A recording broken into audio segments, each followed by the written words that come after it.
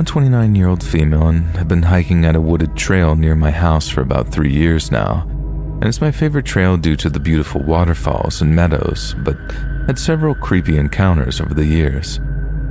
Luckily, I always hike with my 90-pound Burmese, Baker. He's the sweetest boy, but will protect me. First encounter was 3 years ago in the winter, when I was walking up a hill and Baker starts growling, unlike I've ever heard. I look around and realize that there's a man in the shadow of the woods, watching us. And when I notice him, he starts walking slowly towards us with his head covered. I said hello as usual and he didn't respond. I kept walking and got a feeling that I should turn back. When I did, I realized that he had turned around on the trail, middle of a hill, so not a common turnaround point. But once he saw me, he walked into the woods and stared out at the valley hugging a tree. Nothing too crazy, but it just felt very off. Around the same time a year later, Baker and I were walking on the same trail and again, Baker starts growling. He's usually very excited to meet anyone and anything. I realize there appears to be the same man standing off in the shadows watching us, but I figured that maybe Baker just scared him so he was standing away from us, waiting to cross the bridge. Otherwise, he easily could have kept walking along the trail instead of waiting for us. We crossed the bridge and kept walking. I again got a feeling that I should turn around. When I do, I realize he's behind us, so had no reason to be waiting for us to cross the bridge. I sit down with Baker by my side and pull out my phone while making it clear that I've seen him, not staring, just glancing in his direction. He stops when I turn around, even though I'm off the trail and not in his way, but he continues walking after I pull out my phone. I start walking back and find a large stick that he left, that had been sharpened with a knife into a spear. I take that spear and continue walking, while looking around me the entire time. I know now that I should have reported it at this point, but I just convinced myself that I was being paranoid. About a year later, in the winter, I'm walking along the same path. Maybe stupid, but I took a year off and again just convinced myself that I was paranoid. It's snowing with the trails mostly empty and I suddenly see a bunch of trees with frowning faces made out of snow, despite not seeing anyone on the trail for miles. Baker again starts growling at something in the woods that I can't see, so we turn around. I don't report it because I figured that it would never be taken seriously. And then today, a few months later, I'm walking along the trail and find a tree with "I see you" written in chalk. I immediately get a weird feeling and turn back and report it to the park rangers and police. Now update. I'm working with park rangers to keep an eye out. After sharing in my hiking groups on Facebook, several women have come forward with similar experiences at the same place. One woman was stalked by a man in a full snowsuit in the middle of July on this trail. Another was followed all the way to her car with him appearing along the trail watching her from the woods at various points. All of you calling me stupid for hiking on my favorite trail after waiting a year to go back are typical victim blamers, and I don't like you. I'm listening to the suggestions not to go back, but belittling me is unnecessary. I'm scared enough. Now update 2. 6 different women have come forward with similar experiences with a similar-looking man at the same park. They've all reported it to the rangers. I've interviewed with the local news. They reached out to me, and it's everywhere. Rangers are not happy with me for sharing with the public, but that's fine with me as everyone has the right to know. Someone wiped off the "I see you" message before the news team could see it, and it rained, but not that heavily. 3 separate women messaged me thinking it was the same guy, despite the women not knowing each other. They stated that he is unstable and spends most of the days at this park. His cousin reported him too, and I shared his name and photo with the rangers, and apparently the suspect is an old park ranger himself, so we shall see. Oh, and the suspect apparently loves climbing trees and has a bunch of photos of himself 50 feet in the air, so he's probably up in the trees watching and is the one who left that message. Now, final update. Apparently he has a secret spot in these woods where he has a chainsaw and gasoline, and we reported that to the rangers. Pretty sure having a secret campground in a public park is illegal with or without a chainsaw, and stalking and intimidation is a form of illegal assault, so there's no reason that he can't at least be questioned.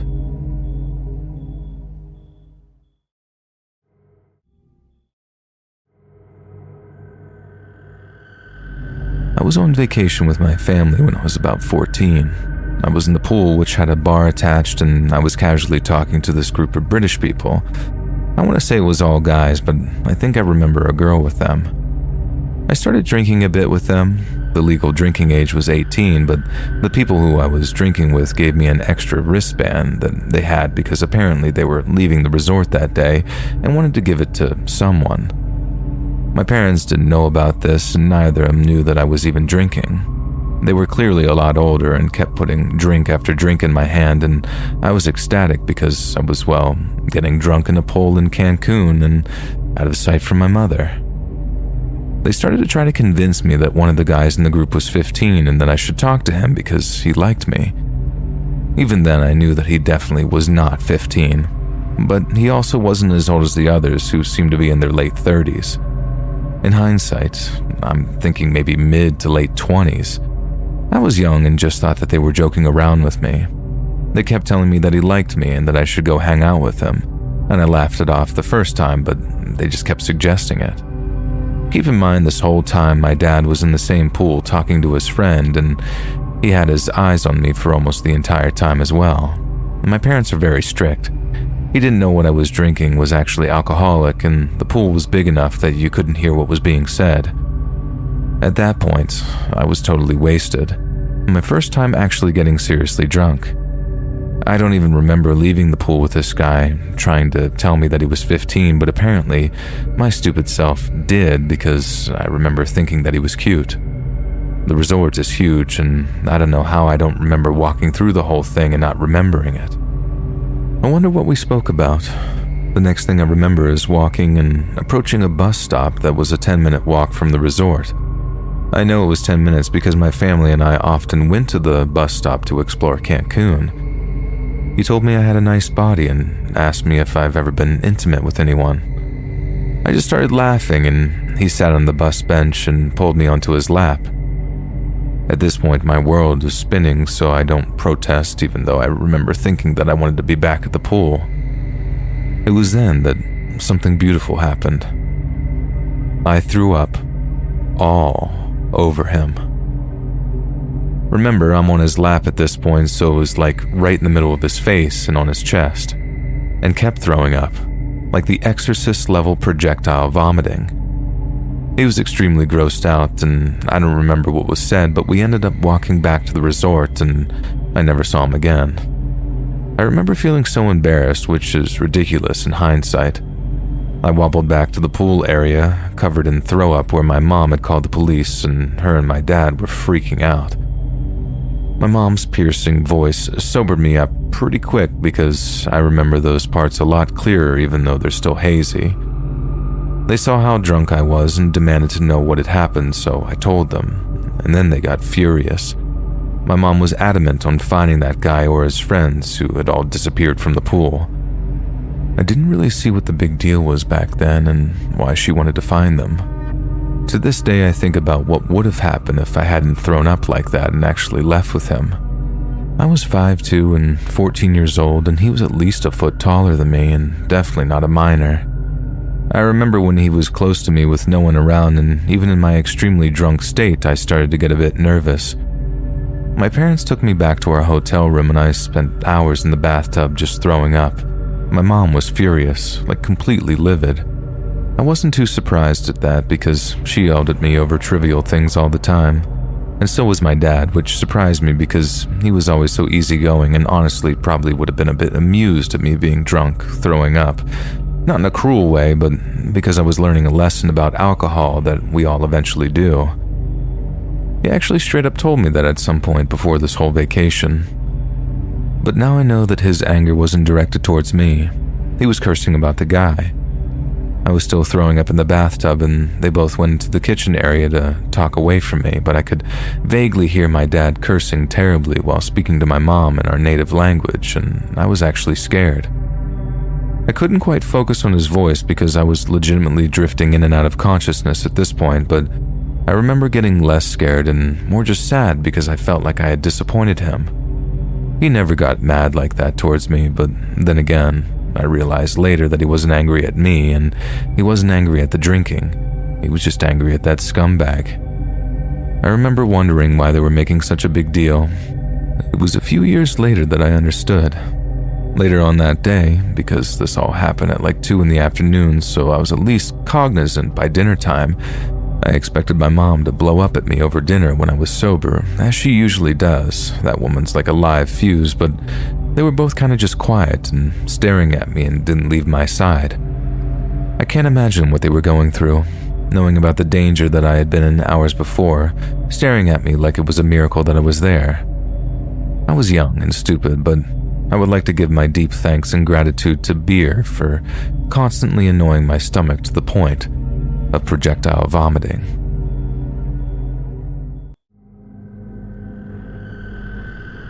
My name's Darren.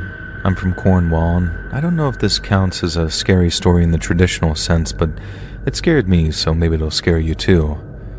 So basically, a few years ago, I found out that an old schoolmate of mine had become the youngest ever person in the UK to be convicted of being a terrorist.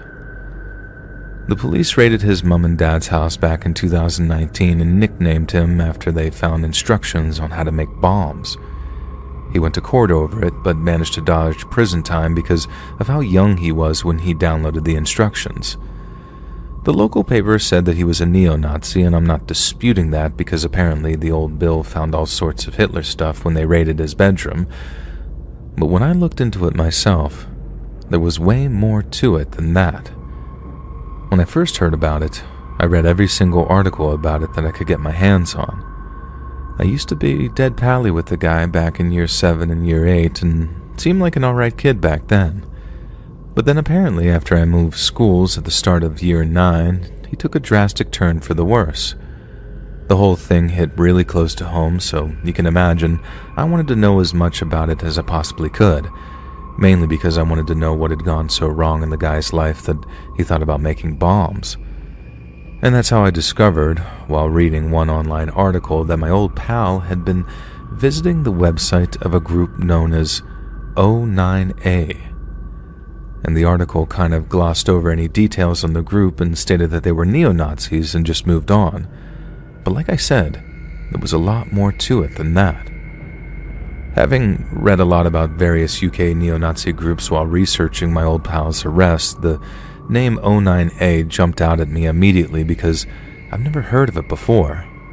I read all about the National Front, National Action, and the likes of Combat 18, but never anything about a group called O9A. So out of sheer curiosity, I decided to do some research on them to see what my old pal had gotten himself into. Then from the moment I plugged the name into Google, I think my jaw stayed on the floor for the whole time. O9A stands for the Order of the Nine Angles, and that's angles, not angels. And to put it in the simplest terms possible, they're Nazi Satanists. They want to tear down society which they think is controlled by Jews and build a new one based on paganism and a sort of survival of the fittest mentality. One of their big beliefs is human sacrifice, which they think will speed up the downfall of civilization. But they're not all talk when it comes to actually inflicting suffering and things like that, as I found out for myself when I looked them up. In the summer of 1997, 2 Swedish members of the O9A committed the Keelers Park murder, which was where those 2 blokes tried to ritually sacrifice an Algerian man. Then in 2019, an American soldier was found out to be a member of the Order of the Nine Angles and was planning on kidnapping and killing his fellow soldiers in the name of Satan. I know you're probably thinking, okay, I was with you till you tried making out that there's satanic terrorists in the US Army, but please, if you think I'm trying to mess with you, then look it up. The fella's name is Ethan Melzer, and there's a bloody New York Times article about the whole thing. And this is legit, not just some stupid creepypasta. The year after that, another soldier was found to be a member of O9A, only this was a member of a group within the O9A called, and You might want to spell this out instead of saying it so you don't get in trouble. The RAPE Waffen. The group of scumbags hatched the idea of violating white girls and getting them pregnant from it so that more white babies would be born. Like I said, my jaw is resting firmly on the floor by this point as I was reading stuff like that, and because it legitimately sounds like badly written blue hair fan fiction, I had to stop and look all this up as I was reading it, only to find out that, yeah, it was all true. Another one that sounded too insane to be true was the story about another member of the Order of Nine Angles, whose name I've got handy, but I don't know that you want to edit it out, but he's named Luke Austin Lane. He and his two mates were caught planning the murder of some Antifa couple. And yeah, I'm no fan of Antifa, but this bloke was actually planning on killing this couple's kids in front of them before finishing them off in turn. They're kids, man. What kind of scumbag deliberately executes innocent kids like that? And I just couldn't believe what I was reading, but it kept going. To prepare for the murders, Luke Lane and his mates killed a sheep, drank its blood, and then took a lot of LSD or mushrooms or something to go on a sort of spiritual journey. I read another thing about a bloke in Canada who killed a Muslim guy, and then I think he stabbed some Sikh fella, and then when he was caught, boom, police found out that he was a member of O9A. And there are loads more satanic murders like that, mainly in Scandinavia and Eastern Europe, and they're all connected to what is literally a satanic terrorist group. But to be honest, that's not even the half of it, because if you look up all the stuff that the Order's members are involved in, you start seeing this same sick pattern playing out over and over again. Excluding 2018, every single year for the past 7 years, a member of the Order of the Nine Angles had been arrested and convicted of being a child abuser, be that through having material on their hard drives or actually doing disgusting things themselves. Most of these incidents have been in the UK, but as of 2021, they've spread to America and Sweden too. But then, as much as you might think that these dudes are just straight up creeps, and hear me out about this one, I don't think that's necessarily the case. The Order of the Nine Angles has these 2 documents about human sacrifices. One's called A Gift for the Prince, and the other is called Calling, A Guide to Sacrifice. Most of their literature is absolute garbage. Like, it's legitimately difficult because of how much jargon and inside language they use, but there's one bit that really stood out to me. Something that makes me think that all the CSEM stuff is basically part of their ethos. The Order says that human sacrifice isn't just confined to killing people. If they were burning and decapitating people every week, they'd all be caught in no time, right? Well, to continually propagate human suffering without overly alerting the authorities, the Order distributes CSEM as a way of sort of feeding evil, if that makes sense. It sounded wild to me at first, too. I can promise you, but the more I read and the more I thought about it, the more it all started to make this sort of horrible kind of sense to me. The kids involved in this, it's them that are being sacrificed, and by distributing the images of them being abused, the Order of the Nine Angles is able to sacrifice them over and over again while corrupting other people in the process. Again, I know this sounds too insane to be true, but here's yet another example of it happening back in 2020. In April of that year, Russian police raided the homes of a group suspected of, and this is a direct quote from the Russian website Now, incitement to murder due to religious and racial hatred, and criminal activities against women. I think they thought that these dudes were just neo-Nazis, but during the raids, they found the men were members of a Russian-based chapter of the O9A called Legion Av Satan. Turns out one of these lads had burned down a really old church someplace, and it was never solved until they found photos of him setting it on fire in his house. But that wasn't the worst part of it. As I was reading about this group, I remember thinking, okay, well, at least these lads weren't pedos, but then lower down the article from the Russian website, I saw that they were. They had been grooming kids in this place, Krasnodar, where they lived, and were trying to get them into underage prostitution. and I imagine that they were going to profit in some way from it. But that's not the point with these Order of the Nine Angles people. It's about suffering. It's about the suffering of innocent people. And that's what they trade in, and it's because human suffering makes Satan more powerful, so they say. It has to be a specific kind of human suffering, though. The kind that doesn't improve a person. Things like grief, severe physical pain, or the lifelong mental scarring that comes with being abused at a really young age. And I'm sure you'll agree, the Order of the Nine Angles rabbit hole makes for some of the worst stuff you've ever heard, and by the time I'd finished reading about it, I was in two minds about my old mate not getting any jail time. He was 14 when he got into that order, 16 when he was arrested, so yeah, I can put that down to something a stupid teenage boy would do. But the order is no joke, and the fact that he had some of their human sacrifice documents downloaded on his computer was very worrying. I'm not saying that we should lock everyone up who does or says something silly on the internet, but reading through all the 09A stuff makes me wonder if a mistake hasn't been made. And I hope my old mate turns a new leaf, and it was all just a silly phase to him. I mean, he's definitely sorry that he got caught, because I know for a fact that he's got all kinds of restrictions placed on him. And don't ask me how I know. Everyone knows everyone in Cornwall, but I know he can't go on certain websites or talk to certain people, and if he does, he's in serious trouble. That'd definitely have me thinking I've made a mistake here, and I really do hope that he sees it that way, because honestly, the alternative is bloody well terrifying, isn't it? If he cracks on with life and it becomes something daft that he did back when he was a lad, then good on him.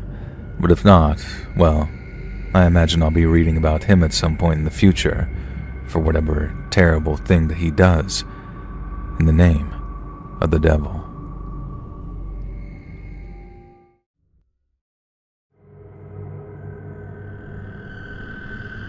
My name's Ali. I'm 23 and I'm from East Lothian here in Scotland.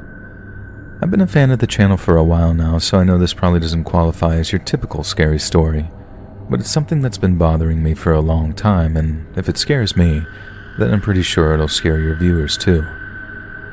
3.5 years ago, a lad that I went to school with murdered his grandparents.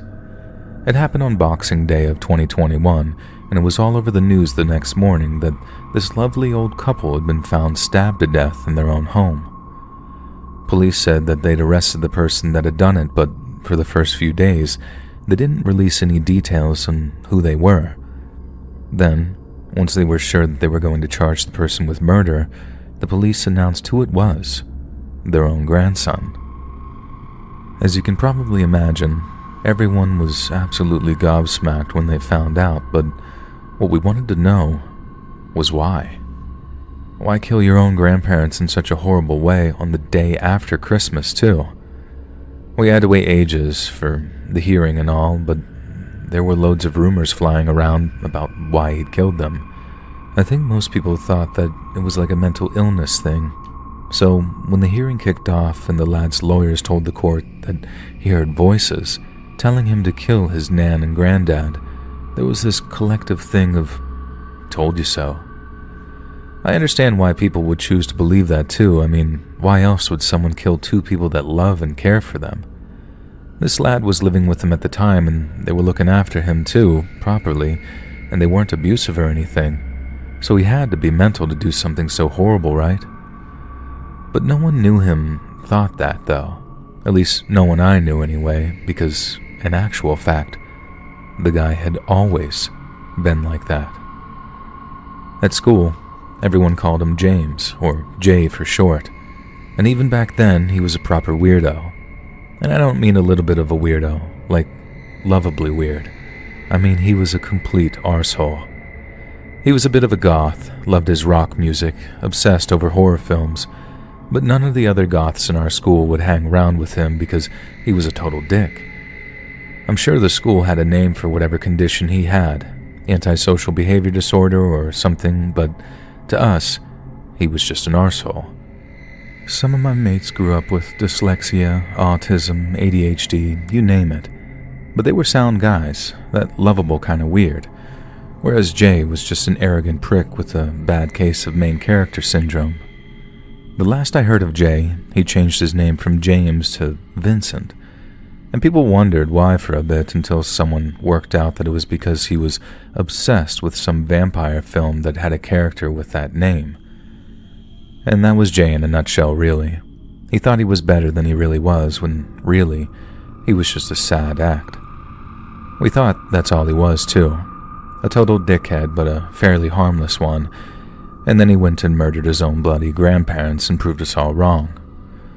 I actually did start to believe that Jay had gone just mental because we started hearing all this stuff about how he was hearing voices and that he didn't really remember killing his nana and granddad and just sort of came to after it happened.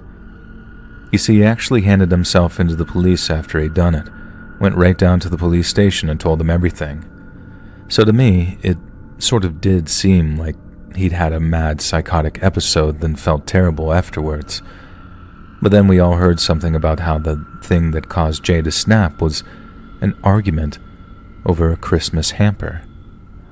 Someone had sent Jay's grandparents a load of wine and cheese or whatever, or maybe a few of those miniature whiskey samplers. Either way, there was alcohol involved, and Jay decided that he wanted it all for himself. He very selfishly F's off to his bedroom with the booze, and then up the stairs comes Granddad to tell him to give it back. An argument ensued, nasty words were exchanged, but then Jay's solution was to grab a kitchen knife and stab both of his grandparents so deep that there were knife marks on their bones. Jay's lawyers obviously managed to weave in the whole story about him being a schizophrenic, and I read that some doctor agreed that he wasn't fit to stand trial. He never went to prison. He's in some mental institution now, but I think that's exactly what he wanted. I don't give a monkey's toss what some doctor has to say about it, because anyone who knew him knows that Jay has always been like that. If he didn't get his way, he threw a fit, which is basically why he had no friends in school. I also think Jay's behavioral problems are why he ended up living with his grandparents in the first place. He turned 18, his parents told him to get his act together or get out of their house, and the grandparents stepped in to take care of him. All that considered, I think it makes what he did to them extra terrible. They gave him a chance, and he returned the favor by stabbing them both to death on freaking Boxing Day of all days. I don't think he's sorry either. I mean, I think he regrets killing them because he has to face the consequences of his actions, but that's all he's sorry for. First thing he did after killing his grandparents was to think, how can I spin this to make me look as good as possible, which was exactly the same kind of thing he did in school.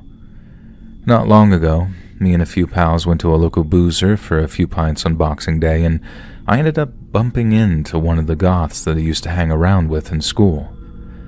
We swapped a wee bit of small talk at first, you know, the sort of how you been, what you been up to. But then after we gotten a few drinks in us, the subject of Weirdo Jay came up, and he ended up telling me what happened to make his little friend group exclude him, and by the time he'd finished, I was practically picking my jaw up off the floor. They'd been hanging around with Jay just after school kicked out, walking through the school car park to where the bus stop for school pickups used to be. He said Jay picked up a rock, then just hurled it through the car window of a teacher he'd clashed with that day.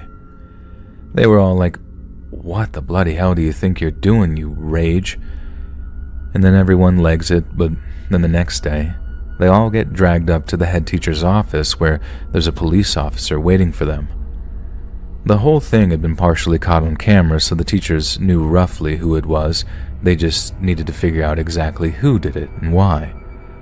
The goth lads, once they were told it had been caught on camera, owned up to the fact that they'd been there when the window was smashed, but they also told the truth when they said that it was Jay's fault and that he'd done it out of the blue.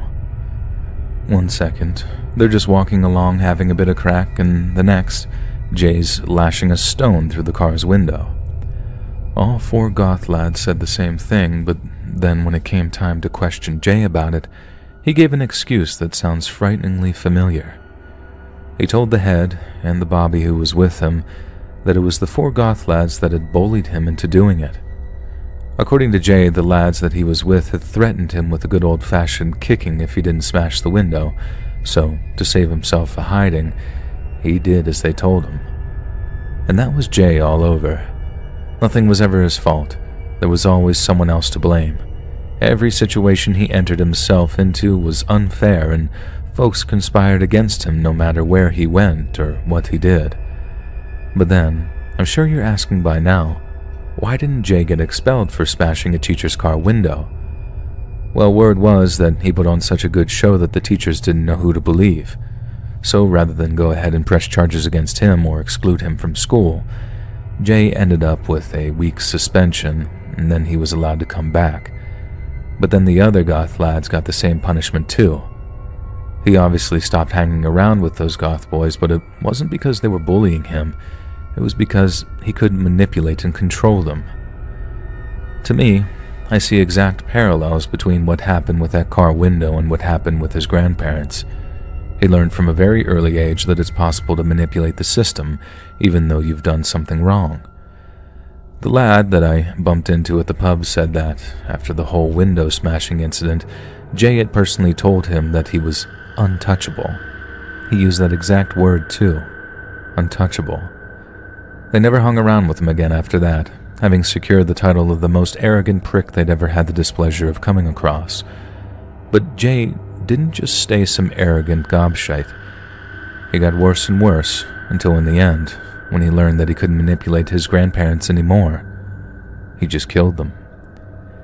If he'd just gone to prison for 30, 40 years, it wouldn't bother me so much, and I 100% wouldn't be writing this. But an absolute psychopath of the cringiest order has managed to game the system and basically get away with murder. Instead of living the rest of his life in a vulnerable prisoners unit, because blokes are rightfully kicking the crap out of him for killing two lovely old dears who wanted nothing more than to look after their wayward grandson, Jay is living out the rest of his life in relative comfort, having completely cheated the system and won. And that scares me more than any ghost story ever could.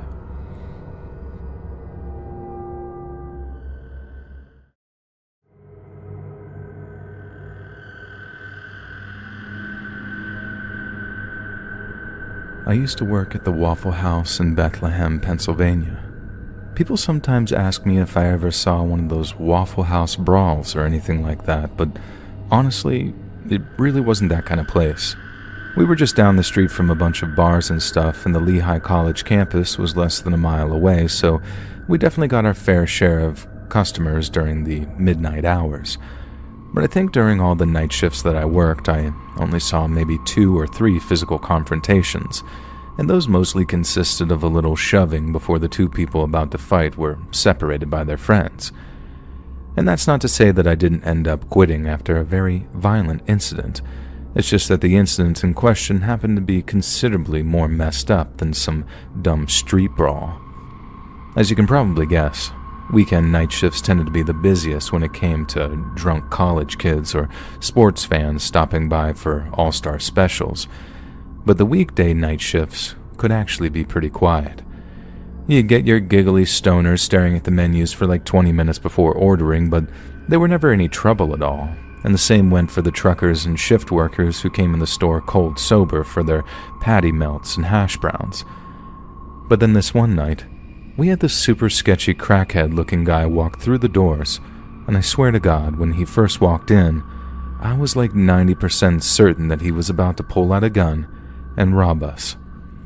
The Waffle House I worked at never had a single robbery for the whole time that I was employed there, but it was still one of your biggest fears when it came to working the night shifts.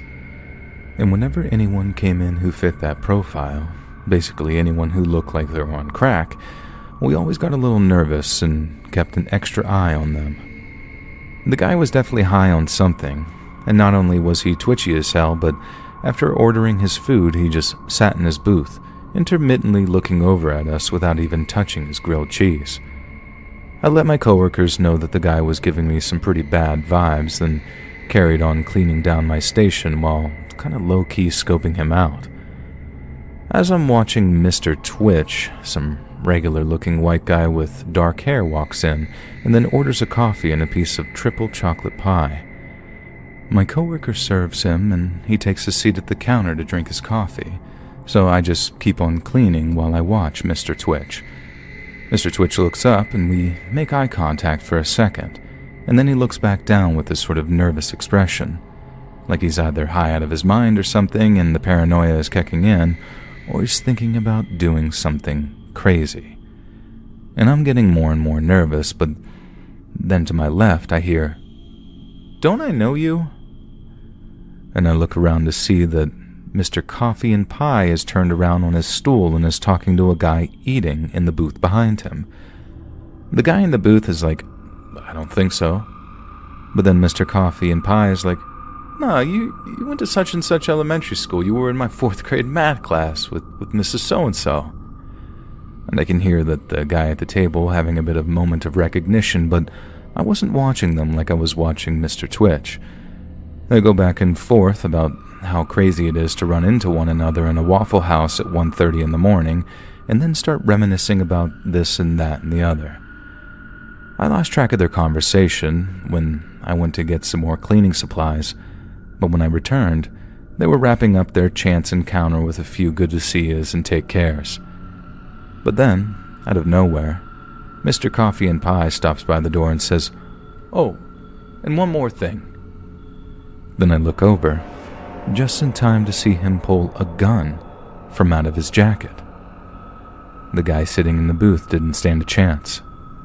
He looked up just in time to see Mr. Coffee and Pie pull the trigger, and then after 3 shots, the guy slumped forward onto his half-eaten plate of food.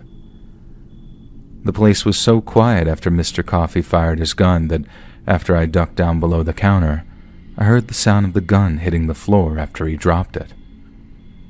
I stayed down below the counter while I heard the door open and close, and then everyone stayed silent for a few more seconds until some lady started screaming like a goddamn banshee. At the time, there wasn't really any kind of contingency plan for someone getting shot in the face at your Waffle House, so we did the only thing we could think of, and got everyone that hadn't run off to walk behind the counter so we could guide them out into the rear parking lot. Naturally, everyone was extremely shaken up, and the woman that had been screaming was hysterically crying. The restaurant was closed for a few days after that because obviously the cops had to perform all kinds of crime scene analytics and forensic stuff. Waffle House offered us free counseling and a bonus to anyone from that shift who would return to work. But unlike my 3 coworkers who were working with me on the night of the murder, I didn't take management up on their offer, no matter how generous it may have seemed. Now call me a coward, but I just figured, why go and work back at a place like that? Where every time I wiped down a table, every time I looked at it, I'd be reminded of that guy slumped over in his food, with that stream of blood just oozing off the table onto the floor. I take my hat off to anyone that could just go back and act like nothing happened, but to me personally, I'd rather just get a job someplace else. Someplace I don't have memories of someone getting murdered right there in front of me.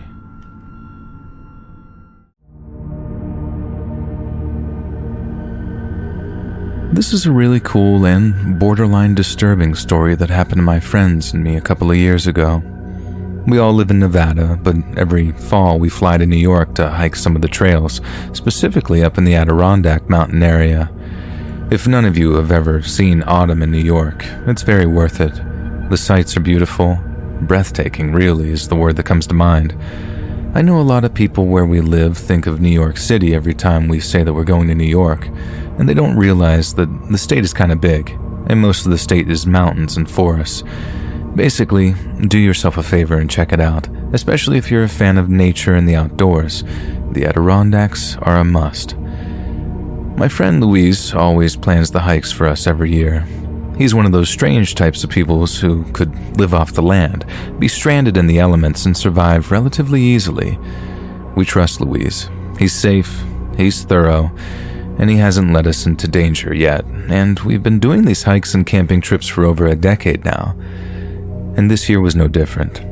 We got to our cabin and spent the first night going over the map and trail that Luis had planned out. It seemed like a straightforward trip.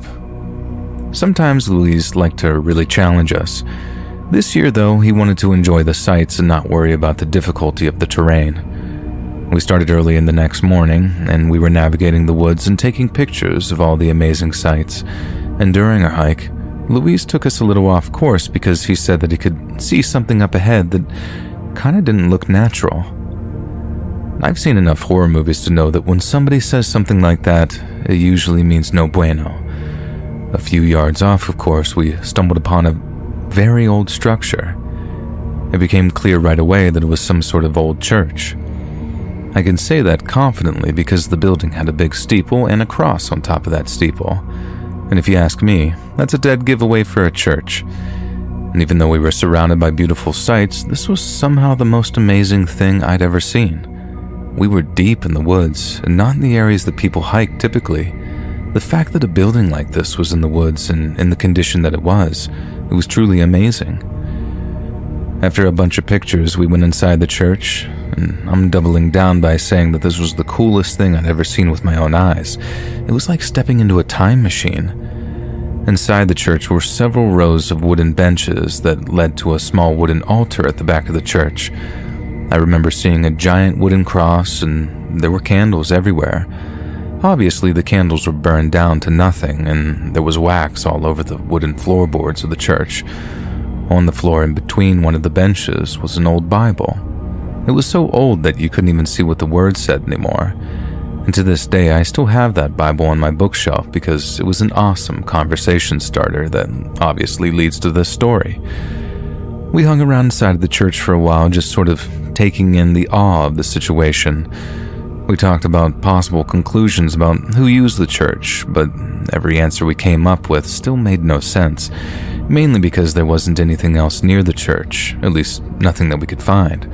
No other buildings, or even remnants of buildings. And while we were hanging around the church, Louise noticed something weird.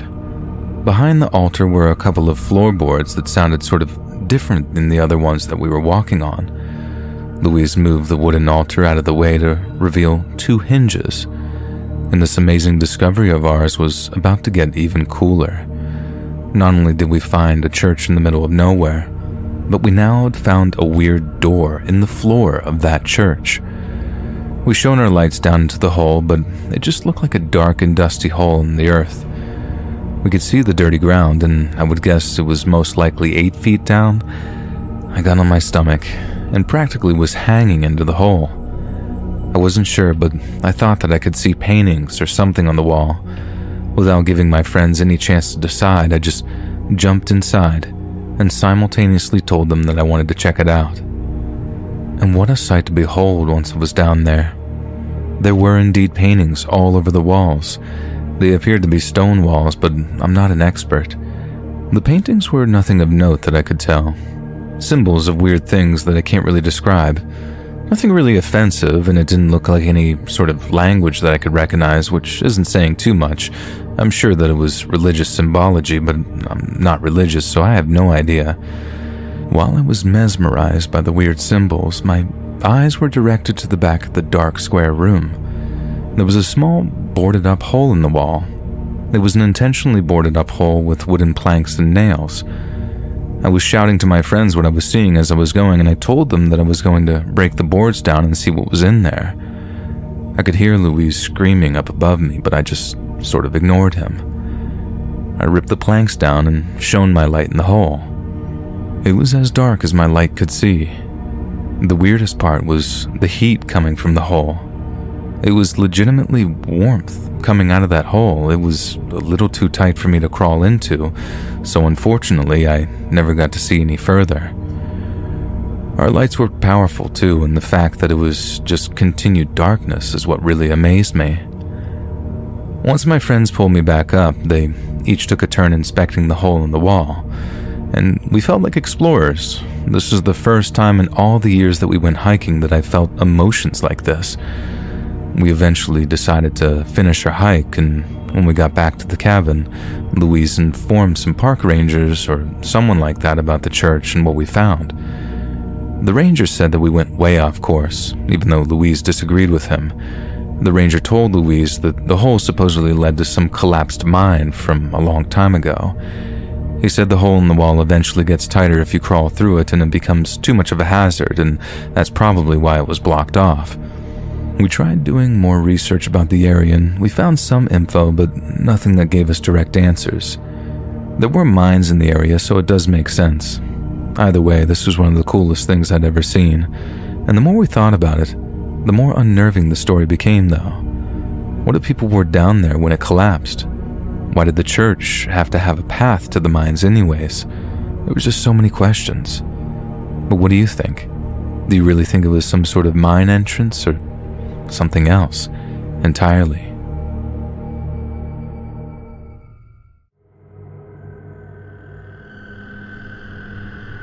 When I was 10, my life changed in ways I could never have imagined. My father inherited an old house in remote New South Wales from a distant relative we barely knew. He thought it would be an idyllic place to raise a family, away from the hustle and bustle of city life. Little did he know what awaited us. The house was nestled in the middle of nowhere, surrounded by dense bushland. It was the perfect picture of tranquility, at least during the day. The house itself had an eerie, antiquated charm, with creaking floorboards and dimly lit hallways that seemed to stretch on forever. My family consisted of my father, my mother, my older sister Lucy, and me. We moved in with excitement and a sense of adventure, unaware of the horrors that would soon unfold. The first few nights were pretty uneventful. My father busied himself with repairs, my mother unpacked, and Lucy and I explored the property. On the fourth night, I had my first encounter. I was in my room, reading a book, when I felt a sudden chill. The room seemed darker than usual, and I had the unmistakable feeling of being watched. I looked up, and there, peering around the corner of the door frame, was a figure. It was barely visible, like a shadow, but I could make out the shape of a head and shoulders. I froze, my heart pounding in my chest, and the figure remained there for a few agonizing moments before disappearing. I convinced myself that it was just my imagination, despite the creeping fear that settled in my bones. Weeks passed and odd things continued to happen, mostly to me. My toys would be moved around and my bed would occasionally shake in the middle of the night. I told my parents, but they dismissed it as nightmares or childish imagination. One night I woke up to a whispering voice hissing my name. I sat up, drenched in sweat, and saw the same figure from before, now at the foot of my bed. It was closer and clearer. It had no features, just an inky blackness. I screamed and my mother rushed in, and the figure vanished the moment she opened the door, leaving her to comfort me and dismiss it as a bad dream. It wasn't until Lucy had her own experience that my parents began to take things seriously. She came to me one morning, pale and shaken, saying that she'd seen a woman in old-fashioned clothes standing at the foot of her bed, staring at her with hollow eyes. My parents started to believe something was off, but didn't want to admit that something supernatural might be happening. Our situation escalated over the 5 years that we lived there. It started out small, lights flickering, strange noises, and cold drafts, but grew increasingly malicious. 2 experiences stand out vividly in my memory from what I recall. The first happened during our 2nd year. My father had gone into town, leaving the rest of us alone, and it was a stormy night and the house seemed alive with almost its own energy. Lucy and I were in the living room trying to watch TV despite the frequent power flickers, and suddenly, the room went ice cold and the TV turned off entirely. In the next moment, the corner of the room darkened and we both saw it. An unmistakable figure peering out from the shadows, its eyes reflecting the dim light. It slowly moved closer and we could make out the shape of its mouth, twisted into a very cruel smile. Lucy grabbed my hand and we bolted upstairs to my parents' room, locking the door behind us. My mother tried to calm us down, but she too felt the coldness and unease that permeated the house. Another terrifying event occurred in our 4th year. My father had become more open to the idea that something was clearly wrong. He brought in a local priest to bless the house after numerous pleas from my mother, and that night, after the blessing, I was in the kitchen getting a drink of water when I felt a presence behind me. I turned and saw the same figure that had haunted me for years, now clearer than ever. It was a man, gaunt and hollow-eyed, with one side of his face hideously scarred. He stood at the entrance of the kitchen, blocking my exit, and I was paralyzed with fear. He began to move towards me, slowly, deliberately, and every step he took seemed to drain the warmth from the room. I fell to the floor, unable to move, only managing to scream when he was inches away. My father burst in, and the figure vanished, leaving the air thick with dread. The priest's blessing had stirred whatever malevolence resided there. In our final year, things became unbearable. The entire family started hearing voices, footsteps, and seeing the figure, now bolder and more frequent in its appearances. It seemed to thrive on our fear, growing stronger and more aggressive. Doors would slam, objects would fly across the room, and we all felt watched all the time, and we decided enough was enough. One evening, as we packed our things to leave, the activity reached a fever pitch. The house shook, the temperature dropped to freezing, and all of us saw shadows darting around. It seemed the entity didn't want us to go, but we were very resolute in our decision. We moved out the next day, leaving behind that cursed house and never looking back. Later on, we learned that the house had a very dark history. The man who built it in the 1800s was rumored to have gone mad and taken the lives of his family. His spirit, along with others, was said to haunt the property, reliving their final moments in a twisted loop of torment. Living in that house changed us all. We never spoke of it much after we left, but the memories lingered. And even now, years later, sometimes I wake up in the dead of night, half expecting to see a face peering around the corner, watching and waiting.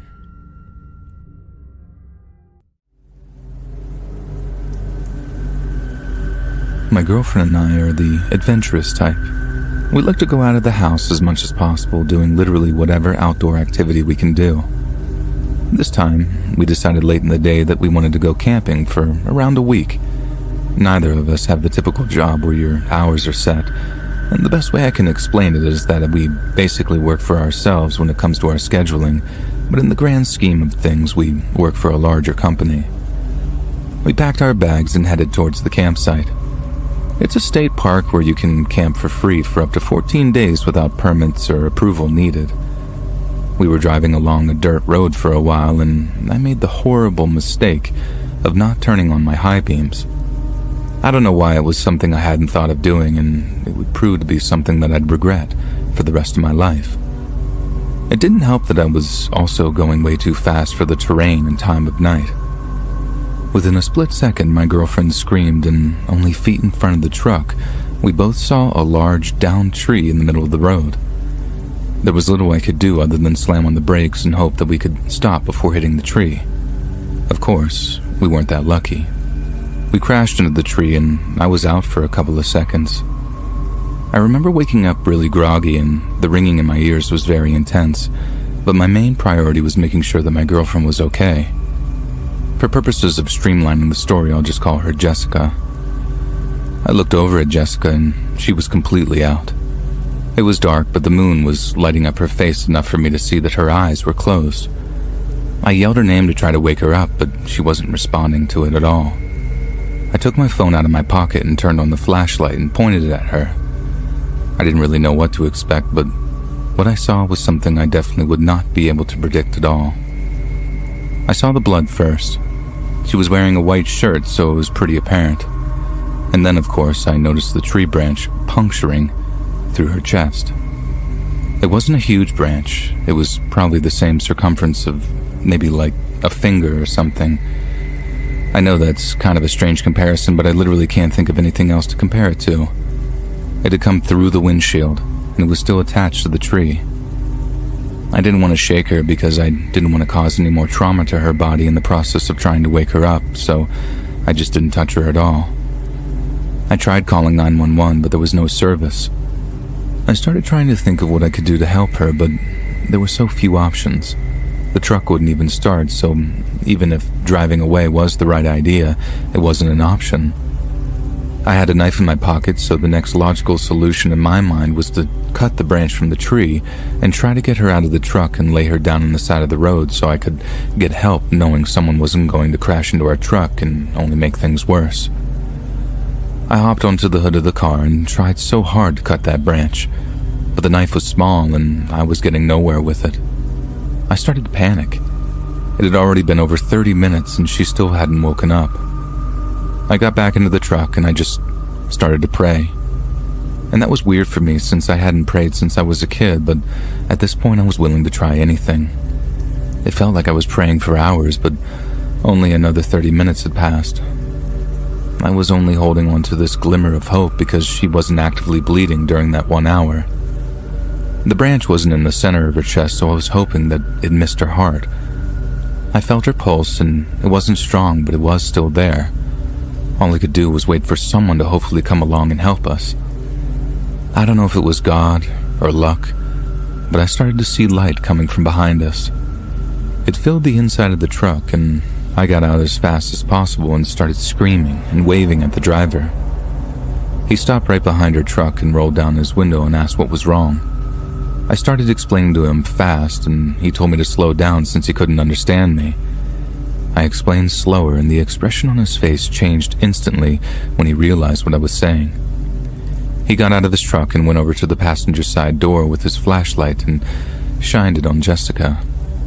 I heard him curse under his breath and told me that the only hope that she had would be to cut the branch and try to drive her down the mountain to the EMT station since he also had no service. He had a chainsaw in the back of his truck, and I was terrified the shaking of the branch would hurt her even more, but there really was no other choice. He started sawing about a foot in front of her chest. I covered her with a blanket to try to minimize any sawdust from getting in the wound. It did vibrate her body a little bit, but she wasn't conscious, so at least she wasn't in pain, so I thought. Finally, she was free from the tree. The man helped me pick her up as gently as possible, and we placed her in the back seat of his truck, laying down. I got into the passenger side, and the man turned around and began driving down the mountain. Jessica stayed unconscious the whole time. It took us 20 minutes to get to the EMT station that I didn't even know was there. They were surprised to see us since usually they get called to emergencies. They loaded her into an ambulance, and I got in with her. And the nearest hospital wasn't too far away, thank God. But it wasn't a trauma center, so she had to be airlifted to the bigger city that was around an hour away by helicopter. She had a punctured lung, but thankfully she hadn't lost much blood and her heart wasn't damaged at all. The doctor said that if it had been only an inch to the left, it would have pierced her heart, and she probably would have died within minutes after the accident. She stayed in a coma for almost 2 weeks, and when she eventually woke up, she could barely speak because of the pain that she felt in her chest. She stayed in the hospital for over 2 months. She had intensive surgery to try to repair all of the damage, but it's possible that she might even need a transplant for her lung in the future. I'm just grateful Jessica survived and have stayed in touch with the man who saved her life. Jessica is currently still on oxygen and has trouble breathing from time to time. I take her to monthly appointments, and we're doing everything we can to hopefully someday see her fully recover, although we have come to terms with the fact that that may never happen. I asked her to marry me while she was still in the hospital, and she said yes, and no matter what happens, I'm looking forward to spending the rest of our lives together. I'll never forget that night, and oftentimes I struggle to forgive myself for what happened, but I'm also glad it's something that she doesn't have to remember.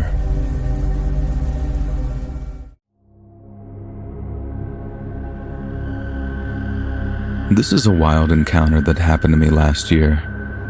At the moment I wasn't so scared, but as I told people the story afterward is when I started to realize how scary and horrific this encounter could have been. One thing my wife and I love to do is hit up garage sales to try to find awesome stuff for cheap. I'm the king of bargains, and I often can't pass them up. I'm left-handed, and one time I got a brand new set of left-handed golf clubs for $30 because the guy was having surgery and wasn't going to be able to golf anymore, and that's the type of deals I hunt for. Well, last year in the middle of the summer, while my wife and I were garage sale hunting, I found what I thought was an estate sale. A fairly large house in my neighborhood was selling just about everything you can think of from the house. The couple running the sale was probably in their mid-30s if I had to guess. I got talking to the guy and I found out that it wasn't an estate sale technically, but there was just about everything being sold in that house at that time. The house belonged to the guy's father, who was still alive and sitting in a chair next to the garage. The man explained to us that his father was losing it mentally and that he was going to be living with him. They planned on keeping the house but wanted to get rid of most of the stuff inside so they could renovate it and then have a house they could rent out. Most of the stuff in the garage was just junk, years worth of clutter that old people tend to accumulate. Then I saw something that caught my eye. It was a really cool military sword. It was engraved with all sorts of writing, had an eagle for the handle, and to cap it off, it looked like it was solid gold. Whether it was or wasn't real gold, I didn't know at the time. I grabbed the sword and asked the man if this was truly for sale, and the guy shrugged it off and said, "Yeah, I'll sell it to you for $25. I gave him $30 and walked away with my new shiny toy. As I was walking to my car with my wife, I happened to look up and see the old man was now standing up. He looked concerned and almost angry. As I was driving away, I saw the old man walk over to his son and he appeared to be yelling at him. The son just kept putting his hands up in the air while the old guy was yelling. I was curious as to what they were fighting about, but ultimately I just forgot about it in minutes. That night when we got home, we were sitting in the backyard grilling some steaks. I was telling a couple of neighbors that came over about the sword, and it was only a matter of time until I went inside and grabbed it so I could show it off to my buddies. The night continued, and we ate our steaks outside and continued hanging out and enjoying the evening. Around 8 p.m. that night, one of my friends said that he thought that he had heard someone knocking on my front door. I didn't put any stock into that because we were out back and I figured that there was no way that my friend could have heard that. Not 5 minutes later, I heard my wife scream at the top of her lungs. We all turned around and, storming into my backyard, was the old man from the garage sale. He wasn't limping or moving sluggishly. He came back there like a bat out of hell and was making a shot for the sword, which was next to the table in the patio. I started to approach the man calmly, telling him to just hold on and relax, and he didn't listen to me at all. He grabbed the sword, and I kid you not, he took a swing. Thankfully, he's older and a weaker man, so I was able to just move out of the way, but the man was screaming erratically and claiming that I stole his sword. For some reason, I was still trying to plead with the guy, even though he was trying to stab me. I finally had enough and tackled this guy to the ground. I tried to do it gently because I was scared I was going to break the guy in half or something. I was trying to figure out in my head how this guy knew where I lived, and I had no idea. My wife called the police, who showed up pretty quickly, and right away the old man started telling them that I stole his sword.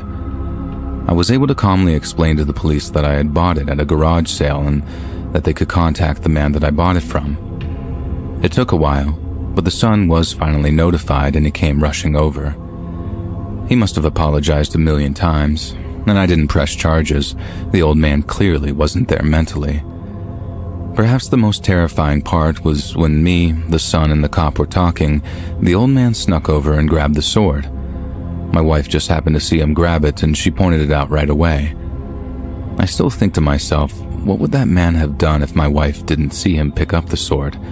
Would he have tried to use it again? I exchanged numbers with the son just in case I had to reach out to him again, and I became more vigilant of all my locks in the house. I never did give the sword back, and my conscience sort of eats at me for that one. Now in hindsight, I should have just given the sword back and just bought it from the son when the old man died, but I was thinking in the moment. And as of writing this, I still don't know if the man is alive.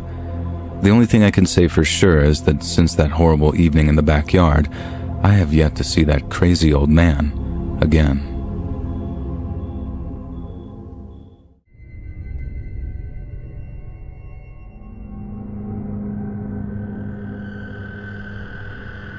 I'll be the first to admit that I used to be a major asshole. I used to make a living as an armed robber. No joke. And I was mostly targeting big chains with cash that was on site. This is sort of a confession. Their employees never gave a crap to really do anything, whereas you rob a mom and pop shop and you tend to get less mom and more pop, pop, pop, if you know what I mean. I'm trying to make light of it, but either way, I robbed places because I was addicted to heroin. I did just about anything and everything I could get my hands on, but my main thing was H, and to get it, I had to roll with some pretty terrible people. It wasn't so bad if I was around my home turf. I knew the right places to go and the right people to talk to. But whenever I was off on business, which tended to be frequent as you don't want to poop where you eat, as they say, I had to attach myself to certain other folks if I wanted to get what I needed. And I mean it, man. I rolled with some very scary dudes back in the day, but none as scary as Tyran and Lash DeFore. The one and only time I met one of them was when I was down in Georgia, running drugs for some biker gang down there. The DeFores used to make this really killer meth, military-grade shit, but they only ever sold in bulk from this compound that they had out in the sticks, and they only ever met you in this one place, away from their cookhouse so no one could find it.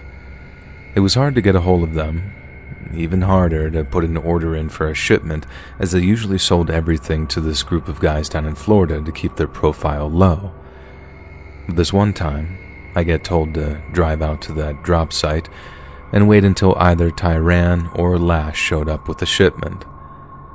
And so, I drive out to the place, wait there a while, and then this big shirtless dude comes walking out of the woods carrying a backpack. The dude is covered in tattoos with what looked like a really bad hair dye job, but what I later learned was the fumes from him cooking so much bleaching his hair. Anyway, he walks up, looking like I'm something that he found on his shoe, and we make the exchange before he starts asking about people that I'd never even heard of.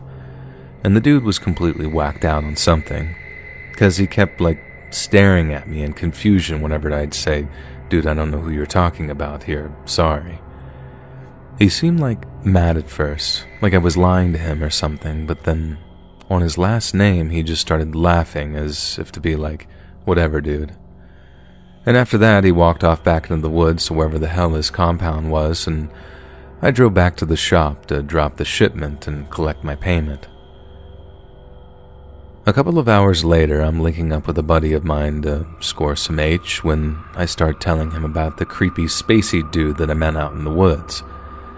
The second I get to telling him about this guy's tattoos, he starts asking if I knew the guy's name. Then when I told him it was either Tyran or Lash, he starts making faces as if to say, "Hot damn, you just walked into the lion's den and only got out again by the grace of God." And my buddy then goes about telling me about everything he knows about the Dufour brothers, and everything he'd heard anyway. So these Dufour brothers lived out there in the woods in some hidden compound that they'd built with their own hands, completely off the grid. It was just a lab, cookhouse at first, and all the necessary equipment, but I guess they got sick of driving to and from all the time, and decided to just live out there full time so they could work whatever they wanted to, day or not, without any interruptions whatsoever. And according to the guy I hooked up afterwards to score some H with, the way the Dufour brothers guaranteed no interruptions was to booby-trap the surrounding area with the kinds of stuff that you only see in Vietnam movies. Spike pits, swing and trigger traps, and they even had tripwire grenades strung up in the trees where only Lash or Tyran could see them. I was told that every so often a deer would trigger one of the traps, and that mostly that's how they got their food. But to keep the people at bay, the Dufours had to get a little more creative. The devil traps, I heard them called bird traps too, they look like those little stickmen things from the Blair Witch movie. I don't know how creepy people would find them these days, that movie's 25 years old now, but they sure would have worked on anyone who'd seen that movie. I remember listening to all that and thinking, sure, they sound dangerous, but at least they just want to be left alone. Well, the Dufour brothers did want to be left alone, but only during working hours. The trouble was, they weren't exactly the men-about-town types. Both had multiple warrants, so they couldn't exactly stroll into town for a few cocktails without cops throwing their butts in jail. So instead of going to the party, the Dufours brought the party to them. And they were swimming in cash. Crystal, they sold LSD, so they used to get a whole bunch of girls out there to spend a few days with them whenever they wanted to party. Professionals, you know what I'm saying? They were there to smoke bowls and get paid, but they always got way, way more than they bargained for. No girl ever went twice. They wouldn't. They had to get these new girls in, ignorant ones, or ones who knew that they could spend a few days getting high as a kite, if they could only put up with Tyran and Lash's proclivities, I'll just say. My buddy said that he didn't know exactly what they used to get up to, but that he had heard from one girl that the Dufour brothers liked scaring girls that they had delivered to him. They used to dose him up with a bunch of drugs, and then do all kinds of things to him, try to make them lose their minds.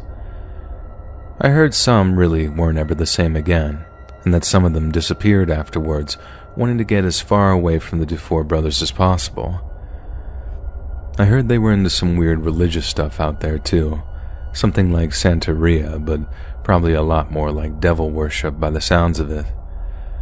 Supposedly, Lash and Tyran used to get high as hell, light fires, cut the heads off of animals they trapped, and then drink the blood in these messed up, meth-fueled ritual-type binges. They had all kinds of old books lying around on witchcraft and Satanism and how you can, open up portals with your mind if you think on it real hard. All kinds of crazy crap like that. I think Lash had all sorts of devil tattoos too. It wasn't just a style thing for him. They really believed it. I mean, they always said those boys were crazy, and with all the drugs and crystal meth out there, I can believe they smoked themselves onto another freaking planet. Another time, someone had to go back to their compound for some reason, and after avoiding all the booby traps and all of that, they found Lash Dufour had a friend with him. Whoever it was hadn't seen this new friend around before, which was weird because it was usually only people they really trusted that ever saw the compound, and he'd been working with them for a year by then, so that was to be expected. But then, to see this young-looking kid, maybe 19 or 20, sitting there all whacked out looking like he was having a bad trip, that gave our visitor all kinds of bad vibes, especially when he saw how Lash was messing with him. The kid didn't seem like he was having fun at all, and he even got up and tried to get away. Lash just started laughing, tripped the kid up, and then threw him back on their outdoor couch before telling him to stay put. Lash was always messing with people like that. I mean, he loved doing it with hookers, and he'd do it with his friends too. And the only thing was, the kid's face was on the news for weeks afterwards. He went missing and never showed up again. Then there was this one time these two guys tried screwing the Dufour brothers over, very sly too, slipping them a few fake bills into a stack. Anyway, it didn't slip by them, but instead of going after him and taking what was theirs up front, the Dufour brothers pretended not to notice. They went along with it, really made the guys that they were selling to, making them think that they were idiots. And then one day, the boys invite their business partners over for a few drinks and no one ever sees them again. I heard Tyran still talks about their skulls, like he gets all messed up on whatever they got over there and then just stares at them, laughing sometimes like they're telling him jokes that no one else can hear. After my buddy finishes telling me about the Dufour brothers, I think about every hair on my body was stood up on end, knowing I'd avoided a similar fate to some of the other poor folks that had made it out near their compound. Made me real glad that I only ever had to deal with them that one time, because get on those boys' bad side and I don't think I'd ever gone anywhere near the state of Georgia ever again. There's some real psychos out there in the world, and the less time you spend around them, the better.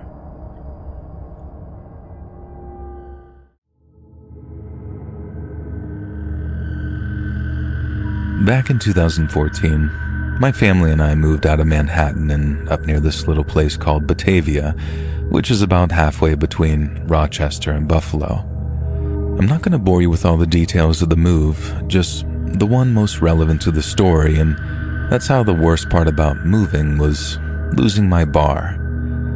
So I went to the same place to watch them Yankees for over 8 years, so not being able to stop by whenever I wanted felt like losing a limb. I could drive into the city, maybe take the train if I wanted to visit and have a few beers, but what I really needed to do was find a new booze trap for me to watch sports at, and one that was within walking distance.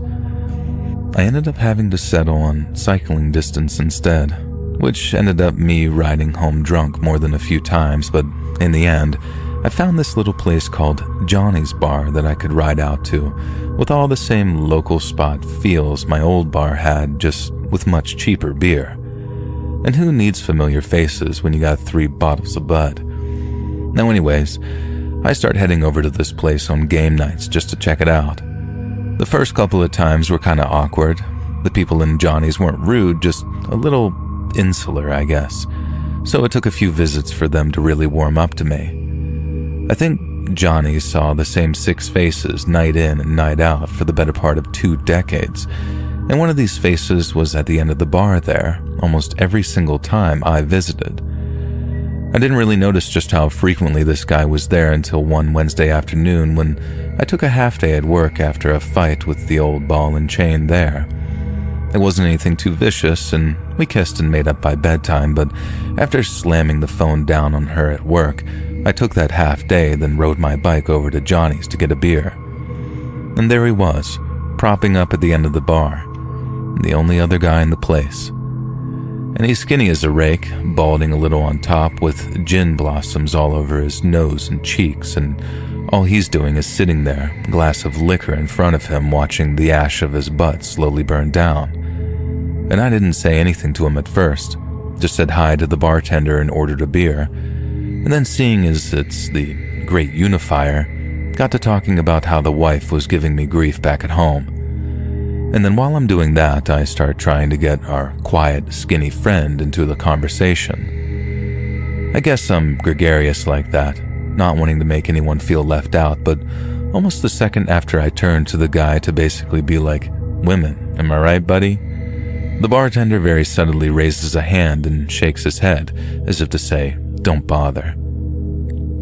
I didn't want to offend the guy or anything, so I offered up a little apology to the bartender, just by way of politeness, and then carried on the conversation with him alone. At one point, the bartender goes over to the skinny guy, pours him another liquor, and then, a second after turning his back, the skinny guy downs the drink and then just says, "Another one," in a way that was so flat it kinda came off as rude.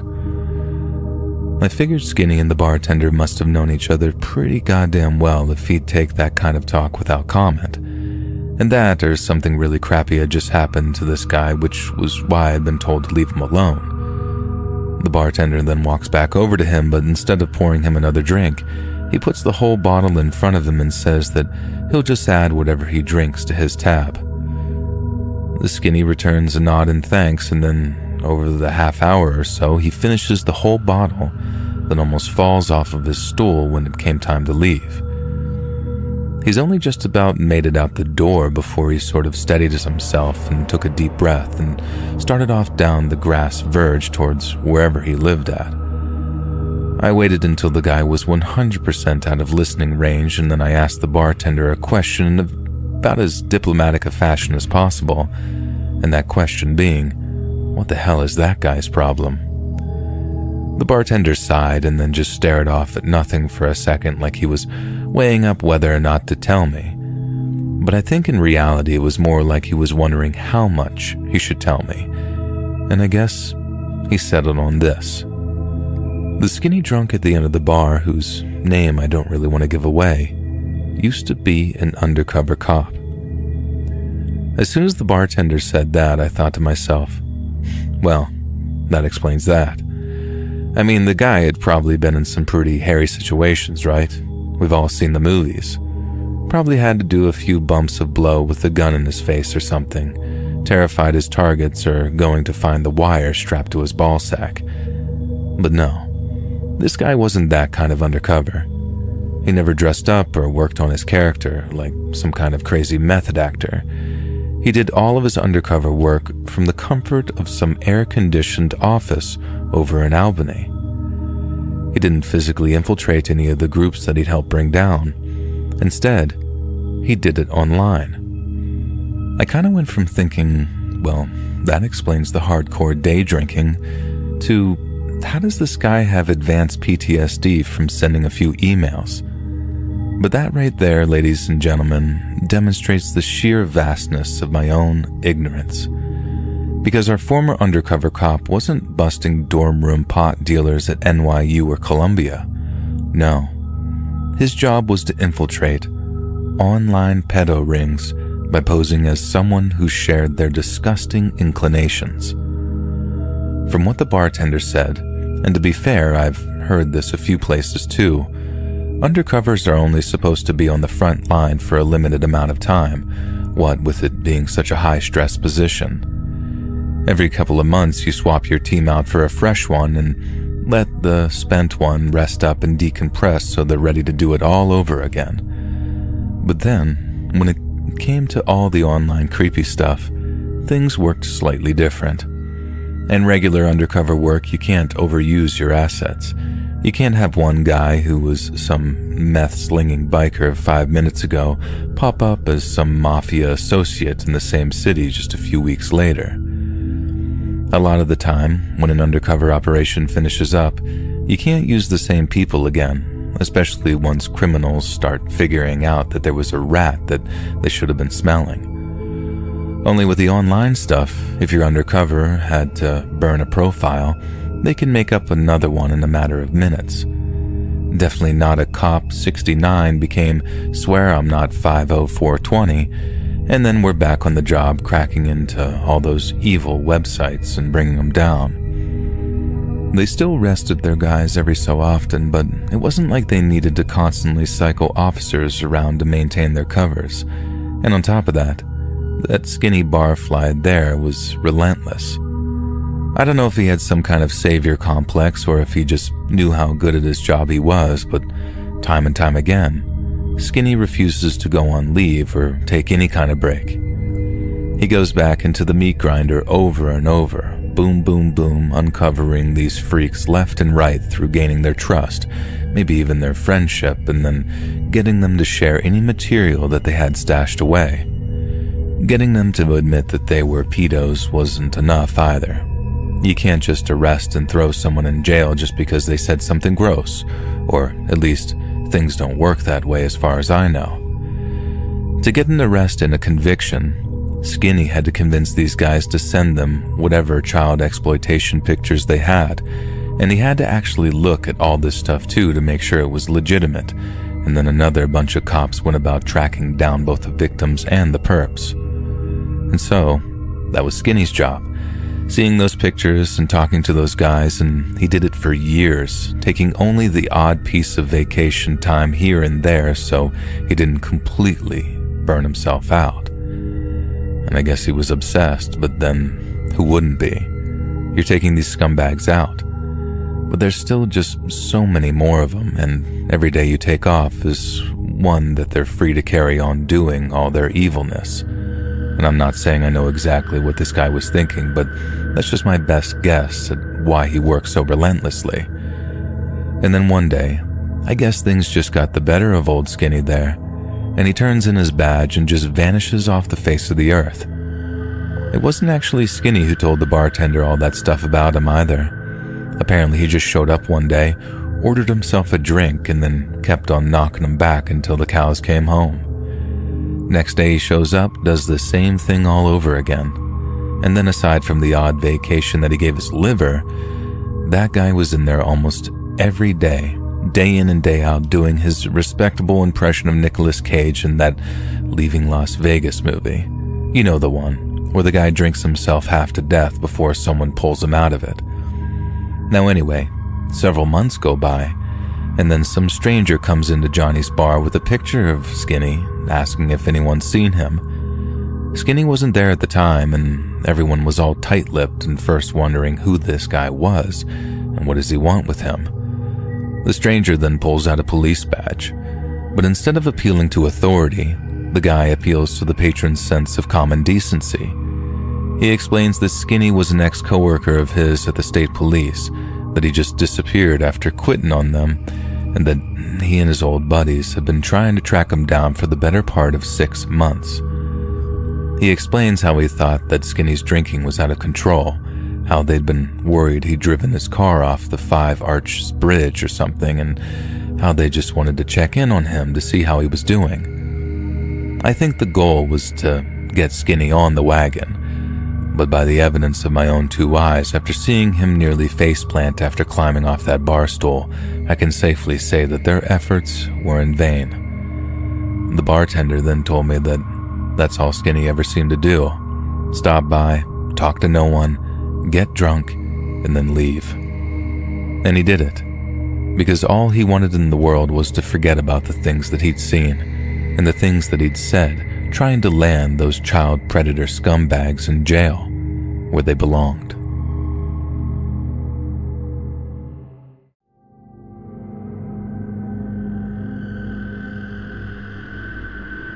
What feels like many, many years ago, I was enjoying a short vacation in my family's cabin up in Maine. The cabin was tucked away on the edge of North Pond, and while it was only a few rooms, it was very homely and no neighbors for miles in all directions. My parents would take me and my sisters back when I was just a little boy, and although I didn't much enjoy it at the time, it was a place that I gravitated back towards later on in life. At first, I'd drive up there just to clear my head, but after a while, I started heading out on solo hikes and reliving some of those childhood vacations. So, I was up at the cabin. I'd been hiking all day, and after dinner, I was just about ready to sleep. It had been a quiet night, save for the occasional creak of the wooden beams as they settled into the cool Maine air, and I'd fallen asleep early, but then around midnight, I woke up startled, my senses prickling with the unmistakable feeling that something was very wrong. And at first I thought that it might have just been the wind blowing through the trees outside. But what I heard next didn't quite match the rhythm of the swaying trees. I listened harder, hearing my own heartbeat in my ears as the noise shifted to something more distinct, the unmistakable creak of a floorboard. Someone was inside the cabin with me. I remember just freezing and lying totally motionless in the bed while I listened and tried to figure out what to do. The thought of another person inside sent a chill down my spine, and I knew that I had to do something, so I slowly slipped out of bed, careful to keep the mattress from squeaking. And after putting on my pants and boots, I reached for the flashlight that I kept on the bedside table, and I remember seeing my own hand shaking as I went to grab it. Clicking on it felt like too great of a risk, so I kept it off, grabbing it tightly as I moved toward the door. I'd use it if I really needed it, but until then, I needed to not be seen. The sound of rummaging came from the kitchen. Pots clinked together softly, drawers opened and closed, and whoever it was, they weren't in a hurry, but they also didn't sound like they were afraid of being caught either. My car was outside, so it's not like they could have made a mistake and assumed the place was empty, in which case, were they crazy? Was I safe? Or what were they looking for? My pulse pounded in my ears as I crept down that hall, each step louder in my head than the last as it seemed to go on and on forever. When I reached the corner where the hall opened into the kitchen, I paused and took a deep breath. I then leaned forward just enough to peek around the edge of the wall, and then I saw him. A man stood in the dark kitchen, and his back was to me. He moved quickly but carefully, inspecting the contents of my cabinets and setting aside items that he probably deemed worthy of taking. It was dark, but there was enough moonlight coming through the window for me to see that he wore layers of these tattered clothes and that his hair was very unkempt and his beard was wild. He was also very skinny, like he was sick or didn't eat much, and his movements were eerily calm for someone shifting through a stranger's home. I wanted to say something, to demand that he leave, but the words just got caught in my throat. There was something about him, this overwhelming sense that he wasn't normal, that made him feel less like a person and more like, I don't know, a creature. If there's a black bear eating chicken bones out of your trash, you can't just ask it to leave, and if you approach it, it might just eat your damn face off. And that's exactly what it felt like looking at this guy in my kitchen. I tightened my grip around this heavy flashlight until my knuckles ached from the force. I'm not even joking. And I told myself, if he comes for me when I yell at him, I'm going to hit him with this. And I was just in the process of coming up with something very scary to yell at him when he turned. And for a brief, terrifying moment, we made eye contact. His eyes were piercing, but he didn't seem angry or scared. He just looked tired, like he didn't have a single F left to give. He didn't speak. He didn't try and attack me. He didn't even seem startled to see me standing there. Instead, he just looked at me in a way that I found completely unreadable, and I froze again. My heart was absolutely hammering against my ribs by then, and I braced myself for him to do something. Anything aggressive or threatening, but he didn't. He just turned back to his task and selected a few more items, stuff like a jar of peanut butter, a loaf of bread, and a half-eaten pack of crackers. And then when he was finished, he kind of scooped everything into a bag that he had with him and walked towards the back door of the cabin, which I guess was how we got in there in the first place. He opened the door and slipped silently into the night, disappearing into the dark as if though I'd never even seen him in the first place. I stood there for what felt like hours, the flashlight feeling heavy in my hand as my breathing and heart rate returned to normal.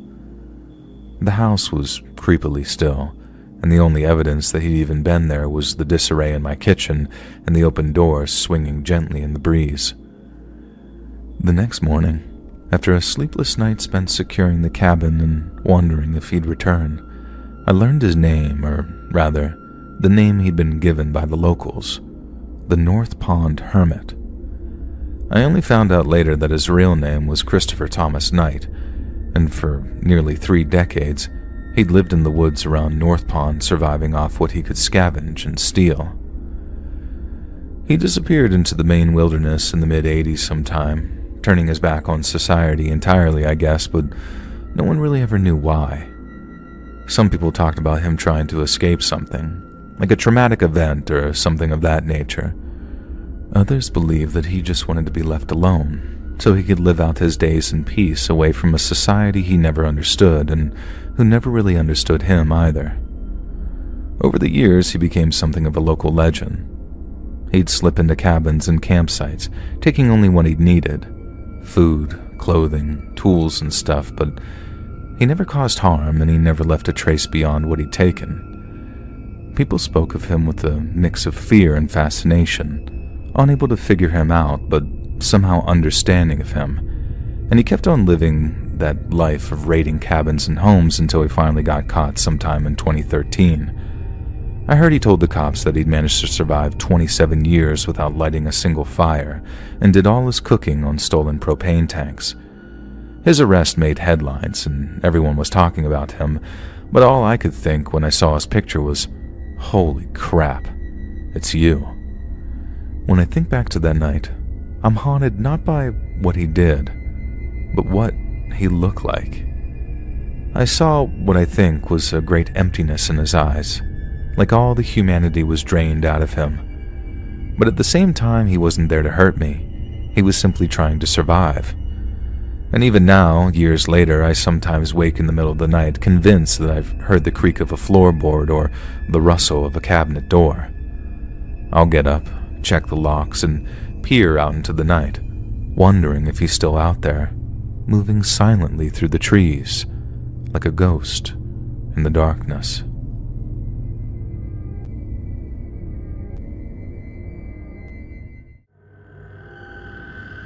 A few years back, A few friends and I decided on some hiking and a night of camping on the Pacific Crest Trail, and although I remember that weekend vividly, a part of me wishes that I could erase it from my memory.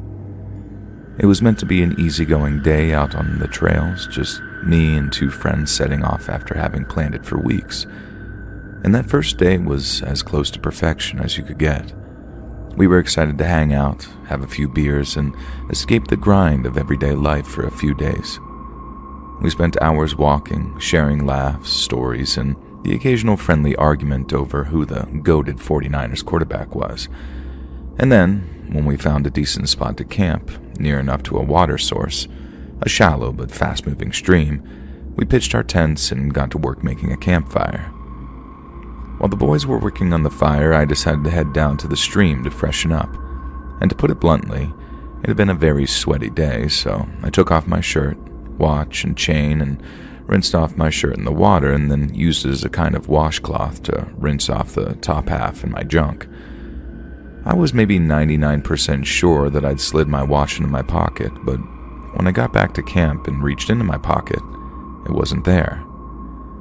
I retraced my steps back to the stream, keeping my eyes glued on the ground the whole time, but I couldn't find it anywhere.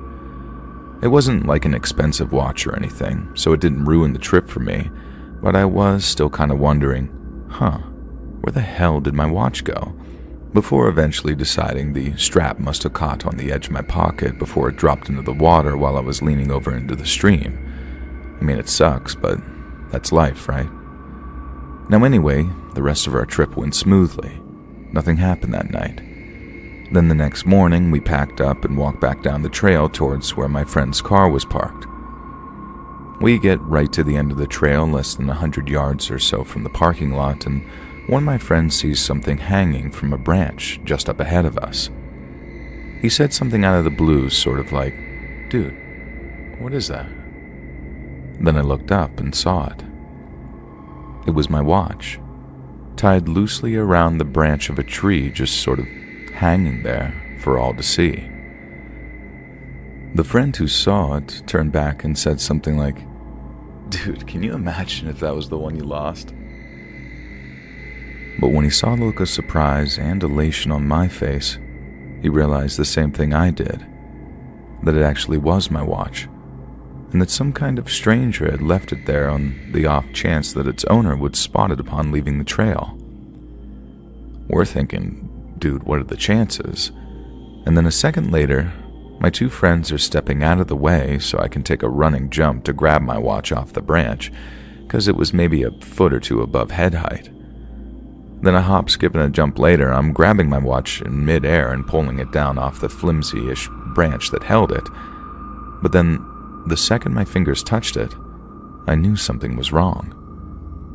After I landed down on my feet, I immediately let go of the watch and watched it drop to the ground. It was covered in a thick, translucent slime that shimmered unnaturally in the daylight, and the texture was all wrong too. It felt weirdly sticky, very unnaturally cold, colder than anything around it should be anyway. It was on my fingers too, clinging to them, so I immediately start wiping them on the first patch of grass that I see, exclaiming how gross it is. Now I know what some of you are going to be thinking at this point, that the weird slime on my watch was something that it wasn't. But I can assure you, in the most polite and very sterile manner possible, that it was not the thing that you're thinking of. I say this because my two friends immediately started joking around that it was. And while sure, that was mildly amusing at the time, it didn't answer the question of what was actually on my watch. One of them suggested it was some kind of tree sap, and I responded, "Ew, no, it's not tree sap, touch it." But as you can probably guess, he didn't think that was such a hot idea. It was then a question of, if it was covered in that slime, who the hell put it there for it to be covered in that stuff? It wasn't Vaseline, and it smelled gross and dank too, so it definitely wasn't some kind of hair or beauty product. I washed my fingers off with some water from my bottle and then considered trying to wash my watch off too, till I realized that I actually really didn't want it anymore. And by that stage, all the good energy had been sapped away from us, and I was this sort of mix of grossed out, freaked out, and actually kind of frightened too. If it was a prank, then that's fine. I think I'd actually rather it was just another group of hikers who decided to balance playing Good Samaritans by pranking us too. But then the alternatives, I don't even really want to think about it. And as we walked back to the car and drove back home, the mood had shifted completely. Each of us was caught up in our own speculation and discomfort, and I couldn't shake the image of that watch from my mind. Back at home, I tried to rationalize what we'd seen. I researched, looking into any natural phenomena that could explain that slime, but found nothing conclusive. It wasn't just the watch that bothered me, though, or the slime. It was the feeling that we'd brushed against something that, I don't know, maybe shouldn't exist. Months passed, and the memory of that weekend began to fade into the background of everyday life, but every so often, when I'd see a similar watch or hear about strange activity or someone going missing in the woods, my mind would snap back to that section of the PCT. I've since gone on other hikes, but I never felt that same peace.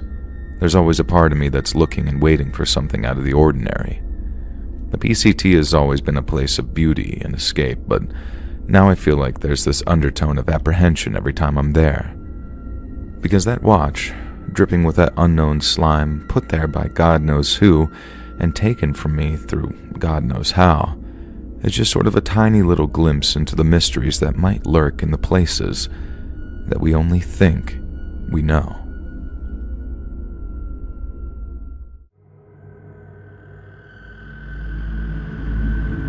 This story is a little hard for me to write. At the time when I was a child, I didn't notice anything strange. It's almost like when you're a kid, you think your family is indestructible and can do no harm. My brother and I found out real quick that life isn't always smiles and sunshine. At least 20 years ago, if not more, my brother and I stayed overnight at our grandparents' house. This may seem like a drag for some people, but we loved it there.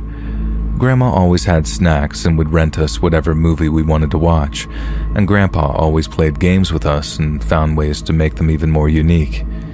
He had a wild imagination, and it was just fun to be around them. At the time, Grandpa's health was declining, even though we didn't realize that yet. And thinking about it now, it was obvious that Grandpa definitely was missing some steps compared to when we usually stayed over. But when you're a kid, you're just blind to all that stuff. I suggested that we play hide and seek. That was one of my favorite games to play with him. He always had the best hiding spots and would somehow find new places to hide every time we played. My brother was excited and we both begged my grandpa to play. He was a little dismissive at first, but eventually he was all smiles and agreed to play with us. We played a few rounds and it was like continuous laughter. When it was Grandpa's turn to hide, we were pumped. We knew that it was going to be a challenge, and it always felt like such an accomplishment when we found him. My brother and I would have our own little competition as to who would find Grandpa first. I decided to go upstairs while my brother was downstairs. I was in the guest room where we would sleep, and I noticed the closet door was slightly ajar. I remembered it being closed before. I snuck over to the door and peeked through the crack. I could see my grandpa standing there just staring at the wall. I opened the door and shouted that I found him. He didn't move at all. He just stood there like a statue facing the wall. I moved a little closer and grabbed the back of his flannel shirt. As I was saying his name, he turned around and with anger and malice in his voice, he shouted, "Get away from me." It almost didn't even sound like him. It scared me half to death. I was so scared that I ran down into the kitchen and started to cry to Grandma. I'm sure she knew what was going on, but she consoled me anyway. Not 2 minutes later, Grandpa came downstairs all cheery and full of smiles and said, "I guess you guys couldn't find me. It looks like I win this round." My grandma went over to him and I heard her whisper that it was time to take a break and that he needed to go sit down in his recliner for a while. He looked confused but did it, and I remember almost feeling bad for him until I remember the look on his face in that closet. I was terrified all night. I remember Grandma telling him that I didn't feel good and that I was just going to stay in our room for the night. My brother had no idea. I told him that night that Grandpa snapped at me, but he didn't believe me. He said that Grandpa wasn't capable of being that mean. In the middle of the night, my brother woke me up, and he looked scared. I immediately came out of my groggy state and asked what was wrong. He told me that he could hear voices in the closet, the same closet that Grandpa was hiding in. I started to listen intently since the closet was not far from the bed. And he was right. There were voices in the closet. One sounded happy and you could hear the chuckles. Another voice sounded sad and you could hear light sobbing. We didn't know what to do. I snuck over to the closet door while my brother was hanging on my shirt, and I peeked into the closet and I remember vividly what I saw. It wasn't multiple people. It was my grandpa making all the voices. He was laughing, crying, and speaking erratically. We snuck by the door and ran to the living room, which was on the first floor of that house. We grabbed some blankets and hid underneath them, and my grandma woke up early and saw us downstairs. We told her that we just woke up early and were sitting downstairs waiting for her to wake up. We didn't want to tell her about Grandpa because we were scared. We didn't know what was going on. The voices that he was making in that closet were the most horrifying thing I'd ever heard. Grandma made breakfast while Grandpa sat in the recliner and watched sports highlights. It looked normal. Nothing about him looked evil. We just sat in the other room after we ate and waited for our mother to pick us up. When she arrived, we ran to the car and we saw Grandma whispering to her on the front porch. We noticed our mom's expression frown a little bit, and when we got back to the car, she asked us how everything went, and we told her everything. How Grandpa had snapped at me in the closet, and how we heard him erratically laughing and crying in the middle of the night. I don't remember exactly what she said, but it was something along the lines of Grandpa isn't feeling himself lately and that we were going to take some time off from staying there. We were distraught by that news, and we found out several years later that Grandpa had started to get dementia. As it got worse, he really started to lose it all upstairs mentally, and by the end, he didn't know anything that was going on around him. It was really sad. I understand as an adult, but as a child, seeing that horrible look in his eyes and listening to his erratic behavior was something that gave me nightmares for a long time.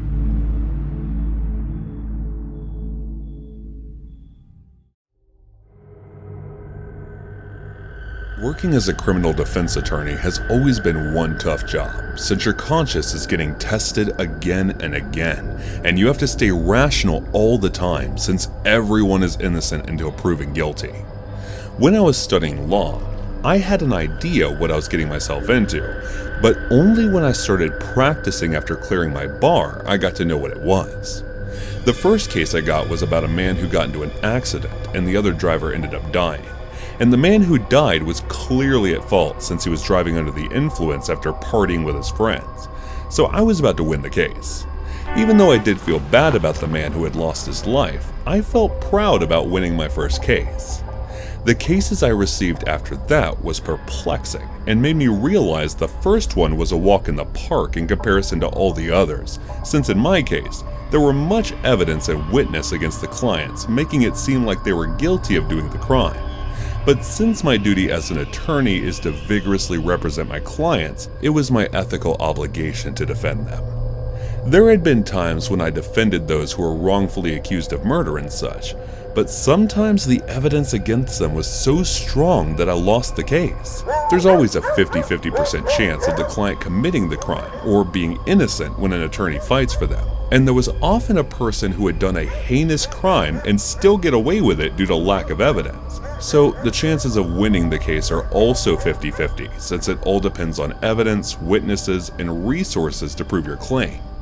As a criminal defense attorney, to represent my clients before the court to the utmost best of my ability is my sworn duty.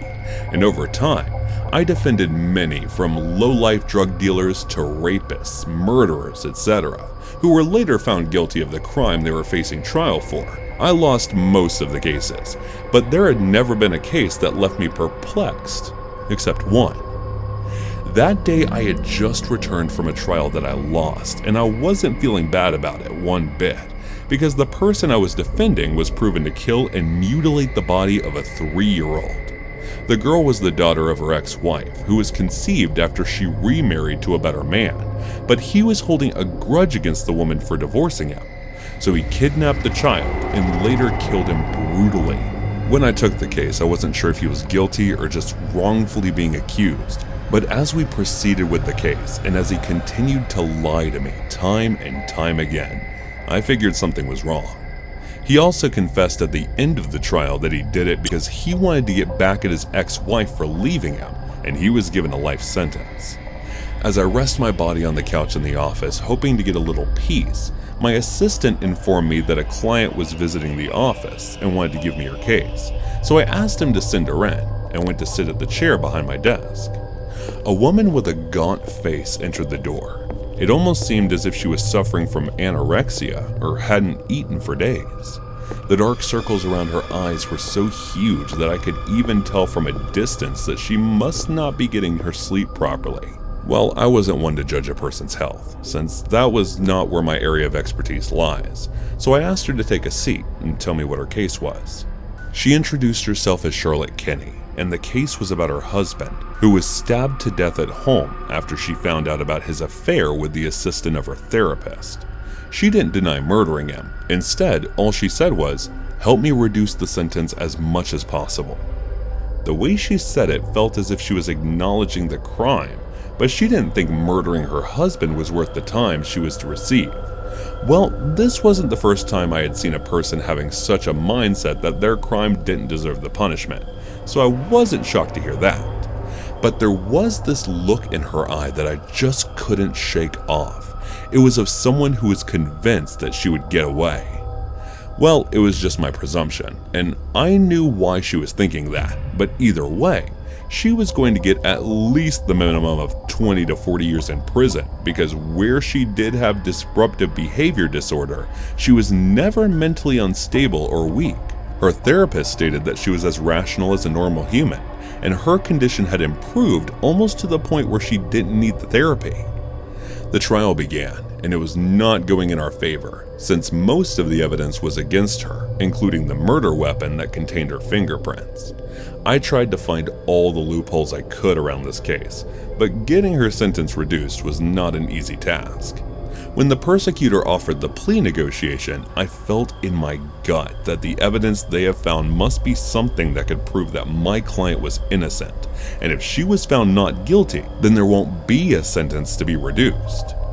There was only a 1% chance this could succeed, so it was a bad idea.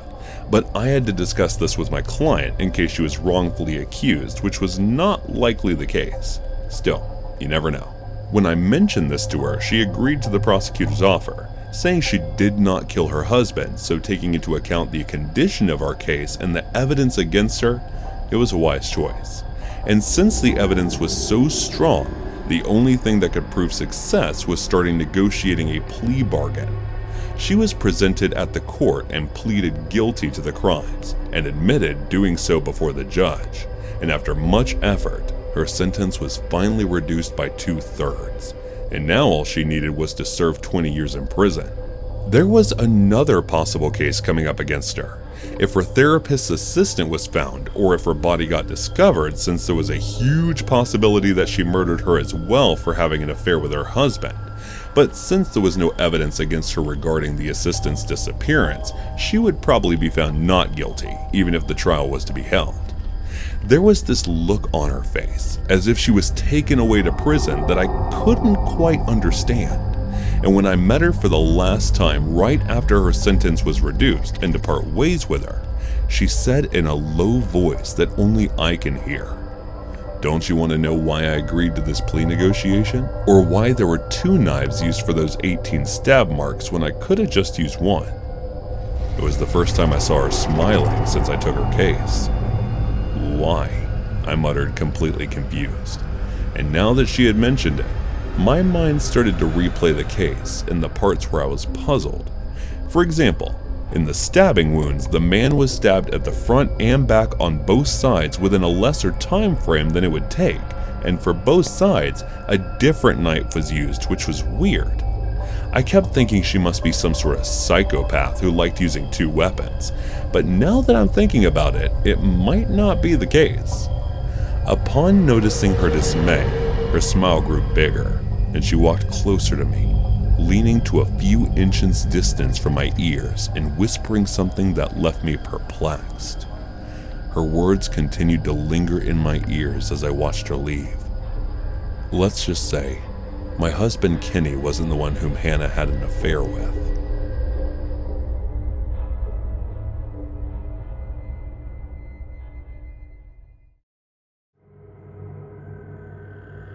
The client I was treating had symptoms of DBD, disruptive behavior disorder, and time again she mentioned her sudden outbursts in a typical situation.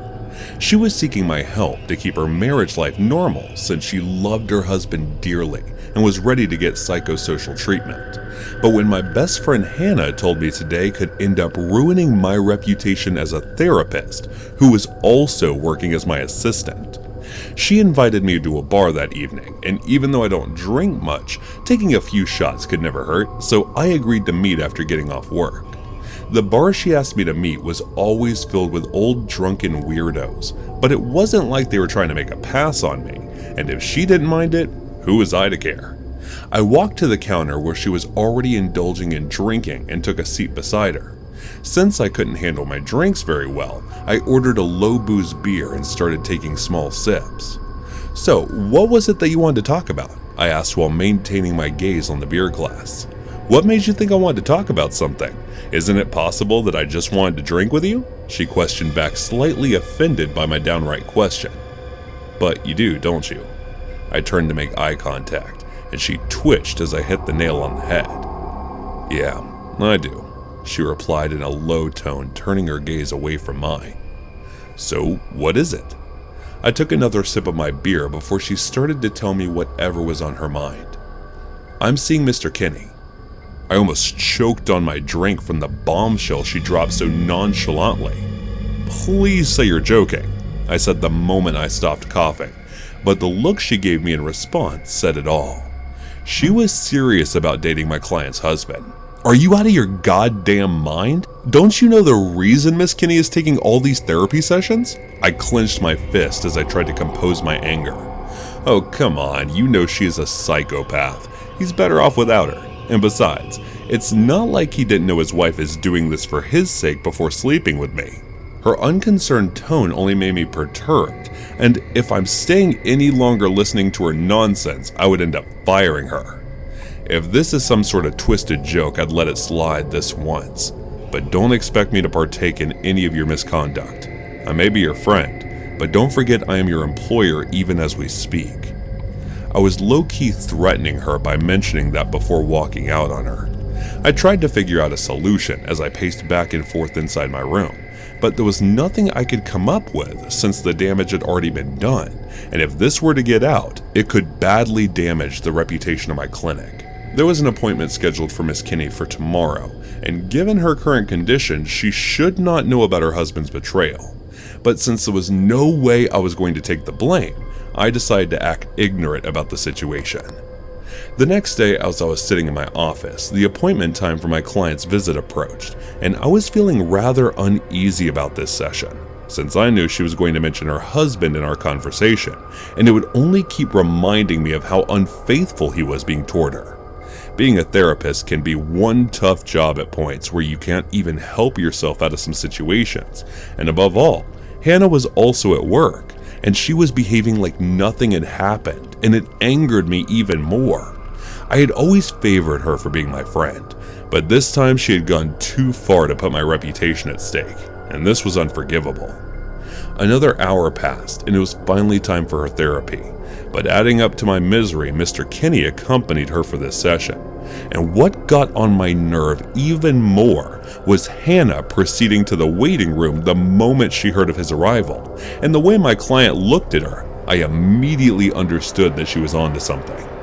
Surprisingly, she did not mention anything of such sort during the entire session. It almost made me believe that she had no idea of her husband's infidelity.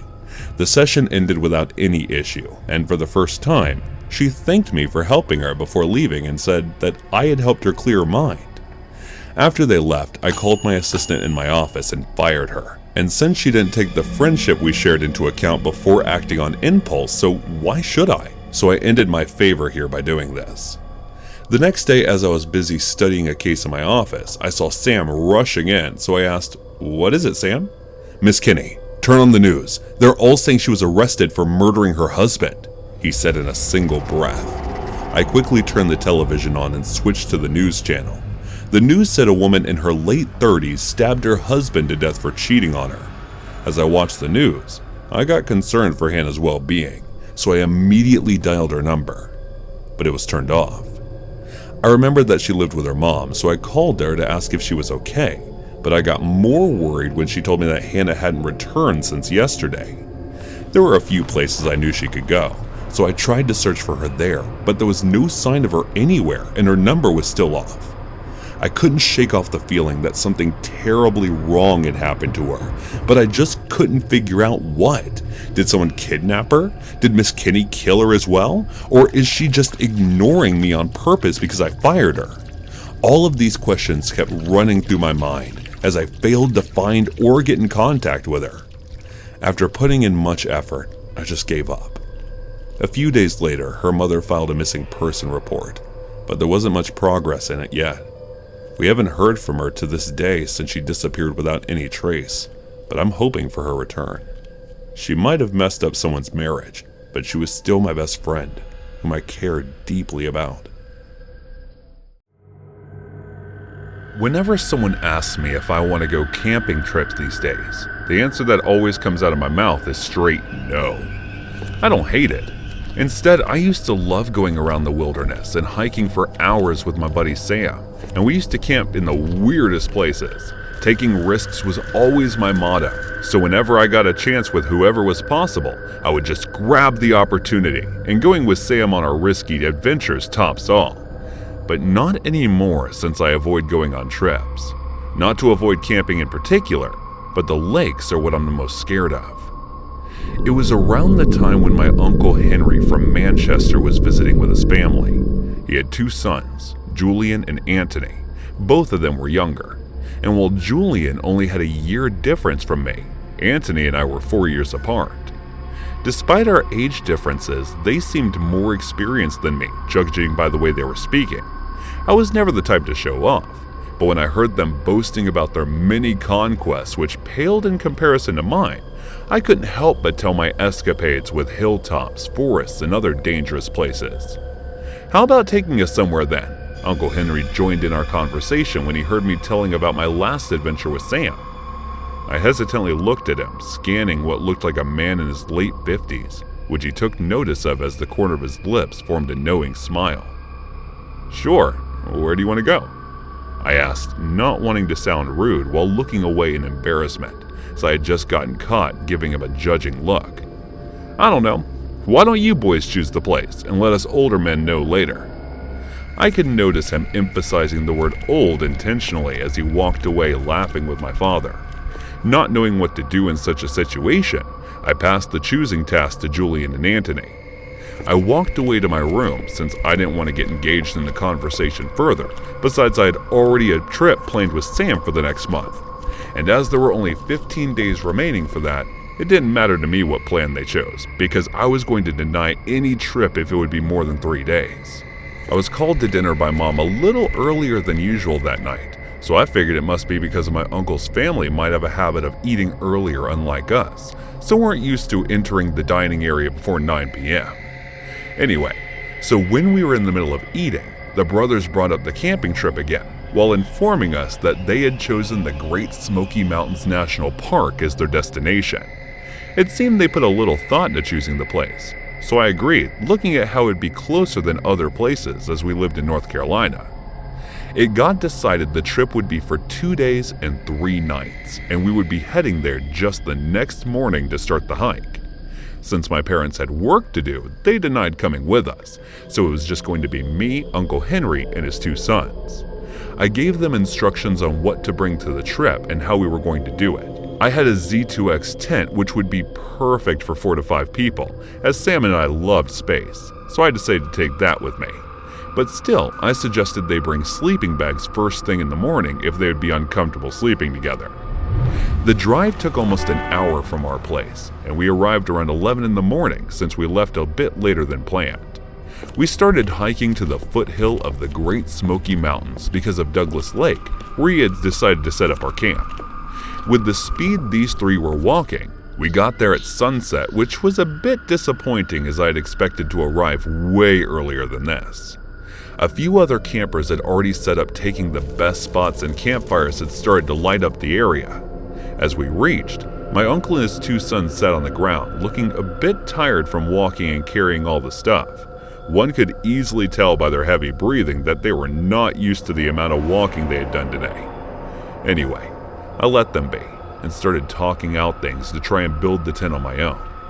Looking at how I was doing all the hard handiwork, Uncle walked over to me and asked if he could help with anything. I pointed in the direction of my bag and asked him to take out a lighter to start a campfire. I was surprised to see that he had done a pretty good job at making the bonfire, which was beyond my expectation judging by his performance till now. When I was done setting up the camp, I felt the urge to take a dip into Douglas Lake as I had always done with Sam. I asked the brothers if they wanted to come along, but they denied, saying they were already too tired. Leaving them however they wanted to be, I charged into my trunk inside the tent and walked to Douglas Lake. Surprisingly, there wasn't anyone around at the time, which was unlikely because I had always seen a few people swimming around. I didn't think much of it and went inside the water to calm my nerves. Most of you might have experienced this feeling whenever alone in the dark area that suddenly starts to looking ghastly if you overthink about it. The same thing started happening to me as I was swimming in that lake, and I became hyper aware of my surroundings, which was frantic. I could hear the rustling sounds of the trees and the wind that was blowing at a slow pace, even the constant sound of crickets that was coming from a distance. I wasn't able to swim with a peace of mind anymore, so I decided to get back to the camp, and as I was swimming back to the shore, I felt something grabbing my foot. I turned around to see there was no one beside me in the lake, so I tried swimming further, but whatever had grabbed my foot prevented me from doing that. Thinking my foot might have gotten stuck or something, I tried to pull it, but I was met with another fright when I was pulled inside with a jolt. I somehow managed to keep my balance and prevented myself from drowning, but the same action was repeated and I was pulled back, this time a little deeper than before. My head went into the water, so I tried to move my hands around to see who was doing such a thing, but there was no one. My hands didn't touch anymore, nor could I see someone on the water's surface, which was even more frightening. I struggled to go up to inhale some oxygen, but whatever had grabbed onto me just kept taking me deeper and deeper. The air that had left started to cut off, and holding my breath felt impossible any longer. At this point, it felt as if the water itself had started to strangle me. My body slowly started to feel numb as I continued hitting the water to get some air, but all I could inhale was more and more water. The burning sensation started to get stronger as I felt the water entering my lungs, and I started to feel dizzy, and my vision started to feel spots on them. As I was possibly passing out, I felt a figure jumping in and coming in my direction, and then pulling me to the top. The grip that I was feeling on my leg until now had disappeared as I was taken to the surface. I was on the beach when I came to my senses, coughing up water as someone compressed my chest. I felt too weak to do anything when I heard the faint sound of my Uncle Henry saying something along the lines that I was going to be all right. I was taken back to the tent, and for the rest of the night, I had a burning fever. Despite being half unconscious, I could tell that someone kept changing the cloth on my forehead and nursing me throughout the night. Luckily, my fever had gone down the next morning. I felt better except for chest pain, and restlessness still lingered. The regretful look on my uncle and cousin's face was saying that they were feeling guilty and blaming themselves for whatever happened to me, as they were the ones who suggested and pushed this trip in the first place. But I knew it could have happened either way. Doesn't matter who my companion was for the trip, so I honestly didn't blame them. But I never said anything either to clarify their guilt. The only thing I asked them was not to tell my parents about the incident. The trip was cut short, and we returned home the very next day. When getting asked by my parents, I gave them the excuse that I'd gotten a fever from dipping in the lake, removing the part of my almost death from drowning. Uncle and their sons returned to Manchester 2 days later.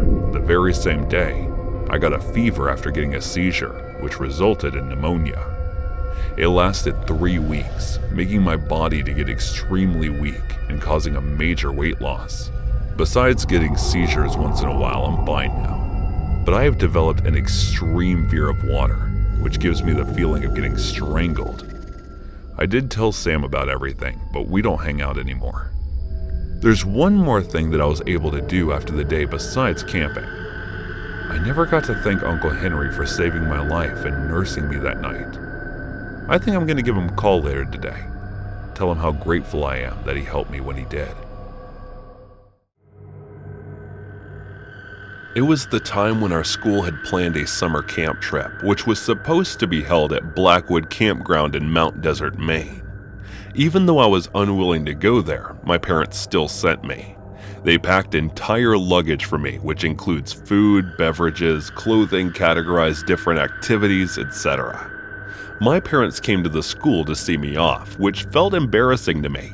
But after seeing some other parents as well, I felt a bit relieved. But I had the biggest luggage among all, and as I was the school nerd, so other kids started to make fun of me. The kids in our school was also divided into different groups: the rich kids, the cool kids, the geeks, the nerds, and the ones whom no one takes notice of.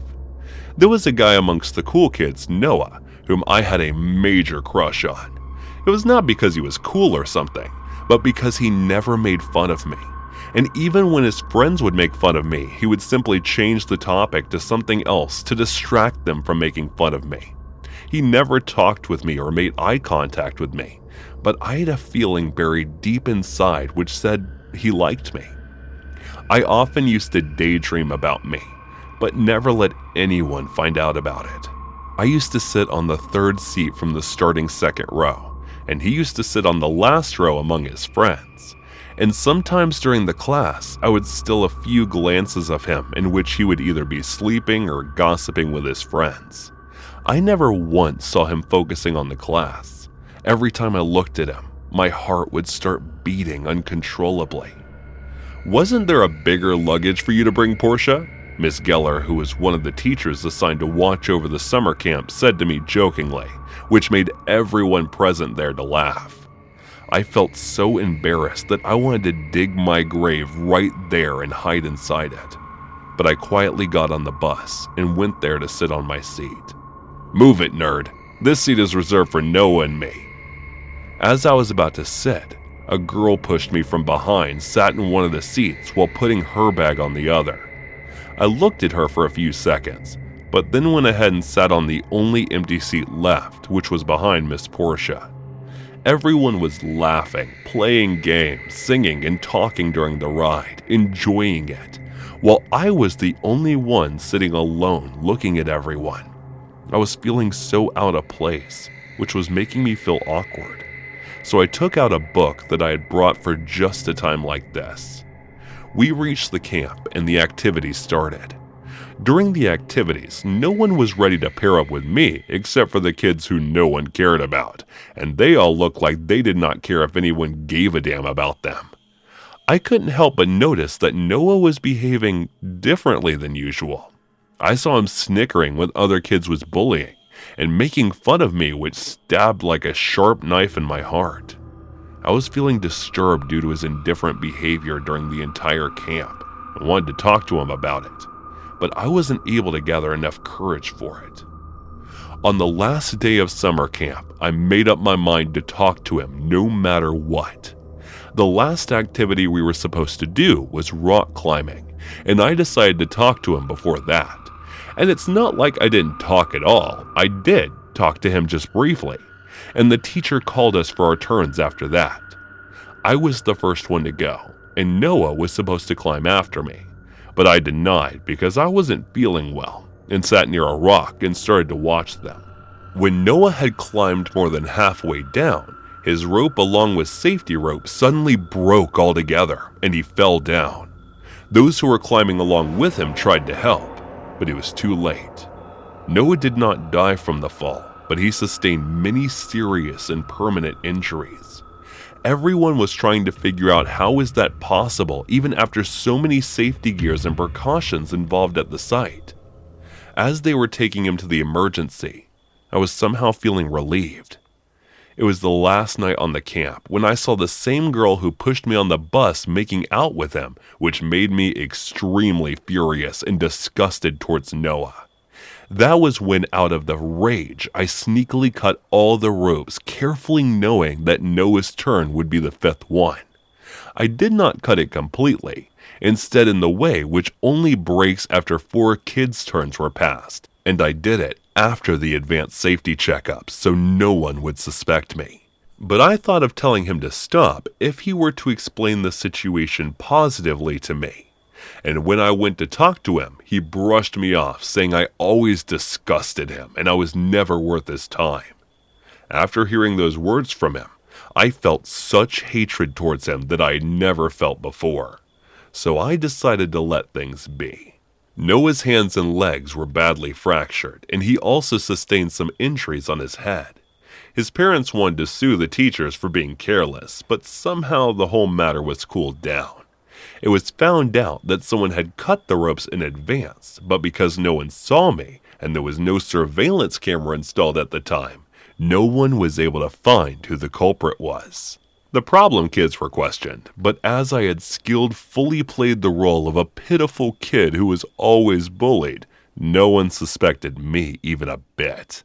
I still feel a bit guilty of Noah's condition, but not that much to feel remorseful for my entire life. The summer was the start of me taking a step forward to the life of crimes.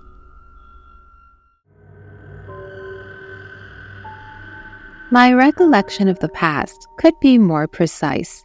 Still, as far as I can remember, I believe I was only 4 years old when my mother divorced my biological father and subsequently remarried, ultimately securing my custody.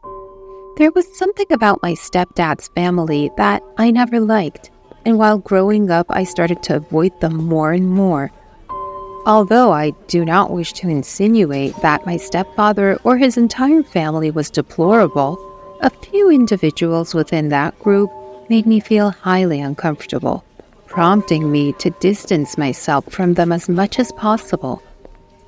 I was 11 years old when my step-uncle, whom we'll call Jeff, suddenly started coming to our house more frequently to watch NFL games with my stepdad. They would sit on the couch, drink beer, and cheer for their favorite teams. However, something about Jeff's behavior made me uneasy as time passed.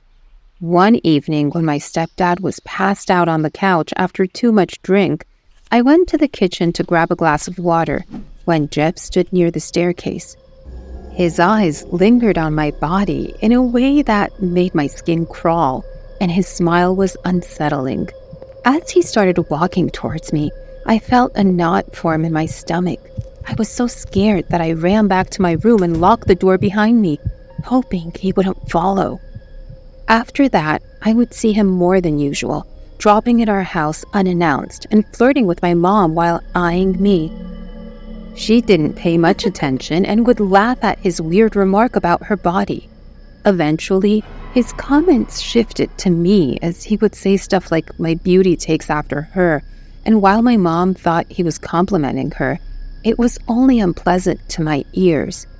I started to lock myself in my room upon his displeasing presence, hoping he would stop coming. A month later, when I returned from school one day, I was greeted by the sight of him sitting on the living room couch, engrossed in yet another NFL game. As my eyes darted around the house, my heart pounding in my chest, I realized no one else was present. The intensity of his presence made me feel extremely anxious and scared. Trying to avoid his gaze, I hurriedly tried to walk to my room, only to be startled when he asked if I wanted to watch football with him. I don't watch TV. I dashed to my room after saying that, but I could feel his gaze pierced on my back before I disappeared into my room and locked it after me.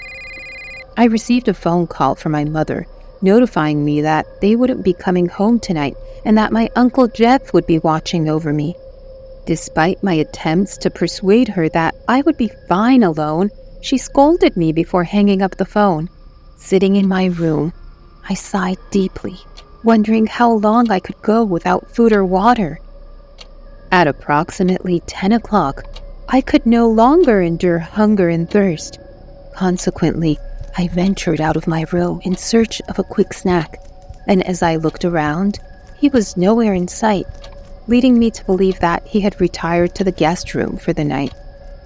As I began to take out some food from the refrigerator, I was unexpectedly startled by the sensation of someone firmly grasping my waist. I jumped at the sudden unwanted touch, only to find Jeff standing there with a nasty grin. By the looks of it, he seemed pretty drunk, and as I tried to get out of the kitchen, he grabbed my hand and pulled me closer, making my body tremble with fear. His grip only got tighter as he touched me inappropriately. While I struggled to escape, I started to cry and begged him to let me go, but the evil smile on his face only grew more prominent. When he didn't let me go, I bit him with my entire strength, summoning to my teeth, which made him angrier, and as he let me go, a slap followed to my cheek, making me fall to a distance. But before he could do anything else, I sprinted to my room and locked it after me. I then started bawling as I dialed Mom's number. She answered after the 5th ring, and as I started telling her everything with my sniffles, what she said in reply filled me with hatred for her. My cries grew louder as I called my biological dad, who instantly picked up my call and began worrying as he heard me bawling. I told him everything, and he disconnected the call after saying he would be here soon to pick me up. About half an hour later, I heard the sounds of someone getting beaten through my room and prayed it not to be my dad getting beaten up. A few minutes later, when he called me, I immediately unlocked the door and rushed to his arms while crying my eyes out. I saw Jeff groaning on the floor from the corner of my eyes as I followed my father outside. I told him I wanted to live with him, and he promised to challenge my custody in court. The next day, 2 officers arrived at my dad's house instead of my mom, informing us that she had filed a report that he kidnapped me after assaulting Jeff. The officers asked me to come with them, but I refused and told them everything that had transpired the night before as I showed them the bruises on my cheek. I also told them what Mom said when I called her crying for help. "What's done is done. I'm sure it must be because of something you did. So stay inside your room till we get back tomorrow." My father filed a counter case against them upon my testimony, making my mom's claims false since she was not at the scene. While my mom did say she said what she did to me for my safety since there were no means for them to return immediately, her claims were still denied, and my dad ended up winning my custody. A restriction order for Jeff was issued along with the trials of his crime, and as the investigation began on him, it turned out it was not just me who became a victim of him. He was eventually sent to jail and sentenced to 12 years in prison for all his convictions. I despise football games now since they remind me of those unpleasant memories, and my dad makes sure never to watch them in front of me. My mom still tries to meet me, but I cannot let go of my hate for her, and I have no idea when I can forgive her, for the words she said that night continue to linger in my mind whenever I think of her.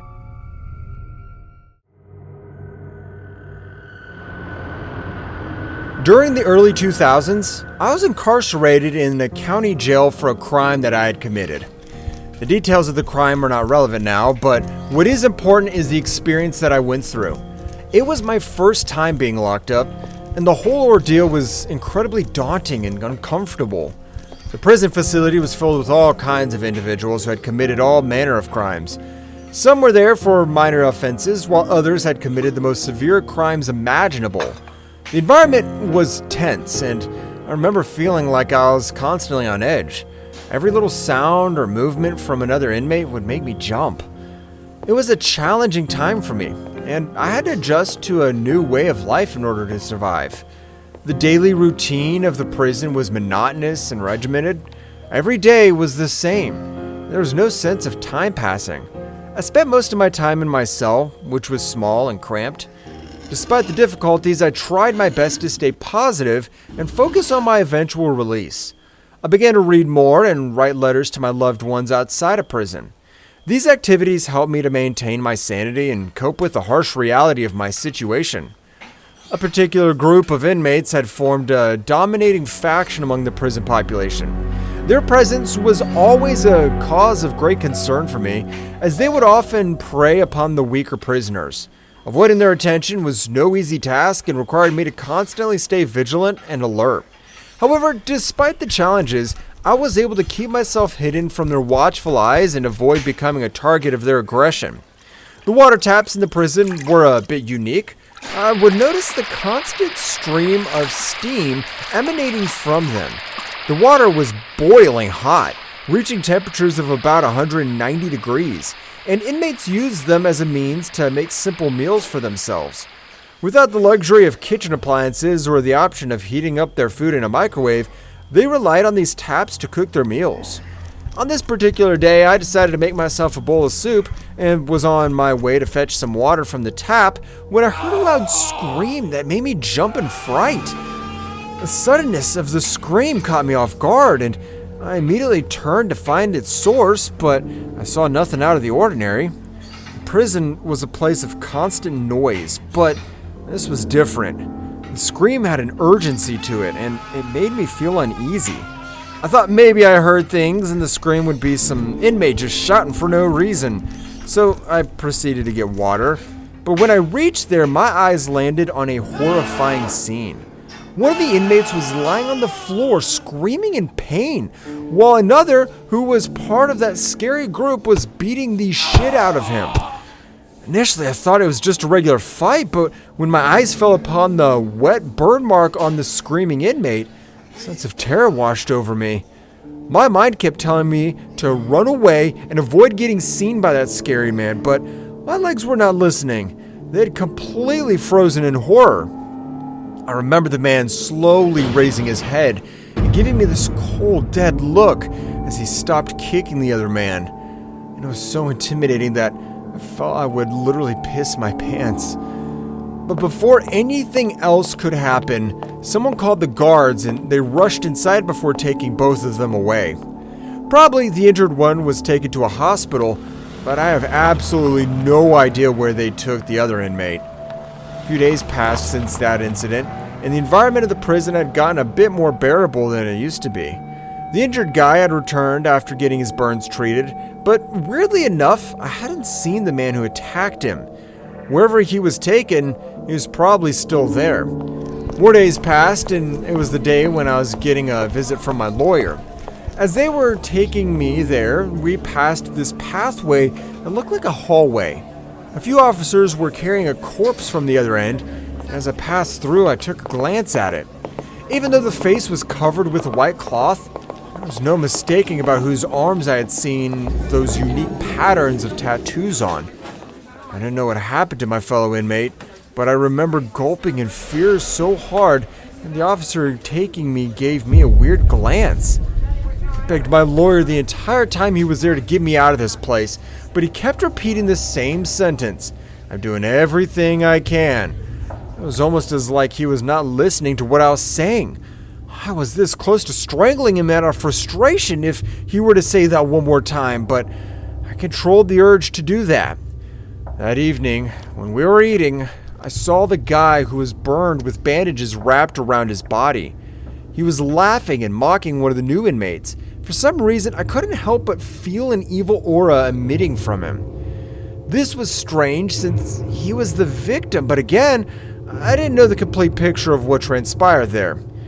The cocky smirk on his face as he conversed with one of the dangerous criminals was enough to send shivers down my body. There were two things I was sure of. One, whatever made the other guy pour hot water on this creepy-looking dude, I'm sure he was at fault. And two, I knew I needed to stay as far away from that guy until I got out of this hellhole, even though I wasn't sure what was in store for me for the next 7 years I had to spend here. Restroom. I worked for Amazon about 2 years ago. It was a night shift job, and to be honest, I enjoyed my work as it wasn't too stressful and I had friendly coworkers. The work environment was pleasant and I felt content with my job.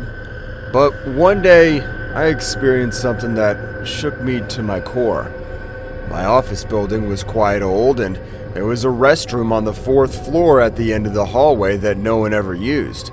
In fact, it seemed like no one ever went to the 4th floor at all. People in the office gossiped a rumor about strange happenings on the 4th floor, and some of them even believed that it was haunted by the ghost of an old employee who had passed away years ago. They said that whoever entered the restroom would be haunted for the rest of their lives. At first, I didn't pay much attention to these rumors, but as time went on, I started to feel uneasy whenever I had to pass by that part of the building. The cleaning staff wouldn't clean the restroom, and no one would ever say anything about it. Even the management didn't seem to care, which I always found weird. It was as if they were intentionally ignoring that part of the building. During our workday, we were given a total of 1 hour for all our breaks. This included time for eating, using the restroom, stretching our legs, and anything else we needed to do. Unfortunately, if we went over the allotted time, we risked getting in trouble with management. That day, when I needed to use the restroom, I found that there were 2 employees already waiting in line. And I knew that if I waited, I would be cutting into my break time, so I decided to go to the 4th floor's restroom since it was the only one unoccupied. This way, I could make the most of my break without sacrificing any of my much-needed downtime. After reaching the floor, I quietly walked to the restroom, and as I slowly pushed the door open, I felt a sudden and intense chill that ran down my spine. There was someone eerie about this place, which made me wonder if the rumor was true. The air felt thick and heavy, and I could barely breathe. The unpleasant smell of stale air made me feel nauseous. I took a deep breath and walked inside, trying to ignore the uneasy feeling that was creeping up on me. As I scanned the area, my eyes landed on the ventilation window. I could feel a faint breeze emanating from it, and wondered if the chill in the air was a result of the cool wind entering from there. Despite my initial assumption, I couldn't shake off the feeling of unease that had taken hold of me. I reluctantly walked towards one of the toilet stalls, but my mind was preoccupied with the unsettling sensation that continued to persist. The restroom was in terrible state. The floors were littered with paper towels and the corners were filled with cobwebs. The toilets looked like they hadn't been cleaned in ages, and the sinks were clogged with hair and soap scum. The door of one of the stalls were broken and it was hanging off its hinges, adding to the overall sense of disrepair. I felt a wave of disgust wash over me, and I wanted to leave as quickly as possible, but I had no choice but to use the restroom and leave. I walked over to one of the stalls and carefully took out the seat cover, making sure not to tear it. As I was about to sit down on the toilet seat, I heard a loud flushing sound coming from the stall next to mine. My heart skipped a beat as I froze in place, wondering who could have entered the restroom without me, noticing since I knew for a fact that nobody had come in after me. I listened intently, but the sound stopped abruptly. I found it quite strange, but I didn't want to jump to conclusions. After a few seconds of hesitation, I brushed it off and continued to sit down. However, right after that, I heard an eerie sound that made the hair on the back of my neck stand up. There was a faint whisper coming from the stall next to mine. At first, I couldn't make out what was being said, but as I strained to listen, the whispers grew louder and more urgent. The voice sounded like it was coming from someone in distress, and it was telling me to leave the restroom immediately. My heart began to race as a cold sweat broke out on my forehead. I suddenly realized that I was not alone in the bathroom and that someone or something was watching me. As I tried to gather my thoughts, the whispers turned into a menacing growl that seemed to be coming from all around me. I frantically stood up and pulled up my pants without doing anything. My instincts told me to get out of there as fast as possible, so I bolted out of the restroom, my mind racing with all kinds of possibilities and my heart pounding with fear. I hurriedly made my way to the nearest restroom on my floor. Thankfully, it was empty and I quickly locked myself in, trying to calm my trembling hands and racing thoughts. As I relieved myself, I couldn't help but wonder what had transpired in that stall next to mine. The whole experience had been so terrifying that I didn't even care that my precious 1-hour break was wasted and cut short because of that. The entire day, I was terrified, spaced out, and couldn't stop thinking about what happened. Following that incident, I worked at that company for over a year, but the memory of that incident lingered in my mind, making me feel uneasy and paranoid. Despite my curiosity, I never dared to set foot on the 4th floor again, always preferring to use the restrooms on other floors, even if it meant walking a greater distance. Hi, my name is Luna. I've always been a bit of a loner. My friend Emily suggested that I should join Snapchat to connect with people and maybe make some new friends. At first, I was hesitant, but I thought, why not give it a try? I created my Snapchat account and started sharing snippets of my life. It was fun, and I felt a bit less lonely. Soon I began posting educational videos, just like my friend Clara did. The response was overwhelming, and I started gaining followers. One day, I noticed a new message in my inbox. It was from an unknown ID. "Hey Luna, you're amazing. I love your videos," the message read. At first, I was excited that someone appreciated my content, but soon the tone changed. "I want to be with you, Luna. I can't stop thinking about you." The messages turned creepy. I felt a chill down my spine. Was this a joke? I decided to block the unknown ID, thinking it was just a prank. But the messages didn't stop. They came from different IDs, each one more explicit and unsettling than the last. I felt scared, and the thought of someone watching me sent shivers down my spine. I made the tough decision to close my Snapchat account, hoping that would put an end to the disturbing messages. Little did I know, my troubles were far from over. One day, as I was walking home, a student approached me, handing over a letter. "This is from an uncle who asked me to give it to you," the child said before walking away. I opened the letter, and my heart sank. "I told you that you can't escape from me. Even though you closed your Snapchat account, I will still possess you." The words were chilling, and I panicked. I rushed home, locked myself in my room, and spent the night in fear. The next day, I confided in my boyfriend, Mike. He comforted me and suggested reporting the incident to the police. But the idea of going through all that seemed overwhelming. Mike understood and decided that I should leave my job and come with him. He became my protector, dropping me off and picking me up from my new workplace. For a while, things seemed calm, and the nightmare of those messages faded away. But peace is often fleeting. One day, Mike couldn't pick me up due to heavy rain. I decided to walk alone, hoping to find a taxi quickly. As I entered a dark tunnel, the sound of footsteps behind me intensified. Fear gripped me, and I couldn't bring myself to turn around. Suddenly, a man grabbed me from behind, covering my mouth. I screamed, but the sound was muffled. I couldn't run.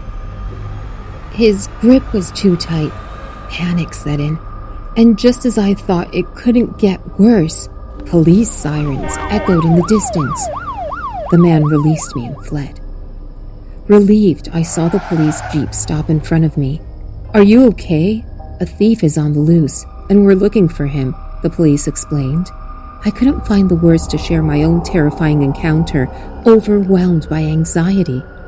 They called a taxi, and I reached home safely. Mike and I decided it was time to leave the city behind. Now we live in New York City, far away from the haunting memories of that incident. Strangely, the unknown messages stopped after we moved.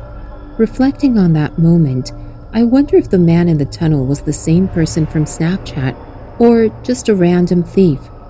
The fear still lingers, but at least in a new city I feel a bit safer. A few months later, I cautiously decided to give social media another chance.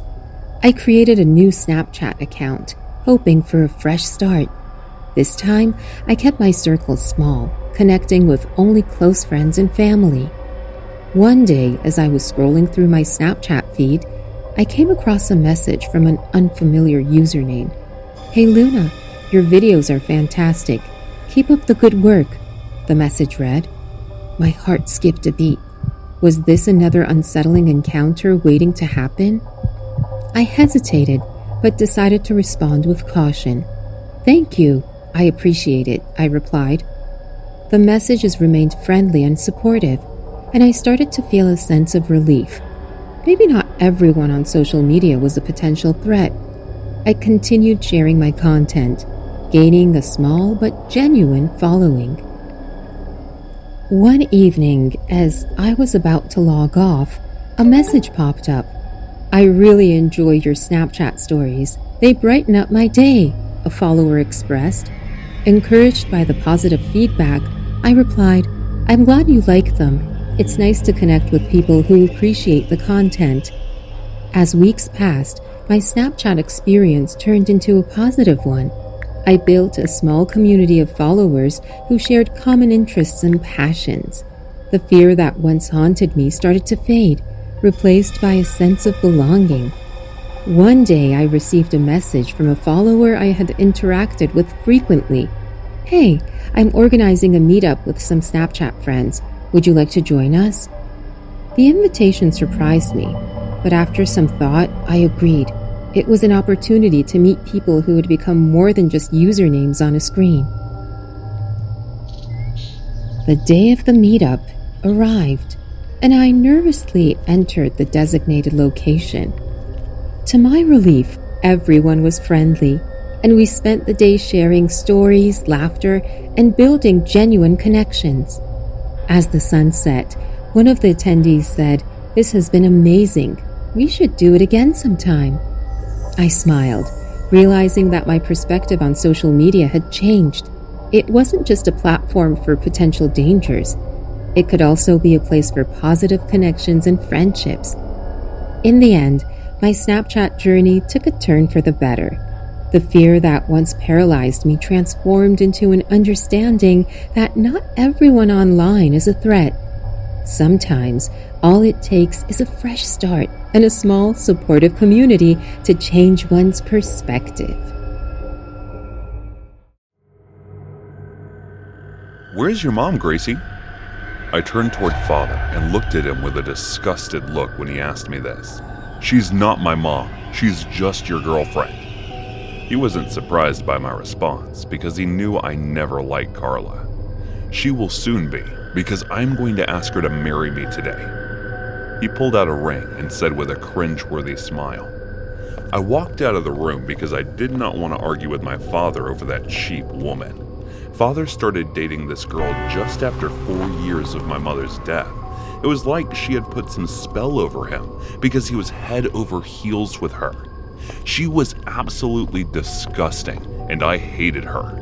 Only I knew what she really was behind that nice face of hers, but I could never tell him that because I know he would never believe me even if I did, so it was no use to even think about it. It was my mother's anniversary the next day, and I was getting ready when she walked into my room with a big nasty smile on her face. Trust me, every time I see her, I feel like I should kill her right away. I have imagined different methods of killing her, but I won't do it because Father liked her. "Black suits you, dear." She came closer and caressed my cheek with the back of her hand. I immediately jumped away from her and shouted, "Don't touch me." She smirked by my response. "Why do you hate me, Grace? You know how much I love you, right?" she said with the same creepy and cringe smile. Yes, Gracie, don't be so hard on your mom. Father walked in my room and said while kissing her. Do any of you know how to knock? I got frustrated by their public display of affection. I was ready to walk out of my room in frustration when Dad said there was something important he wanted to talk about. This year, Carla will be attending the ceremony as well. I turned my head in a jolt towards them. Why? You are talking about the ceremony of Mom's anniversary, right? So why must your mistress attend it? I said while gritting my teeth. But Father looked annoyed by what I said, and he started to scream at me that I should mind my manners and Carla is not his mistress, etc. I simply walked out of the room. I went directly to my mom's room. I locked it from inside just to be careful and started crying while sitting on her bed. There was a huge painting of Mom in the room. I was the one that made that for her birthday the year before she died. I started to bawl my eyes out because I was feeling so helpless at the moment that I could do nothing else except for cry. I remember the day Carla first came in our lives. I wasn't that much against her because I had seen my father being devastated by my mother's death for those past 4 years, and with Carla, he used to smile a little.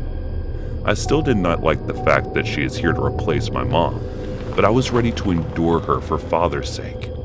But one day when I was sleeping, I felt someone touching me. I jolted awake, but Carla covered my mouth with her hands. There was some dirt over you. I was just trying to clean it.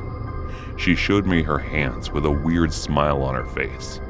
What are you doing in my room in the first place? I asked her. Well, come on, isn't a mother allowed to see her future daughter? And I did not like this response of her, and she was still smiling with that cringe-worthy smile. The touching started to get increasingly obvious. She would sometimes come inside my room when I was changing and would compliment my naked body. Sometimes she would get into the shower when I was already in there. Coming into my room without knocking became a habit of hers. I started to feel insecure and weird. At first, I thought it was just in my mind, but slowly, the things she did started to become transparent, as if she wanted me to know what she was up to. But obviously my father was so oblivious that he thought that she touching me is something she is doing to prove that she is worthy of being my mother, and that's what mothers do. Well, my mom did those things like cleaning me, brushing my hair, kissing my cheek, and it did not feel weird. There was motherly feeling behind it, but when Carla does these things, it definitely feels that she has ulterior motives. The other day, she barged in my room and borrowed my panties, saying she needs it, but she never returned those after that. Instead, she gave me a new set of red laced lingerie. I never wore them, nor am I going to wear them in the future. These things are nothing compared to what she does when she barged into my room in the middle of the night. I swear that I hate her so much that I am literally going to kill her unless I start to like her magically, which, by the way, is never going to happen. After crying my heart out, I went to the washroom and washed my face properly. I came out of the room and went to the hall where the ceremony was taking place. My blood was boiling watching Carla greeting guests like she was the woman of the house. During the entire event, I just tried to hide myself as much as possible from the prying eyes. After the event ended, Father came to me and said, "Listen, Gracie, I just got an urgent call from work, so I need to go on a 2-day business trip this evening. It's important, so try to get along with Carla and not to upset her in any way." He was looking at me with a serious and concerned look. I nodded, and he left. That night, I was suddenly awake in the middle of the night by the sensation of someone's tongue in my mouth.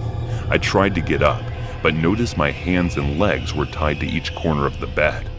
I don't want to be your mom, Grace. You know, I never want to marry your father, but I have to if I can come closer to you that way, she said and started kissing me again.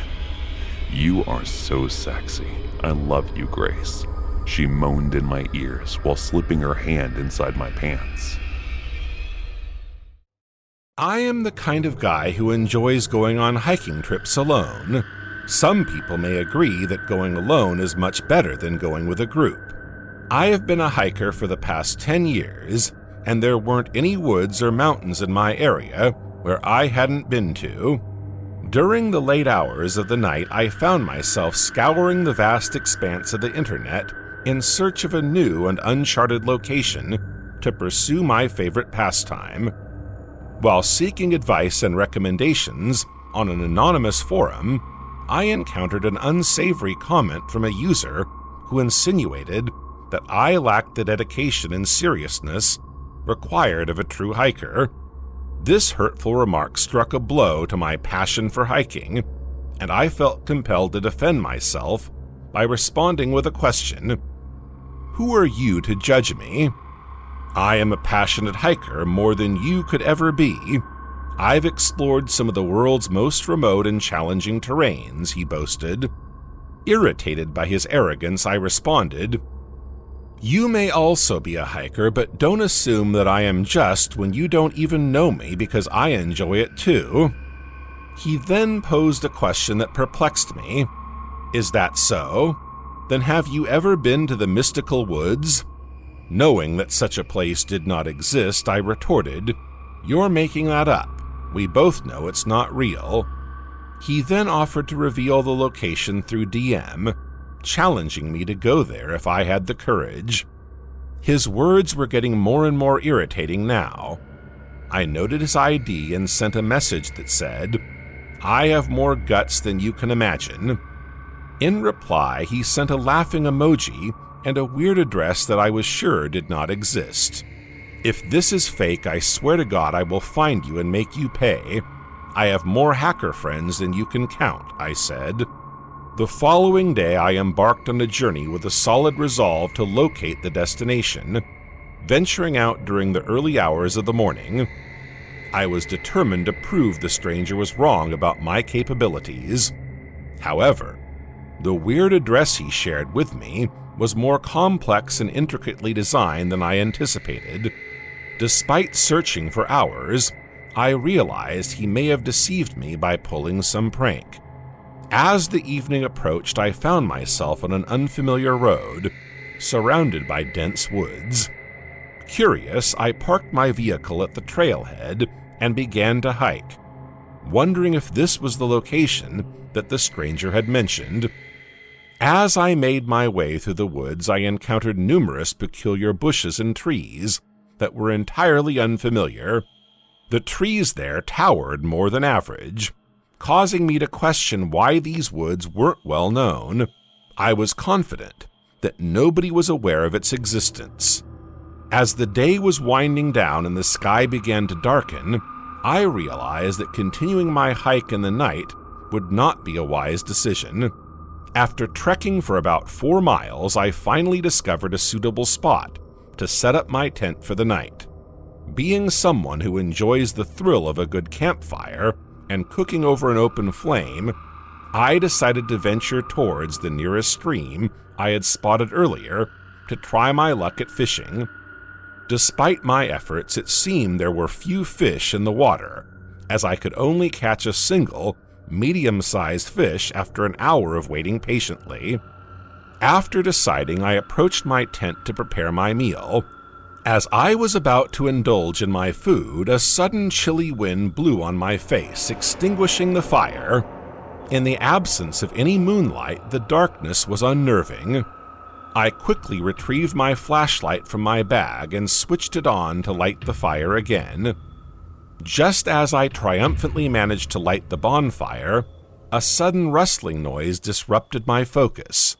My head snapped towards the source of the commotion as I caught a fleeting sight of something dragging away the fish that I had worked so hard to capture. I frantically searched the area around me, but the fish was nowhere to be found.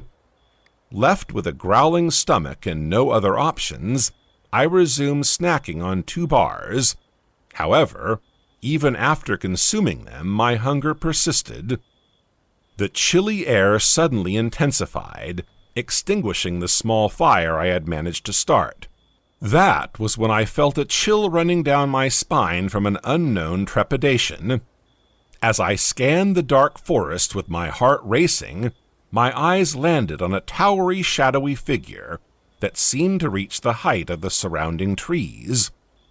Its piercing silver gaze frantically searched the area, sending shivers down my spine as I couldn't help but feel like it was looking for me. As the creature's eyes seemed to lock onto my position, I hastily retreated into my tent, clamping my hands over my mouth to stifle any sounds of fear that threatened to escape. An hour passed, and I could still sense the eerie presence around me, making me shake like a leaf. Suddenly, a weird screech made me feel like my ears would bleed, and after about 10 seconds it disappeared. But I couldn't stay conscious and passed out. When I woke up from the array of sunlight on my face, I found myself lying on a secluded road, and I could see my car at the end of the road.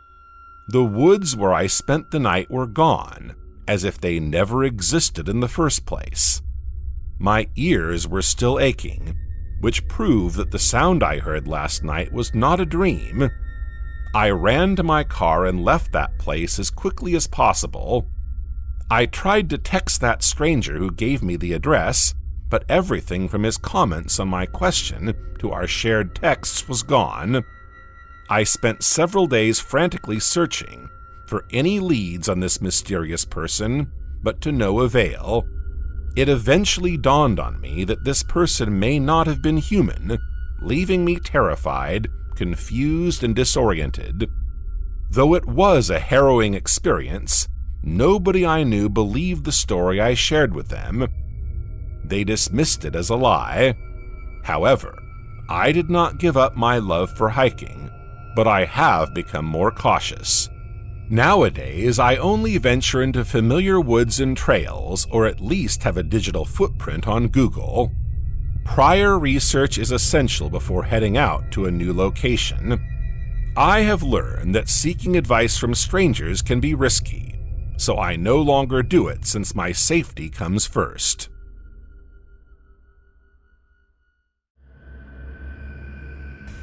Hey guys, thanks so much for all the support. If you haven't subscribed to the channel yet, please feel free to do so. A warning. I had just arrived in France for my trip, and since I had already booked an apartment through Airbnb, I booked a cab for my destination. I'm a flexible traveler, so I often booked a budget-friendly shared apartment, which always worked out in my favor. I did the same back then, but little did I know what kind of horror this trip had in store for me. Is this your first time in France? I raised my head from the phone screen and met with the two hazel brown eyes looking back at me through the front mirror. I observed the man, who seemed to be in his 30s, for a few seconds before replying, "No, I've been here once before." I returned my focus to the screen after saying that. "Be careful in this neighborhood, though. Plenty of sketchy things are happening here lately," he said as he turned around to the place where the apartment was. I nodded, not wanting to pay him much attention, thinking he was babbling around and waiting for him to stop the car. He probably understood that I was ignorant of his warning, so he said nothing after that and quietly dropped me off at the apartment building. He looked weirdly at me before taking his money and driving off, but I just shrugged. When I got inside the apartment, I found a middle-aged couple waiting for me there. They were the people I was sharing that apartment with. They greeted me warmly and told me they were here for their anniversary vacation before heading to their rooms, and I went to mine with my luggage. I planned on catching up on some sleep before heading out for a tour the following day, so I locked my room from the inside and headed straight to the shower. I didn't realize the apartment's wall was so thin until I heard faint moans from the room beside me. But it was okay, since I would only use this place to sleep. Besides, this place was cheaper than others, so who was I to complain about the soundproofing? It took me about 10 minutes to finish the shower and exit the bathroom. I grabbed my bathrobe from my suitcase and wrapped it around my body before bed. Some muffled whispering awakened me, and I checked my cell phone for the time. It was around 2 o'clock. Frustrated and thirsty, I got up to drink some water, only to realize I hadn't brought any water bottles into my room before sleeping. I never had any problem with thin walls, but now that I realized that even whispers could be heard there, It was pretty bothersome because I was hesitant to go to the kitchen and grab some water. But it wasn't like I didn't pay my money, so I unlocked my room and headed to the kitchen. The whispering stopped from the sound of the refrigerator's door. The moment I entered my room, the whispering continued. I didn't think I wouldn't use it, but I was glad I had brought my earplugs. So I took them out of my bag and stuffed them in my ears before returning to my peaceful slumber. They were so damn good that they canceled out the noises right away. I was startled awake when someone shook me, only to find 2 police officers standing in my room. Bewildered, I scanned the room for a few seconds and realized my room's door was broken. "What happened, officers?" I asked them in confusion. "We had been knocking on your door for more than an hour. How could you not hear us?" the lady officer asked in anger. "I'm sorry, it was too noisy last night, so I put my earplugs in. That's the reason I couldn't hear you." I showed it to them after saying that. "What noises did you say you heard?"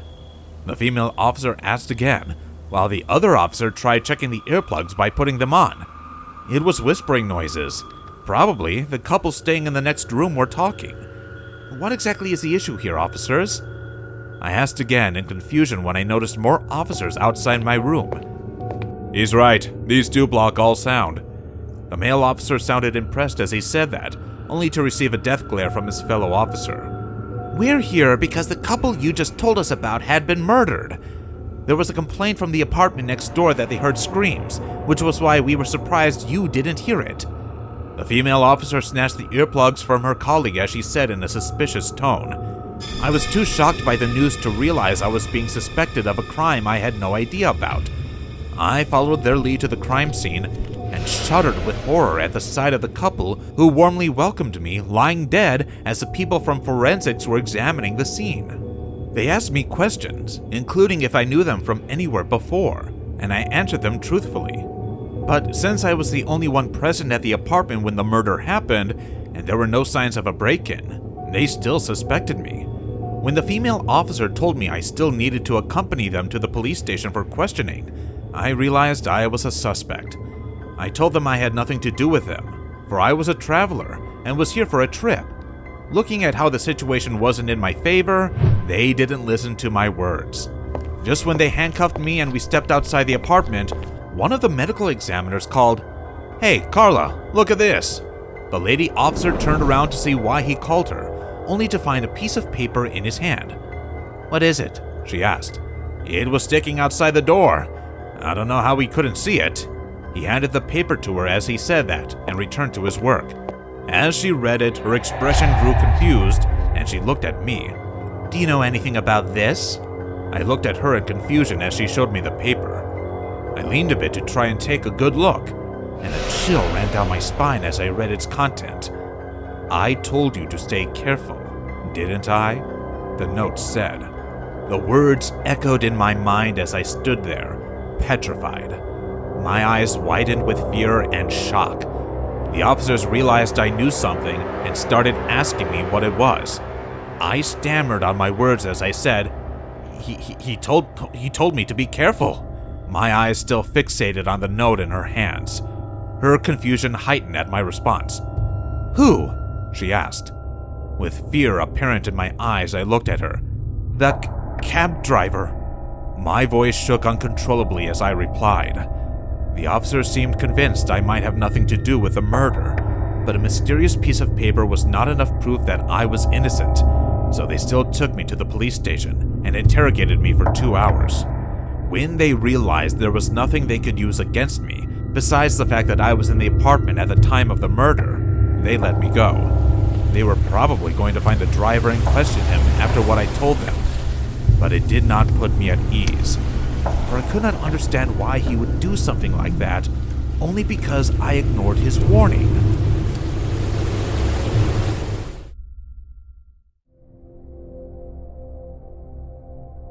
Growing up, my favorite thing in the world was going fishing with my 2 older brothers. We lived in a very rural area and would often hike out into the woods to go to various creeks to go fishing. We never really caught anything big in the creeks, but it wasn't as much about what we caught as much as it was about spending time with your brothers fishing. Stereotypically, we always got up way early in the morning on fishing day. We would begin hiking out to whichever creek we were going to and would watch the sun as it stole across the sky. It would be fully light outside as we got to where we were headed to. The scariest thing to ever happen on a fishing trip, of course, happened the first time that we had gotten to a new creek. We had set out that morning, determined to go further into the hills than we normally did. We passed by one or two of our regular fishing spots and kept going deeper and deeper into the woods. We found an absolutely amazing spot. It was thickly wooded, but the creek was huge. It was beautiful and even had a fallen tree stretched out over it. After we determined that it was sturdy enough, the three of us made our way over to the other side of the creek. We sat our stuff out and began to fish. The day wore on, and we weren't really catching anything. The fishing got boring after a bit, so we decided to do something we normally didn't do. Like I said, the creek was huge and it was quite deep too, so we decided to put aside our fishing poles and go swimming in the creek. I really don't know how long we had been swimming when I noticed that our middle brother stopped doing anything and began staring off in the woods. Our oldest brother asked him what was wrong, and he just motioned to the woods. "There's someone out in the woods, watching us," he said. My first thought was that some pervert was out there watching us, but when I followed my brother's finger pointing out towards the woods, those thoughts quickly evaporated. Standing off in the trees was a huge man. It wasn't too dark that we couldn't make out some of his features. He was wearing jeans and a flannel shirt, which struck me as odd as it was pretty warm out. He had a baseball cap on his head that was sitting low over his face. But the most striking feature he had was that he was holding what looked to be a rifle or shotgun in his hand. We weren't sure what to do. Going into the woods, we knew that we were trespassing. We never actually knew whose property we were on, but we did know that the places that we hiked and fished on didn't belong to us. Except up until this point, we had never gotten caught before. Both of us younger boys looked at our brother for instruction as to what to do. He seemed just as worried as we did, though, and didn't give us any direction. He just kept looking at the man standing there and watched. My brother suggested we try and get ourselves over to our stuff, take it, and leave. However, this was daunting because that was the side of the creek the guy was on. We slowly made our way over to our things.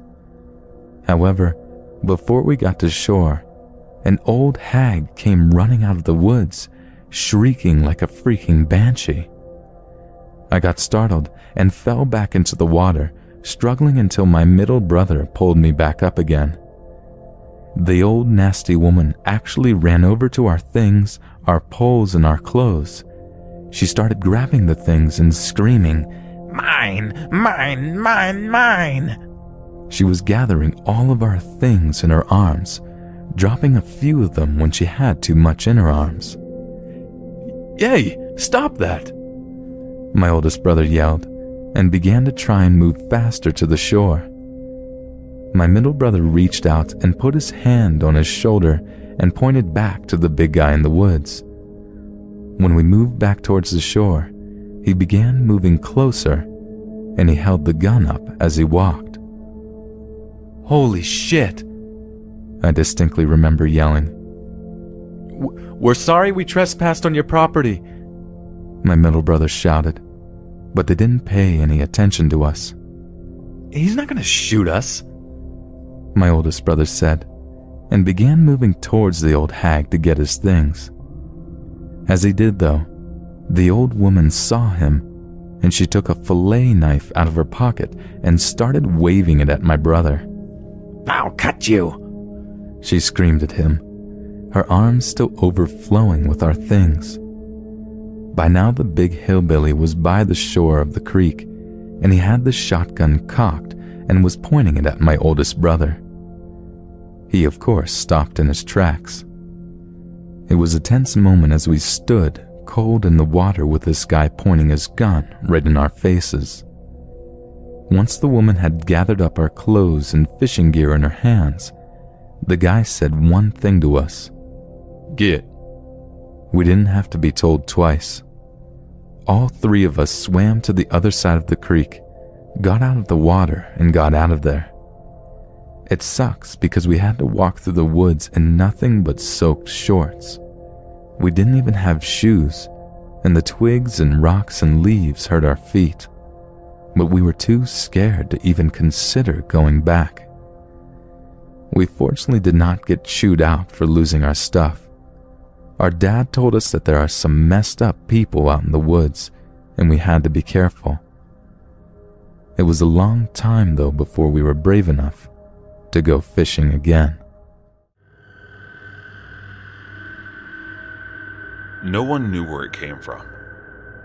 We all went to sleep the night before, and it was there the next morning. Not even the owners of the house on both sides had a clue how it got there. Neither homeowner ever heard as much as the hiss of air brakes. During the whole of that night, the only real indication of how it arrived was the trailer was sitting upon. I was still relatively young at the time, around 13, but the subject was a hot topic around the neighborhood, and every person I spoke to, whether a kid or an adult, was eager to talk about it. Our neighborhood was somewhere new and off by itself, and it wasn't out of the ordinary for folks to dump things out there. Dogs and cats were the most common, but 1 or 2 cars would turn up every year. A house, though, no one ever seen that or expected it. The days passed, but no information could be gotten from anywhere. Soon, it began to take on a spooky and haunted reputation, along with its phantom like a rival in the dark of the night. It did look a little familiar to that house from Psycho. The stories first reached me while I was talking to a friend's younger brother. Among the grade school kids, the house was becoming a very real symbol of fear, although it was just an old, empty house to me. This fear didn't prevent some of the more adventurous of them just entering and exploring it. I witnessed a particularly funny episode just by chance. While loafing aimlessly around the streets, I was passing by in time to see a preteen boy running from the house in terror, claiming that something had grabbed him. Whether his imagination had gotten the best of him, or an older kid was having a bit of fun, the horror put upon this abandoned house had fully taken root in the neighborhood. While this was going on, a real boogeyman had been forgotten about. I'll not put his actual name here, not because of privacy, but that of the victims. We'll call him Rudy. Rudy had grown up in the neighborhood, and until he was arrested, was well liked by a lot of the parents, had voiced their fears early on because of his habit of hanging around younger boys. When he was released from jail, he was allowed to move in with his folks. Anyone who wasn't aware of his proclivities beforehand knew now every parent in the neighborhood watched him closely. But when the ghost house popped up, people's focus is shifted. A few of us teenagers were riding our bikes around the neighborhood. The father of a boy we'll call Bill was looking for a son. I overheard him speaking to a young kid close by, asking if he had seen him. Nonchalantly, the boy said that he had seen Bill going into that ghost house with Rudy just a few minutes prior. And this got my full attention. The shock of the father's face is still crystal clear in my mind. I turned around, and watched the father run full speed into the house. Most of us there stood transfixed as we saw Bill's dad disappear inside. Things were quiet for about the first 30 seconds. Then, all of a sudden, a loud ruckus broke out, followed by Rudy flying out of the doorway and onto the ground below. Billy's dad was close behind. He leapt onto Rudy, throwing fists as he landed. Bill came out a few seconds later crying for his dad to stop. His dad ignored him, standing up and kicking Rudy to the ground over and over. Rudy eventually got to his feet and ran for home. Billy and his dad were right behind him. I continued to watch until they disappeared from my sight. Billy and Rudy would both claim later on that nothing had happened between them. Either way, Billy's dad had the support of most of the community, and Rudy declined to press charges on him.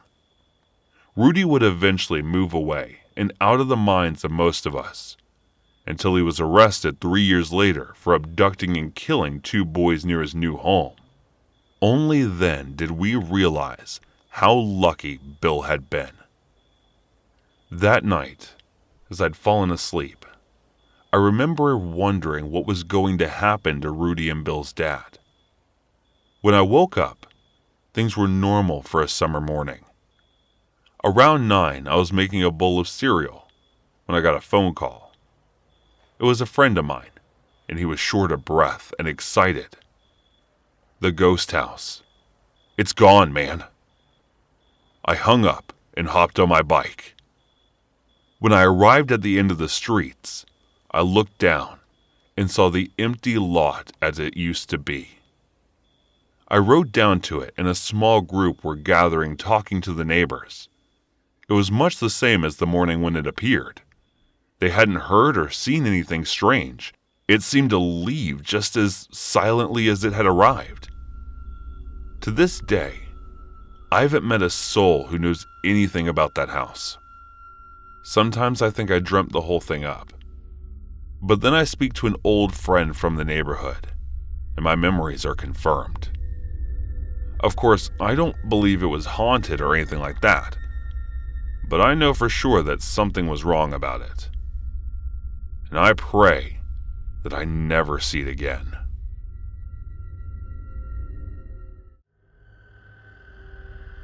Upon hearing my mother's words, "Hey Greg, the invitation is here," I sprang out of my cozy bed and dashed down the stairs.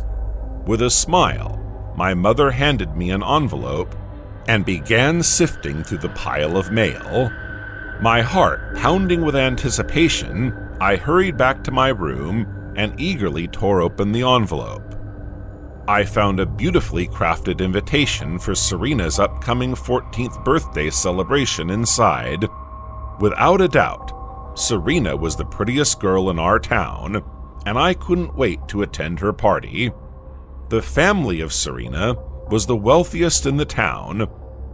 For the last 5 years, they have been organizing a grand birthday celebration for Serena, where every child of her age in the town would receive an invite. The extravagance of the event was such that nobody ever questioned why Serena was never present in person. Her family would display a painting of her at the end of the party, showcasing how beautifully she was growing up, leaving everyone in complete admiration. Although no one seemed to have asked, I was always intrigued about why Serena was never present at her birthday party. That was why this year, I was determined to meet her no matter what. The theme of this year's party was superheroes, and we were requested to dress up in our favorite character's costume. Strangely enough, a specific regulation prohibited using masks during the party. Personally, it didn't matter to me as my costume choice, Aquaman, did not require a mask. The long-awaited day of the party had finally arrived. Filled with excitement, I woke up early and anxiously awaited the arrival of my dear friends Tim and Sandra. We had planned to go to the party together, and I couldn't wait to see them. As I sat and waited, time seemed to crawl by at a snail's pace until I heard the sweet sound of the doorbell. Without hesitation, I leaped up and rushed to open the door, eager to start preparing for the party. They had brought their costumes to get ready at my house. Sandra had adorned herself in a stunning Starfire costume, while Tim had transformed into Captain America. Once they had finished their preparations, my mother chauffeured us to Serena's grand and impressive residence, which looked more like a stately manor than a mere house. Each time I saw it, I was struck anew by its breathtaking beauty. Upon dropping us off and ensuring to return on time to pick us up, my mother departed. As we stepped into the vicinity, we were immediately awestruck by the intricate decorations that adorned the entrance. The effort put into each detail was remarkable, and it felt like we had just walked into a grand carnival. The entire area was bustling with children from the town who had already immersed themselves in the festivities. Jesters, magicians, and games of all sorts could be seen dotting the area, while the aroma of tantalizing food wafted in the air, causing a stir in our stomachs and leaving us bewildered as to where to start. Despite all the excitement, my main objective was to engage in some games and then discreetly venture into the mansion to find Serena. Tim and Sandra had differing interests, with Tim preferring games and Sandra wanting to indulge in a wide range of culinary delights. Therefore, we came to a mutual decision to split up and pursue our individual preferences. We planned to reunite later at the cake-cutting ceremony, which would also showcase Serena's painting. I indulged in a few magic shows and savored some delectable dishes. However, my eagerness to find the one from each year's paintings lured me into creeping around the mansion. The security detail was ever present, patrolling the premises to prevent unauthorized access to the off-limit areas. Overcoming this obstacle was daunting, but half an hour later, I managed to outsmart the security and began ascending the stairs to the second floor. Through my exploration of the house, I discovered that many rooms were inaccessible due to their locked state. I scanned the second floor and found that each room had similar-looking locks. Despite my efforts to locate Serena, my search proved fruitless, and I turned to return to the party with a disappointed look on my face. Just as I was about to exit the area, I heard the sound of someone approaching. With haste, I concealed myself behind a gigantic vase and watched a man in a black suit, carrying a tray, unlocking one of the rooms and entering. Soon after, I overheard a hushed conversation between this person and another individual inside the room. I thought it was Serena, and since I didn't want to miss my only chance to see her, I walked closer to the door with silent footsteps. As I took a peek inside the room, I was met with the most horrifying scene, which sent shivers down my spine, followed by a nasty stench. The man was talking to an elderly yet scary-looking woman sitting in front of Serena's painting, and on the bed was a rotting corpse of a girl, wearing a similar outfit as the girl in the painting. Suddenly, the two people inside turned their heads in my direction, making me run to avoid getting caught. I was sure they couldn't see my face, but the scene I had just witnessed was replaying in my mind, freaking me out and making me sweat profoundly. No one came after me, but I was still scared that someone would recognize me and maybe kill me. I ran inside the crowd and started searching for Tim and Sandra, only to find them competing with each other in whack-a-mole. "Where have you been, Greg? You missed how I beat Tim's ass in so many games," Sandra asked the moment her eyes landed on me. I want to go home, I said hurriedly. But your mom isn't coming for another hour. Besides, I'm not going anywhere until I eat that delicious cake they present yearly, Tim said before turning back to hit the mole again. I felt terrified as I stood with the others, watching the woman I saw in that room carrying a covered painting. We gathered around a large and beautiful cake, which Serena's mother cut before placing it with the other desserts for the children to sample. Suddenly, the curtain covering the painting was lifted, revealing a beautiful girl everyone assumed was Serena. However, I knew it wasn't her. As I gazed at the painting, I caught the woman's gaze, sending chills down my spine, causing me to look away. I can't explain why, but I sensed she knew it was me. Upon Mom's arrival, I couldn't help but feel a sense of relief. However, her attentive gaze quickly noticed the pallor of my skin as she asked if something had happened, or if I had a fight with someone like last year. In response, I silently shook my head and sat inside the car. After dropping my friends off at their houses, we headed home. That night, I spent wide awake, tossing and turning, unable to shake off whatever transpired that day, shaking in fear and anxiety, thinking that the girl I was crushing on didn't exist. Nothing unusual happened until the following day, when I became grievously unwell. A half-decade later, I remain confined to my bed, receiving medical attention. My parents had taken me to every famous doctor, but none have been able to diagnose my condition. I am uncertain why, but I suspect it may be connected to the mysterious woman and the inexplicable occurrence I witnessed that fateful night. I grew up in Ohio in the 70s, and me and my childhood friend Joe were outside all the time we could manage it. Joe lived on a farm that bordered a pretty big forest, and my parents would drop me off in the morning, and we'd stay in the woods all weekend. We'd only come out for school. We loved pretending we were frontiersmen. We'd build shelters, traps, practice making fire with sticks, the whole 9 yards. When we got to be in high school, we got the notion to pull a Stand By Me. This is based in a movie of the same name that just come out. The idea was that we'd walk the railroad track out into the country, but instead of looking for a body, we'd find cool bridges to fish from and a camp a little ways off the tracks.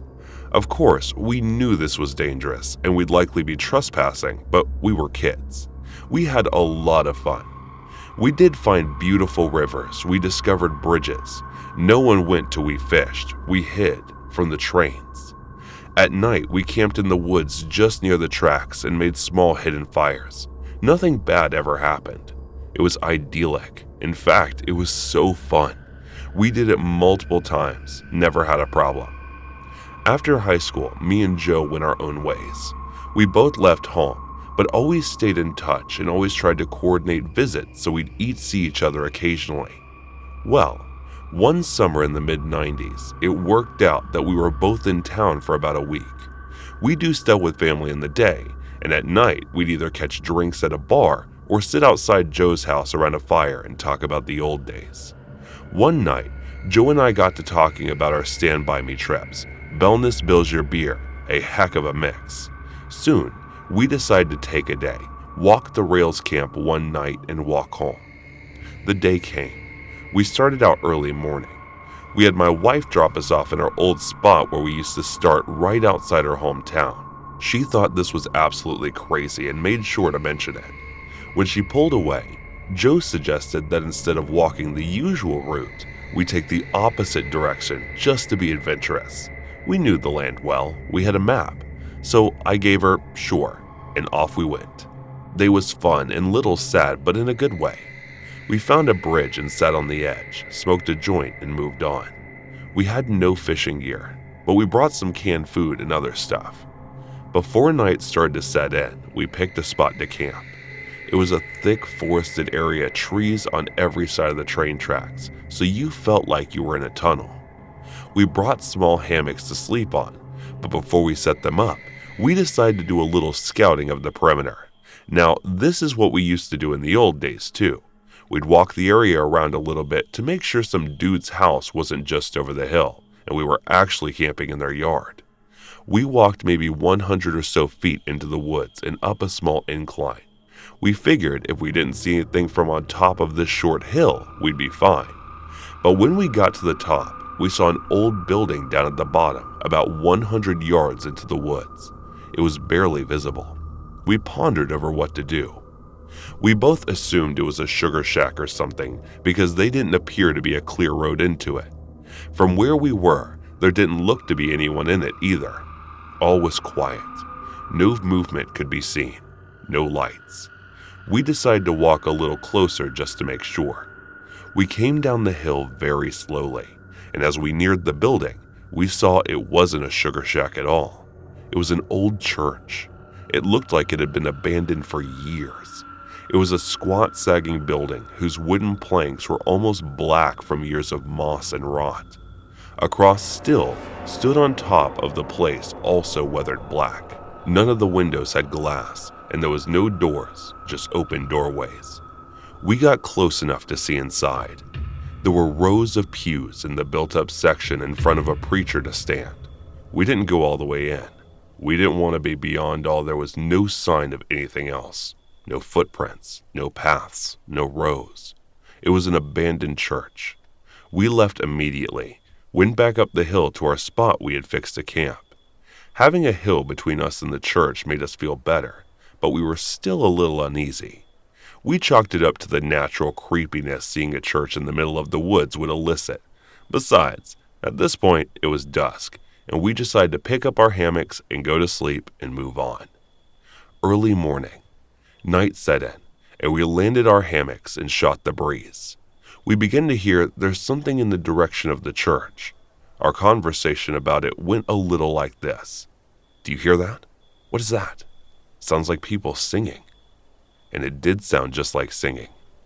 We both slid right out of our hammocks and hunkered down, straining to hear more. We listened for a minute or two, and the singing continued, but it wasn't getting louder. Finally, we decided to creep back up the hill and see if we could spy where the sound was coming from. We would still move very quietly in the woods from the old days. It was second nature to us. The moon was barely out, and it provided enough light. So you wouldn't walk right into a tree, but it was near pitch black. We didn't use flashlights as we crept slowly up the hill, and we didn't talk. And we got to the top, we saw light in the distance. It was coming from the church, and the singing was coming from inside. Joe and I put our heads close together and had a rushed conversation that boiled down to, can you believe this? The light looked to be like candlelight from the way it flickered. And then we tried. We couldn't make out what was being sung. It sounded like church music, but in another language.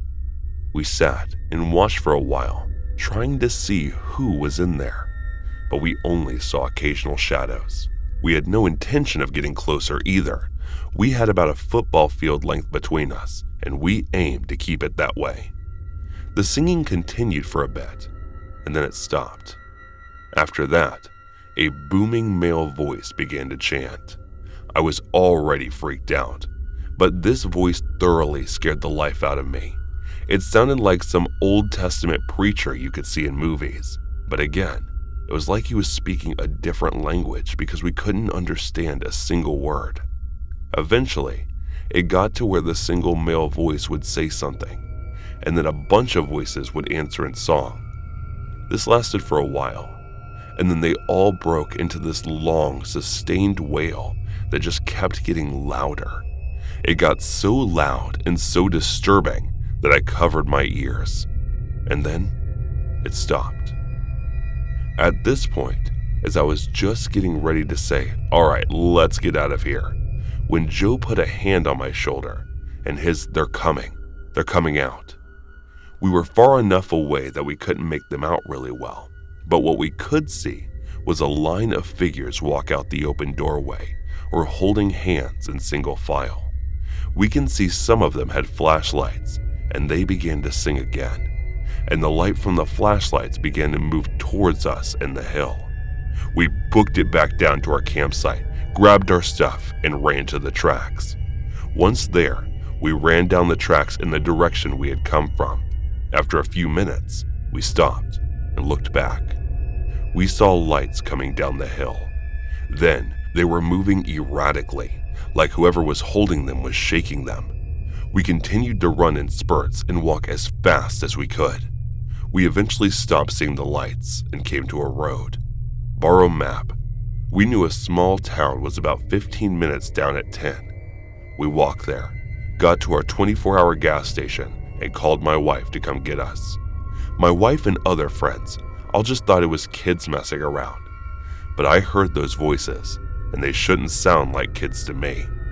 Not sure who those people were, but it was definitely the creepiest thing that happened to me out in the woods.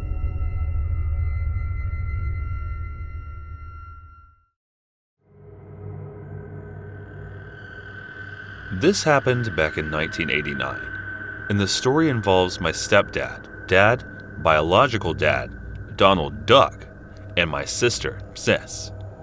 The person who exacted the revenge has passed now, so it should be safe to relate. And this is a revenge story that would warrant prison time, I believe. I was living outside the country when it happened, so my sister relayed all this information to me about a year after, and we recently got together and went over the events again. So my biological parents married when they were very young, and Donald Duck was still in law school. The marriage lasted long enough to produce 2 children. They didn't waste time in those days. My sister, who was 14 months, my elder, and myself. They were divorced before I was born. And Donald was a serial cheater, a pathological liar, and a total asshole. He still is at least a liar and an AR. He's in his mid-70s now, so maybe not doing much cheating anymore, but the fact that he is still working as a lawyer, I think has indicated that he was never a good one, and he doesn't have enough to retire. I've looked at reviews on him online, and it's funny to see that most reviewers say that he is not only a terrible lawyer, but a horrible person. When Sis was 22, she was a single mother, and my nephew, her son, was around 3. Her company transferred her to another state, and she discovered that Donald Duck lived in a town near her new work location, and thought that he might be able to help her get out of bearings in a new place. For a short time when we were teenagers, we had some sporadic involvements in our lives after moving to a neighboring city. It was mostly him trying to impress us with how cool and rich he thought we should think he was. So though it has been a few years since she had seen him, it was not like they were strangers. In any case, Donald Duck agreed to let Sis move into his apartment with him, his girlfriend at the time, of course. Many years his junior, and her 9-month-old child, not Donald's, until she was able to find her place. He also offered to allow her to keep her belongings in his storage unit. Says took him up on his offer. Never did Donald Duck make any reference to being paid for the use of the storage unit or paying for utilities at the apartment. Says stayed for 3 months and did her best to get out as quickly as she could. And as far as she could once, she became more familiar with the area. Living with him was hard. Did I mention he was an asshole? And her young son would find his pregnant lady porno mags around the apartment. This is pre-internet. Mr. Duck's young girlfriend was able to help with babysitting, something Sis paid her for. Eventually, she got her apartment. But all of her things, her son's toys, her furniture, household items, and everything. But her bed was still in the storage unit. So she called him to figure out how she could get her things back. But he seemed to want to hang on to them for some reason. He said, "You are my girlfriend's money for babysitting, and you can't get your things back until you pay her." She said, "Have you talked to her?" "I've paid her everything I owed her." He put down the phone and talked to his girlfriend, and she confirmed that she had been paid. And then he said, "Well, you owe 1/3 of the utilities for the time you were here." She reminded them that he had never said anything about that.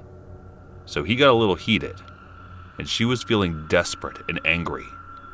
She then shouted an accusation of something he did to her when she was very young, which is a different story. And he responded, "Have you ever told anyone that?" "No," she said. "If you ever do, I will break your neck," he said. And the conversation ended there. She had given up and thought she would never see her things again. When about 20 minutes later, she got a call from an acquaintance who had gone on 1 or 2 dates with Donald before she met my sister. She told Sis that Mr. Duck just called her, asking if Sis had ever told her anything he might have done to Sis, hinting at the accusation Sis had made since I had never told anyone, and the acquaintance told Donald as much Sis later calls my stepdad, whom we have always is considered to be our dad. And he was the only father we knew growing up, as he was in the picture before we were old enough to remember. He married my mom when I was an infant, and my sister a toddler, and they were together for many years until my mom's death. The guy's had a lot of faults. He passed away in 2017, and we often felt better when he wasn't around. But he tried. It's not easy raising someone else's kids. He was our dad as far as we were concerned, and he'd legally adopted us. He had a lot of issues, but he hated to see anyone being taken advantage of if they were in a weaker position.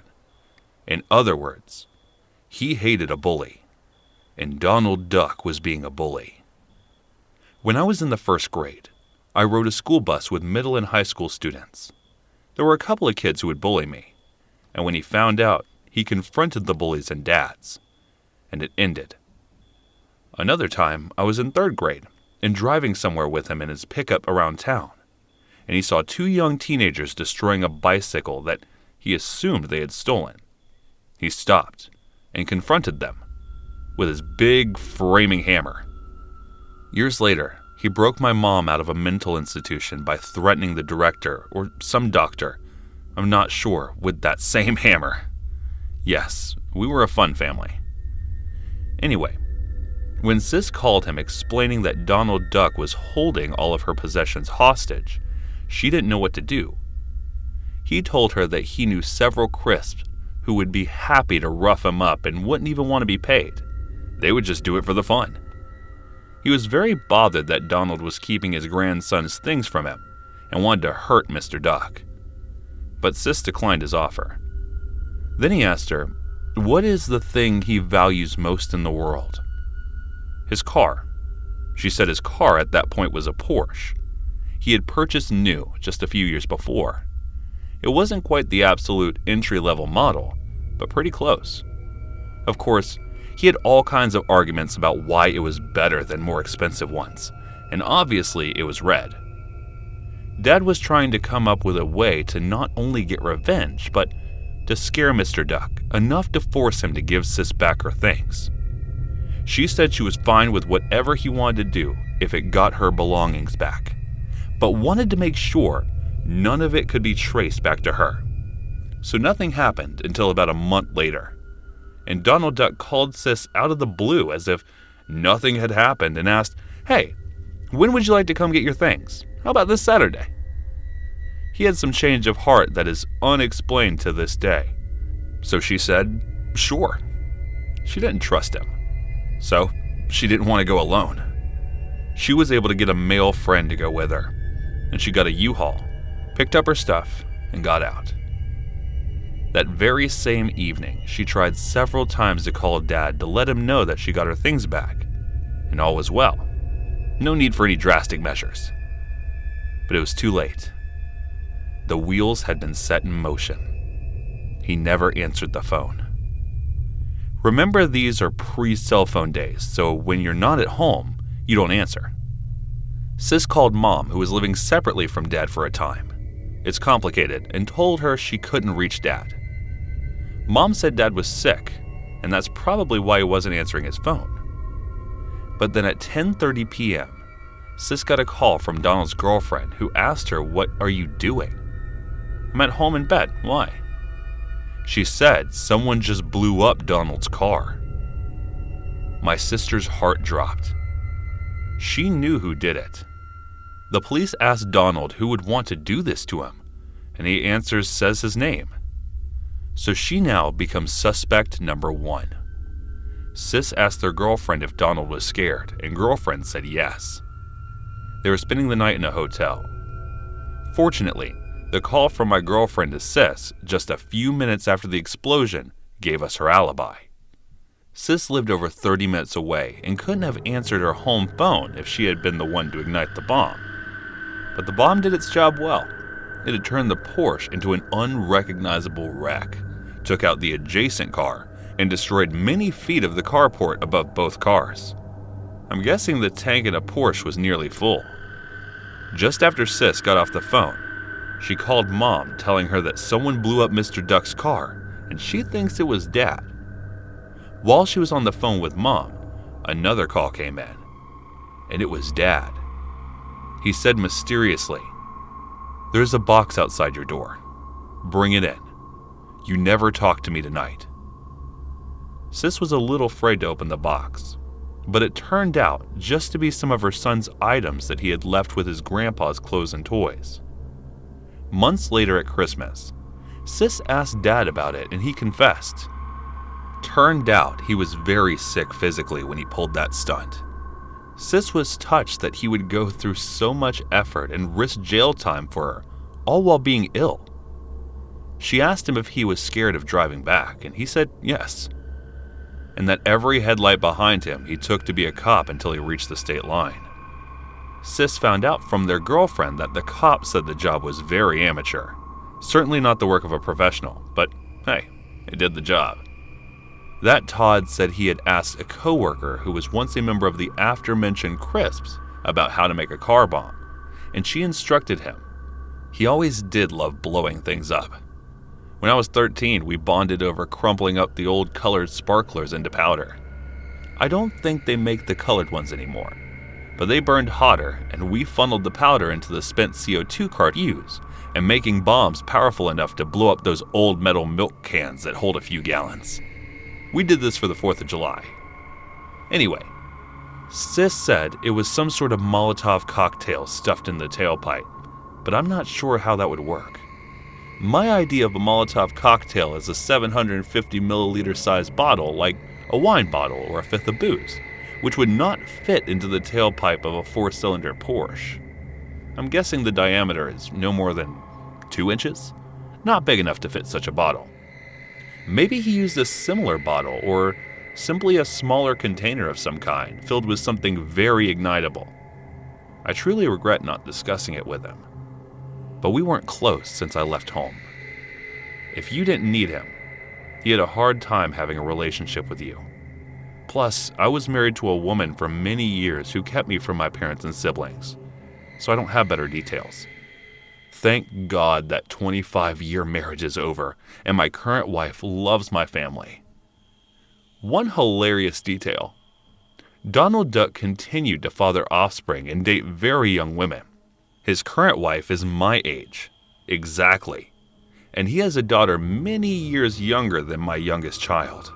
A couple of years ago, I had a conversation with one of these half-sisters, and she's a marvelous person despite half her DNA. Her mother was never married to Donald, and this sister is the age of my youngest daughter. I told her the story of the exploded Porsche, and she found it very amusing, because she said Donald loves to tell a story about he was prosecuting some mob boss and a couple of thugs came to his door trying to threaten him. Of course, being the big, bad, brave man he is, he didn't back down. And what was his reward? Those thugs blew up his car. I think it's hilarious that he tells this story to his children. But now they know the truth. He's the biggest bullshitter I've ever met. Also, due to Donald's allegations that it was my sister who blew up his car, the condo association or whatever tried to sue my sister. My name is Ali. I'm 33, and from the ages of 19 to 23, I was addicted to heroin. How I got hooked is a story on its own, but I have a better story to tell here, and that's how I got clean. I say better story, but it's still not a good one. In fact, it's actually pretty horrifying. But it was what I needed to get clean, so silver linings, I guess. Anyway, about 18 months into my addiction, I got kicked out of my apartment, and my family didn't want anything to do with me. I really can't blame them. So I ended up out in the streets. I was 21, 5'2", and 110 pounds soaking wet, so needless to say, I was pretty vulnerable. I think I'd have been more scared if I wasn't focused on scoring all the time. That's scoring drugs, not, But as you can imagine, life for a young woman out on the streets is not a good one. And Jesus Christ, is it scary. So first thing you learn is that you need protection. Basically, and as a feminist I hate to say this, you need a man. Now, I was lucky. Most girls don't get a choice, but I happened to hook up with a guy who had been an addict for about the same time as me. It was only a few years older. We didn't just get together so it'd be easier to score. We actually liked each other, and after a while, I'd say we fell in love. We spent the next 2 years together, just trying to get by, occasionally trying to kick the habit and facing all the hardships that came with the lifestyle altogether. Together, that was the important thing. It was the only thing that mattered. But I can't quite bring myself to type his name for a number of reasons, and you're about to learn the main one real soon. So this guy would do anything to protect me, and I mean anything. He stole from me, hurt people for me, but only when I needed to be defended. We were each other's whole worlds. And when we got 3 months in county for his third shoplifting offense, he had an immaculate record before his addiction. I missed him like I've never missed anyone else, not even my whole family. I want to say that I was able to make it by without him, but that's not the case. And when he finally got released, I literally wept with joy. I was so happy to see him. The cops had forced him to get clean in the county, and the first thing he wanted to do when he got out was get high again. Luckily, I'd planned a little homecoming party in advance, which consisted of nothing more than a 10 bag of dope. So we quickly found a safe, quiet place to nod out, then started spiking up. He went first, then shot up the second half of the needle, and we fell asleep in each other's arms. Something I'd missed so much I can barely find the words to describe. The last thing I remember is him trying to pull away from me, and I figured it was to go pee or something. I'd missed him so much that all I remember is tugging at his sleeve, not wanting to let him go. I'd waited months for that cuddle, and he could wait a minute longer. Just a minute longer. The next thing I know, I'm opening my eyes and I can still feel the guy's arm around me. You know when you just wake up and it's like you're not fully logged in yet? That's 1,000 times worse when you're on dope. Like it was actually like, huh? Who is this? For a second before I remembered my man was out. So naturally I feel this warm, fuzzy feeling. I wiggle back into him and I pull his arm tight around me. Then I reach for his hand to lace my fingers between his like he always used to like. And it's cold. Not just October in Chicago cold, like I need a pair of gloves cold, stone cold, the kind of cold that made me realize something was horribly wrong. I barreled out from under him, spun around, tried to shake him awake, but it was no good. I remember I screamed so hard that I puked, and that caused someone to come running to check on us. After that, I'm not sure how long, the cops and the EMTs showed up, and I had to answer a bunch of questions. It was OD, by the way, in case you were wondering. He just shot a little too much after being clean for a few months, and his tolerance had plummeted so much that, his body just gave out. The worst thing is, though, as he was overdosing, he obviously tried to get away to get himself help or something. That's what the tugging must have been. A minute later, he must have slipped away unconscious. All the while I was cuddled up, all snug in his arms. I slept with his corpse for maybe 5 or 6 hours, and that's something I still think about, usually at least once a day. I think about my addiction, how grateful I am to be clean, and that's the first thing to pop into my head. I can't type his name because it just tears me up inside, like it's the most triggering thing for me, so please forgive me that I'd neglect such an obvious little detail. I can't type his name because, even though we were addicts, I loved him with all my heart. I loved him, and In some ways, I feel like I killed him. He was clean. I brought him the shot that killed him. It's my fault. It's all my fault. And that's something that I'll never, ever get over. I live in a place called Crowley, Louisiana, not too far from the city of Lafayette. It's a pretty boring town. Not much really happens here at all. Perhaps the most interesting thing that goes on is the yearly International Rice Festival, which should basically tell you all you need to know about the place. On April 2nd of this year, I was sitting out on the porch of my parents' house at about 9 in the evening, just chilling and scrolling through Twitter. It was a quiet night. The sun had just set, and aside from a little low-volume music playing out of a neighbor's window, it was a peaceful, serene Louisiana night. But then I began to hear something in the near distance, a sound that was weirdly familiar to me. It was this blaring noise that got louder and louder the more I listened, until eventually it was so loud that people were coming out of their houses to check out what it was. It was a siren, this start-stop wailing siren sound that echoed all throughout our neighborhood. And although I couldn't quite work out where I'd heard it before, it was honestly one of the most ominous sounds I'd ever heard in my life. I was panicking over what it was about, so I called my dad onto the front porch to see if he knew what it was about. He didn't seem to take me all that seriously at first, and I'm pretty sure he was just as confused as why I found the sound of police sirens so alarming. But when he heard the sound, and recognized that it wasn't no regular police siren, he got this serious expression on his face and told me to get back in the house and go up to my room. I was already pretty freaked out, but when my phone starts buzzing with notifications from my friends, all asking if I could hear the siren sound in the streets, it was all over Crowley. That same horrible sound was blaring out all over our town, and none of my friends seemed to know why. Their parents were freaking out too. Some of them were asking if it was a bomb siren or something, and actually told them to go down into the basements just in case something horrible was about to happen. I heard my dad walking in the hallway upstairs, and I peeked out to ask him if he had any idea what was going on, and he had actually taken his gun out of the locker he kept it in. Now that really did freak me out. Seeing him panicking too was just the worst. Then I get a group text from a friend of a friend, who texted a bunch of us letting us know that the siren that we were hearing was actually from that Purge movie. That's where I heard it before. There were some of us who actually really flipped at this point and said they knew the Purge was actually going to happen one day, and tonight was the night it was going to happen. A few minutes after they started, the sirens died down, and although my dad kept watch downstairs with his gun, nothing terrible happened, thank God. Then the next day it was all over the local news that it was actually a siren that the cops had played from their bullhorn things to let everyone know that there was going to be a curfew in place. People were going crazy, asking why the cops had chosen to play a noise from a scary movie instead of just telling us that there were going to be a curfew in place.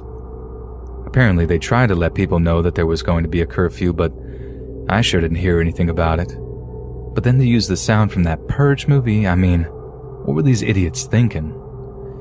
The chief of police ended up releasing a statement a few days later saying he had no idea that the sound was from a horror movie and made a full and frank apology to the people of Crowley. But, I mean, I felt kind of dumb having freaked out so much over nothing, but seriously, for a few minutes, the whole thing was absolutely terrifying. I am now a 72-year-old man. This happened long ago, but I remember it so well. The background was a series of events that placed me in a mountain cabin outside of Frederick, Maryland, circa 1969 or 1970. Just say my life at the time was in disarray. I had dropped out of college, my father had died very badly, and I was alienated. I needed to get my mind right. The opportunity to move to an isolated cabin, to live in contemplation and solitude was welcome. I had some inheritance money to pay for it. To the best of my memory, I was there 8 to 9 months. No TV, but books and radio. I had a library card, and I can't remember if I even had a phone. The story begins when, a month into my stay, a female beagle showed up at my door. She was a lost dog, and I took her in. Never could train her to do anything, but I fed her, and she was a sweet, if not the brightest, dog. A few months in, I began to feel a presence around the isolated cabin. Hard to describe, but I felt like someone was watching. On many occasions, I thought someone might even be looking into my cabin window, watching us. The next phase was the shadowing or following. I knew the folks a half-mile down the lane, woods all around, and would sometimes visit them at night. Something was waiting for me, and followed closely in the woods beside me in the darkness.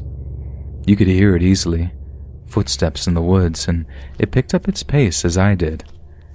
This not only happened to me, but to my younger brother who visited, and to friends, and it spooked them big time. At night, it was out there around the cabin. And here's the funny thing. I was never afraid, never felt threatened. Not at all, at least early on. There was no feeling of malevolence. I spent a good bit of time wandering the vast areas of woodlands around me. There was a state park just up the hill, and the Frederick Municipal Forest went on for mile after mile. The whole of western Maryland was much more country than it is now. None of the development had set in yet. In our hikes, the dog and I, we came across evidence of campsites, recent ones in the woods, traces of fires, old abandoned buildings that had corners that gave shelter and looked slept in, garbage, food and drink, paper, what have you. Perhaps hunters, but much of it did not have the organized feel that you would get from experienced hunters. The last month of my stay there was when things intensified. Maybe he sensed I was preparing to leave. In the mornings, I would find small dead animals at the bottom of the front porch steps. The cabin had a small front porch screened with a light door and 4 wooden steps to the ground. A spotlight would illuminate the long front yard with woods close by either side. Dead animals began to appear at the bottom of the steps many mornings. I remember small birds, then a squirrel, a rabbit, even a weasel one day, like they were offerings. I had to grab them up before the dog ate them, and this went on almost daily for several weeks. One night, very late, I was awoken by some sound. I lay in bed and heard something from the front porch. I hopped up and hit the lights, and I saw that hound dog who never learned to sit or stay, standing at the front door in a perfect pointer position.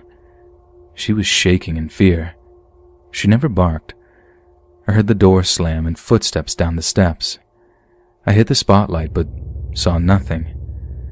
I went out. He had been on the porch at my front door, maybe trying to enter. After that, I stayed in at night more and more. The animal offerings got bigger and bigger. Larger birds, a possum, a woodchuck. It really wasn't funny. The final 2 gifts were legs, either from horses or even cows. Big and bloody. One was skinned, dear God. And the second to last day, the dog left me. I could hear her in the woods howling on a trail following a scent. I looked for her in every way I could. Came up in the following weeks, but to no avail. She left as she came. I moved back to Maryland's suburbs of D.C., got an apartment with a friend, got a job, and moved on with my life. One day, not long after, I picked up the Washington Post, and there was an article about recent encounters with the Sykesville monster.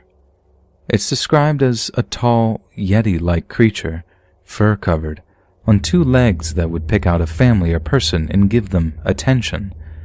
I wasn't the only one. That attention, described in the article, was exactly what had happened to me. Following you at night, looking inside the house, gifts, and so on. I was shocked. If I had turned on that spotlight and seen a Bigfoot or Yeti, I might still be running. But I think I know who it was. Sykesville, Maryland was the location of the Springfield Hospital Center, a large state psychiatric hospital. It was 20 miles or so east of Frederick, and back then, many folks knew how to live in the woods. They grew up that way, country folks. I think the monster was actually an escaped patient, or just a free schizophrenic who lived outside. This is like all the homeless you see in the cities now, probably off his meds, but somehow functional and just lonely. He would pick people or families to adopt, so to speak. The camps in the woods could have been him. Nothing to do, he would make mischief. I think he liked me, but sensed that I was leaving. Now, I can't prove any of this, it's just my theory. My monster was very much of that time and place, and his behavior was what I noticed in nearly every case then. I don't think he could have survived until the 1980s.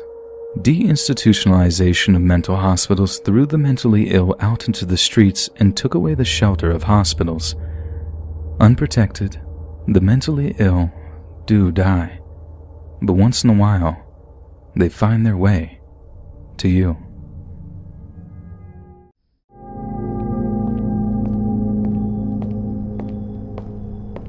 During the early 2000s, when I was attending law school, I worked nights delivering pizza for one of the national chains. I had done something similar when I was younger and attending my local community college. Anytime I found myself sorely in need of quick cash, that was the avenue I would choose. Despite the many stories I have heard questioning the safety of the job, I never had a single run-in with a thief. I'm sure back in the early days, it could be a little dangerous, but by the time I joined the game, companies had learned that implementing practices such as limiting the driver to $20 lowered the chance of holdups drastically. Even though I was never a victim of a robbery, I did have one or two scary incidents I could write about. The worst of these happened to me back in the 2000s. I was very familiar with the city I was living in at the time. Moving there after junior college and delivering for several places over the last 5 years had made me intimate with almost every nook and cranny of the place. However, one evening I would be called to an address that I, nor any of the other drivers even knew existed. When the order came in, I went straight to the map to find the address, but it wasn't there. Not even the GPS on my phone showed it. We didn't have any no delivery areas at that time, so I had to take it despite my misgivings. Theoretically, the place would have existed if the road continued for 10 more blocks, so I turned on to said road a block before its ending and followed it south. Sure enough, a newly paved road began where the old one should have ended. For what seemed like miles, I continued on this new section of road. Nothing stood on the other side of it, and I didn't pass another car the whole time. How the state managed to build it without a single report of its creation leaking to the media had me bewildered. The 5 years I'd been driving all over the city, I'd not known this part existed.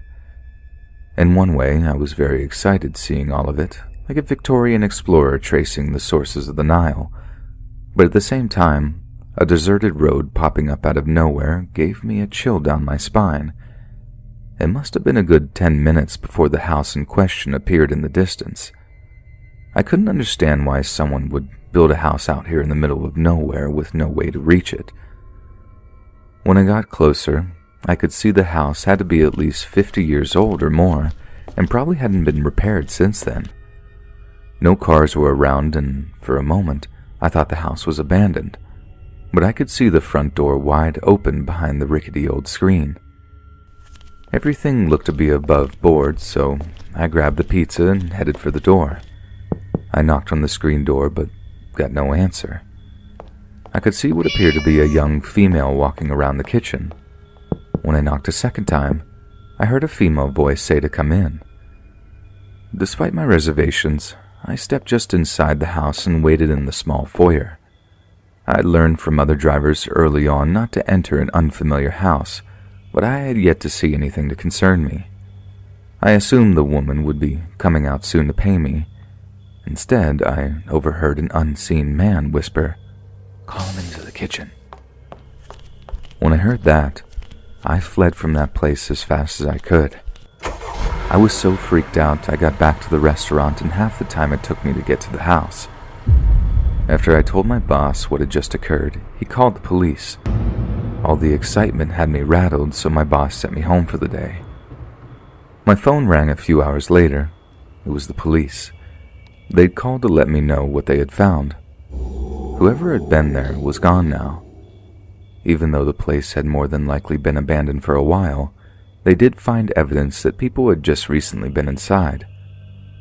This was stuff my boss had already told them.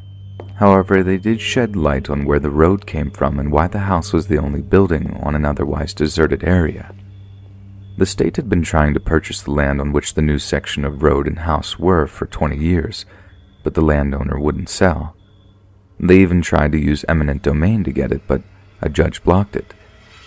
Around 2 years before, the owner passed, and his children finally sold the land to the state.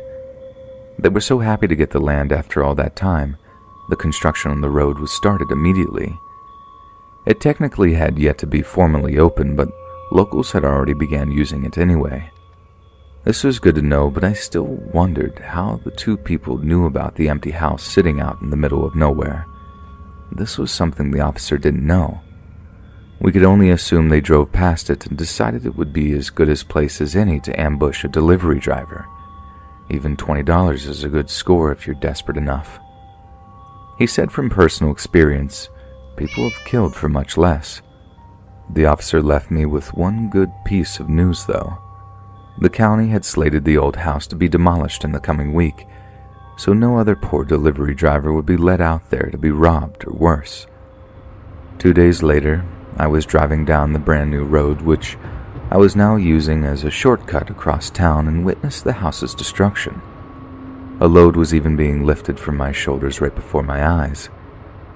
Never again would I enter a customer's home or even deliver to an area in which I was not well versed. Perhaps in the future I'll share my other story.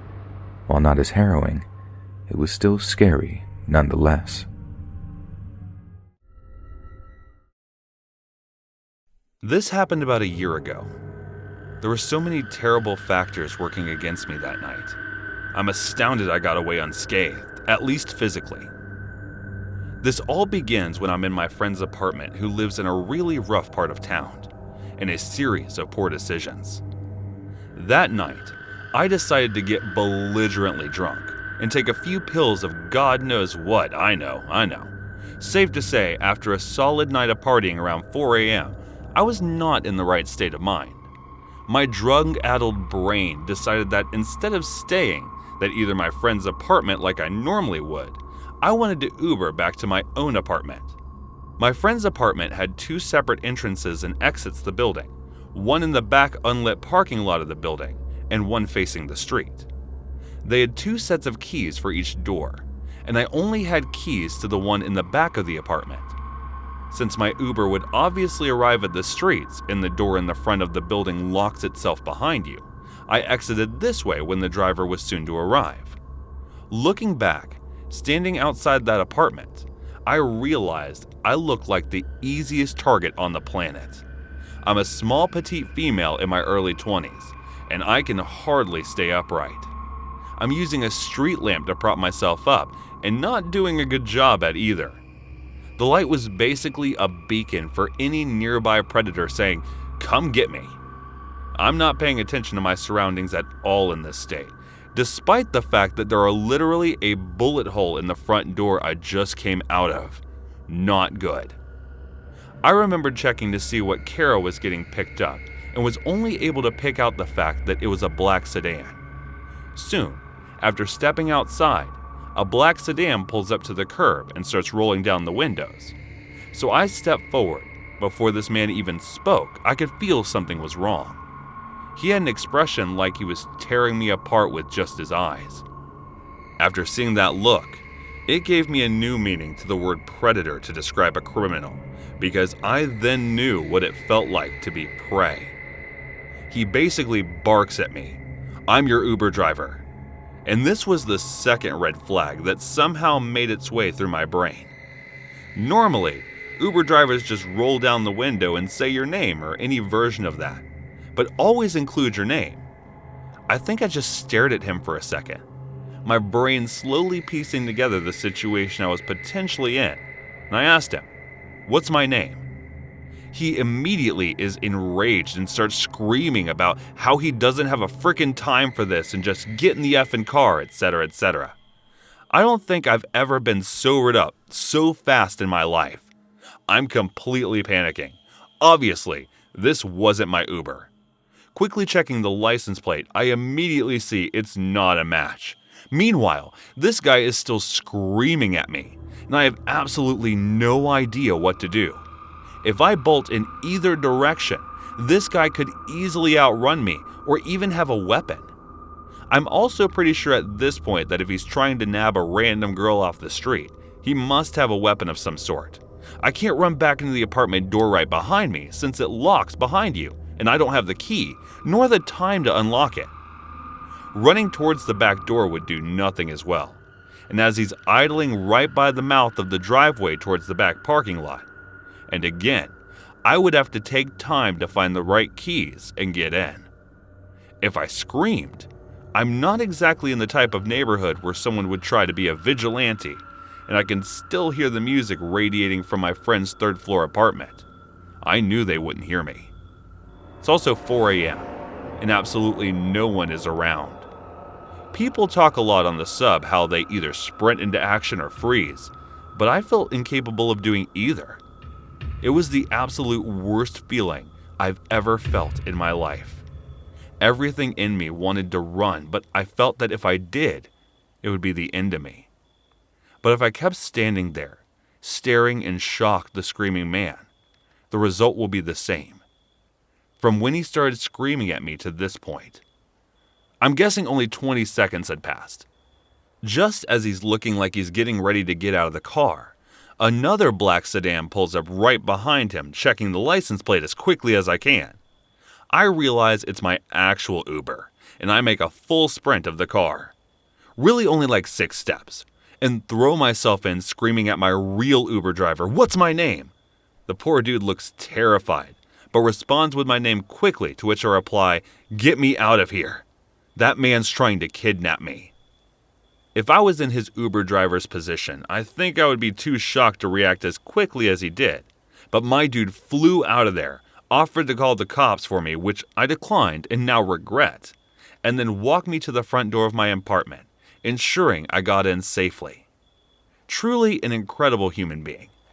You can rest easy knowing he got the fastest tip my college student bank account would allow for, although he deserved much, much more.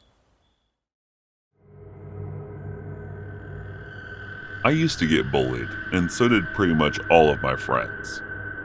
I witnessed some of it, and I couldn't believe how cruel and degrading people could be. One day, while talking to my friend Sally, who is my best friend, she brought up a boy she had made friends with in conversation. We were on holiday at the time, and I already knew this kid. He was quite pretty smart, awkward, and very clearly sad. She explained how he got bullied because of his voice and how his ex-girlfriend was spreading rumors that he was faking his condition, and that he didn't really sound like that. She wanted to know if she could let him sit with us at lunch because he usually didn't have anyone to sit with. I obviously agreed to it, not really knowing that much about him. I hadn't spoken to him a couple of times, and he seemed pretty happy about having someone to talk to. But I couldn't see any personality within him. Everything he did just seemed odd, like it wasn't really him. I know that sounds weird, but that's how I felt.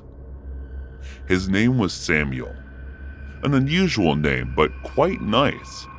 He seemed like a kind person, but he still carried a weird vibe. After a while of talking to him, Sally and I got to know him better. He liked dark humor much like me, and he was really into Doctor Who. None of us really knew much about it, but we still let him talk about his interests so that he could feel more comfortable around us.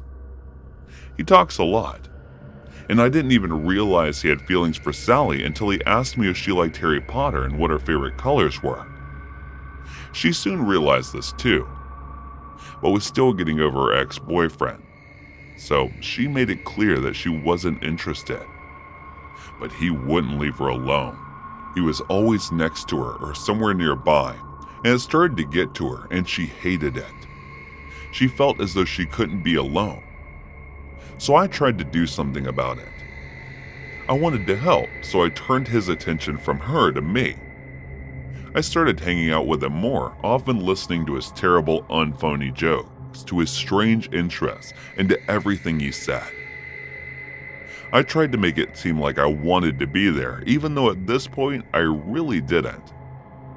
I wanted to get away from him though, and he was beginning to tire me out emotionally with him constantly being there. He wouldn't leave me alone, and wouldn't even walk home with me and my friend Grace, despite the fact that he lives in the opposite direction. At one point, I was going through a particularly hard time and being desperate for help and someone to talk to. I turned to him. I know it was the wrong move, but desperation led me to him. He asked a video call, so I agreed. I was crying, and he tried to calm me down, eventually succeeding, and just started making his horrible jokes and talking about things I like and stuff. He actually shouldn't have known about, but I didn't think much of it at the time because I just wanted someone to make me laugh. Laughter got me through a lot of hard times, and I began to think he wasn't so bad after all. I started talking to him through video almost every day after school, and I noticed him being around even more often. Then one day, he said he needed to tell me something, which turned out to be a confession. He confessed that he had a crush on me. But I had to go because my mom wanted to watch a movie with me when I got home. I had about 10 video and voice messages from him, all of them of him apologizing because he'd apparently thought I hadn't actually left to go watch a movie, but was instead avoiding him because of what he told me. I felt horrible. I didn't mean to upset him, and he was crying. I explained that I really did go to watch a movie, and that's why I had left. Fortunately, he understood. After a while of hanging out with him, I began to get tired of him again, with him constantly being there. And now also knowing that he had a crush on me, I thought back to the situation with Sally, and began to spot the same things in our friendship. He got clingy and just damn right annoying. So I politely explained to him that I didn't want to sit with him at lunch anymore. He still insisted that I sit with him, but I declined, and just told him to go away every time he approached our table. One particular incident, though, made me lose all respect for him. He would sometimes randomly walk with me and Grace, as I mentioned before. I often stayed at her house after school, and we would watch weird videos we'd found in her recommended feed, when about an hour later we heard a knock at the door. She went to answer, thinking it was her parents. But needless to say, it wasn't. It was Samuel. I heard his voice and dropped to the floor, hoping he hadn't seen me. After a long while of silence, I proceeded to army crawl over to the door to see if it was still there. "I'm lost. I can't find my house. Can you guys help me?" he asked. Liar. How could he possibly not know where his house is? And it's not like I knew where it was either. I'd never been there. He persisted and continued to knock on Grace's door. She was hiding in the living room, and we came to the decision that we would hide in the conservatory until he went away, so that's what we did. Some time passed before Grace chose to climb onto the desk and see if it was still there. She turned to look at me and pointed in the direction that she was looking. "He's still there." He was looking directly at me. He waved at me. She whispered this couldn't be happening. This wasn't happening. We weren't trapped by him. He wasn't outside. This is all a joke or something, but Grace's face looked so scared and in way angry. I awkwardly got my stuff and told her I was going to head out to get him the hell away from her house. She reluctantly agreed, and I left with him. I offered to walk him down to the shop and let him go from there, but he refused to let me leave. He told me he couldn't see very well and that he'd almost gotten hit by a car earlier. Complete BS. This boy had boasted many times about how good his eyesight was, so there was no way he suddenly couldn't see despite his apparent sight problems. He flawlessly led me to his house at this point. I was in an area completely unknown to me, and I began to worry how I would get home, It was already dark, and there was no way I was going to wander an area I had never been in, especially in the dark. Who knows what kind of creeps would have been hiding out there? I brought this up to him, and he assured me that his mom would drop me off, but I didn't want that. I didn't want him to know where I lived with how he was acting. I was fully convinced he would try to pull something. I suffer from symptoms of schizophrenia, and this didn't at all make it better for me. I felt unbelievably unsafe at that moment and wished that I hadn't left Grace's countless minutes dragged on as I sat and waited in his room, surrounded by his cats. They were the only thing keeping me from snapping. After they dropped me off at my house, I went to my mom and broke out in tears. I couldn't take it anymore. He'd gone too far this time.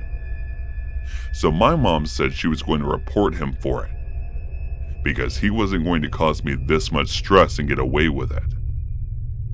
I agreed at the time, but soon after, I asked my mom to just forget it. Maybe this would all go away. But it didn't. The next day, I told him that I wasn't allowed to talk to him anymore because my mom told me not to. But he still refused to leave me alone. I obviously got mad due to having enough of his crap and had a complete mental breakdown, saying that I was going to get Tim, my boyfriend, on him because I was done. Grace and Felicity, my other friend, tried to take me to one of their most trusted teachers. But a few other teachers, despite seeing me crying hysterically, refused to let us through, because they said that she probably wouldn't be able to help us. So we found another teacher and explained the whole situation to her. She assured me that she would speak with him and attempt to get this sorted out throughout the entirety of my geography class. I was having major anxiety, but I calmed down a bit in math. And when lunch came about, I saw Grace standing next to the door holding someone else's stuff. "What the hell is this about?" I questioned. "I don't know. He just dumped it on me and left. Now he's in the toilet," she told me. Then one of my male friends who knew about the situation, Chad, approached us and offered to take his stuff while we left. I thanked him 1,000,000 times and we hurried away. We reached the hall and sat down at the table where Sally and Felicity were, and everything seemed fine until he showed up again. He seemed pretty angry, so I assumed the teacher we'd spoken to had talked to him. I began to panic, thinking that this wouldn't end well, that we were in danger. Then Rafita, another close friend, walked over to him, attempting to save me from an episode. She told him that I didn't feel good and that he should probably go. But he completely ignored her and asked me if I wanted some food. I nervously shook my head and he started saying that he was going to pass out and that he needed to sit down. Rafita calmly told him that he could go sit somewhere else because this isn't the best time. He turned to her, fury in his eyes, and yelled. Now I hid my face in my hands and felt weak, like I was going to start hyperventilating. He sat down and Rafita, having had enough of this too, grabbed my arm and said, "Come on, let's go," while dragging me away, and the others followed. He also left the hall, but luckily he didn't follow us. Then all of a sudden, the built-up stress and anger caused me to start hyperventilating and crying, because I felt like I put not only myself, but the others in danger. I didn't know what to do anymore. Then Chad came and said that he'd talk to him for me, and asked him to sit with him instead of us once again. I thanked him with all my heart, and we went back to the hall. One of my old friends, Shayla, is now transgender, and his name is Jaden, came up to us, and we told her about the entire situation. She told us that this wasn't the first time something like this had happened, and that he had a book in which he wrote about plans for mass homicide, and that he called it Samuelism. Then Chad returned and told me that Samuel wants to talk to me after science, and how I probably should, so after science I waited for him. And he said he hadn't realized he was causing a problem. Shut up, of course, you did. How can you be so dumb oblivious to your own actions? He then proceeded to tell me how bad his day was, and I ended up having to walk him to the office. I told Tim about it, and he said he would meet me after school on Wednesdays and sort it out if he didn't stop. I was very thankful for this. I just wanted Samuel out of my life, but he still wouldn't leave me alone. After all, that he was specifically moved next to me in English class after everything that happened on Friday. He still persisted with his little games that day. Was parents' evening at school. So I went with my mom and left my phone at home. When I got back and looked at my phone, my heart dropped.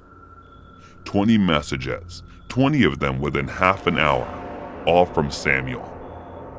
I started ranting about all of this to myself and even went into the bathroom to practice what I was going to say to him the next day. I started crying again, because all of this was just too much to bear. But then I decided to do something. I decided to call him out on all of his stuff and inform them that a troubled childhood is an excuse to put someone in this situation. He actually tried to guilt trip me into forgiving him by telling me his awful childhood. And I admit that I felt bad for him because no one should have to go through that kind of pain. But to show him that he isn't the only one who has to deal with things in the past, I told him about myself halfway through me explaining that I had a lot of trouble showing and experiencing emotions as a child, and that I had a lot of violent homicidal thoughts. He interrupted me, saying that he also didn't have emotions and that he had tried to kill someone because he thought it was funny. This actually pissed me off, because not only was he interrupting me to add to his story and trying to make me feel even worse, he was trying to one-up me on my suffering. If you ask me, that is absolutely disgusting. You don't compare struggles because you only have your own experiences to go off. Don't try to make another person feel as though their problems don't matter, and that they shouldn't ask for help when their problems because they're too small. That's just wrong. I calmly told him that I let him finish his story without interruptions, and that it was only fair for him to let me finish mine. That way, too, he quickly apologized, being caught out on his crap. I told him the rest of my story, and let him realize that he really wasn't the only one who had gone through stuff in his childhood. He then began begging me for another chance at being my friend, but I declined, and decided to talk with Sally instead, ignoring the rest of his messages every day. Until that point, and even for a while after, just me feeling like I was going to die, I actually contemplated suicide for a while because I couldn't deal with his constant presence. I was afraid to leave my house because I felt like he would be there. I know this is a bit weird, but I felt that way because of the schizophrenia. My episodes began getting more frequent and severe. There were periods of time where I could not concentrate in class and actually could hear what the teacher was saying because of my auditory hallucinations. I generally felt like crap, and it got so bad that I felt like I didn't want to be here anymore. But after telling him to bugger off, I felt like a giant weight has been removed from my chest and that I could breathe my own air again.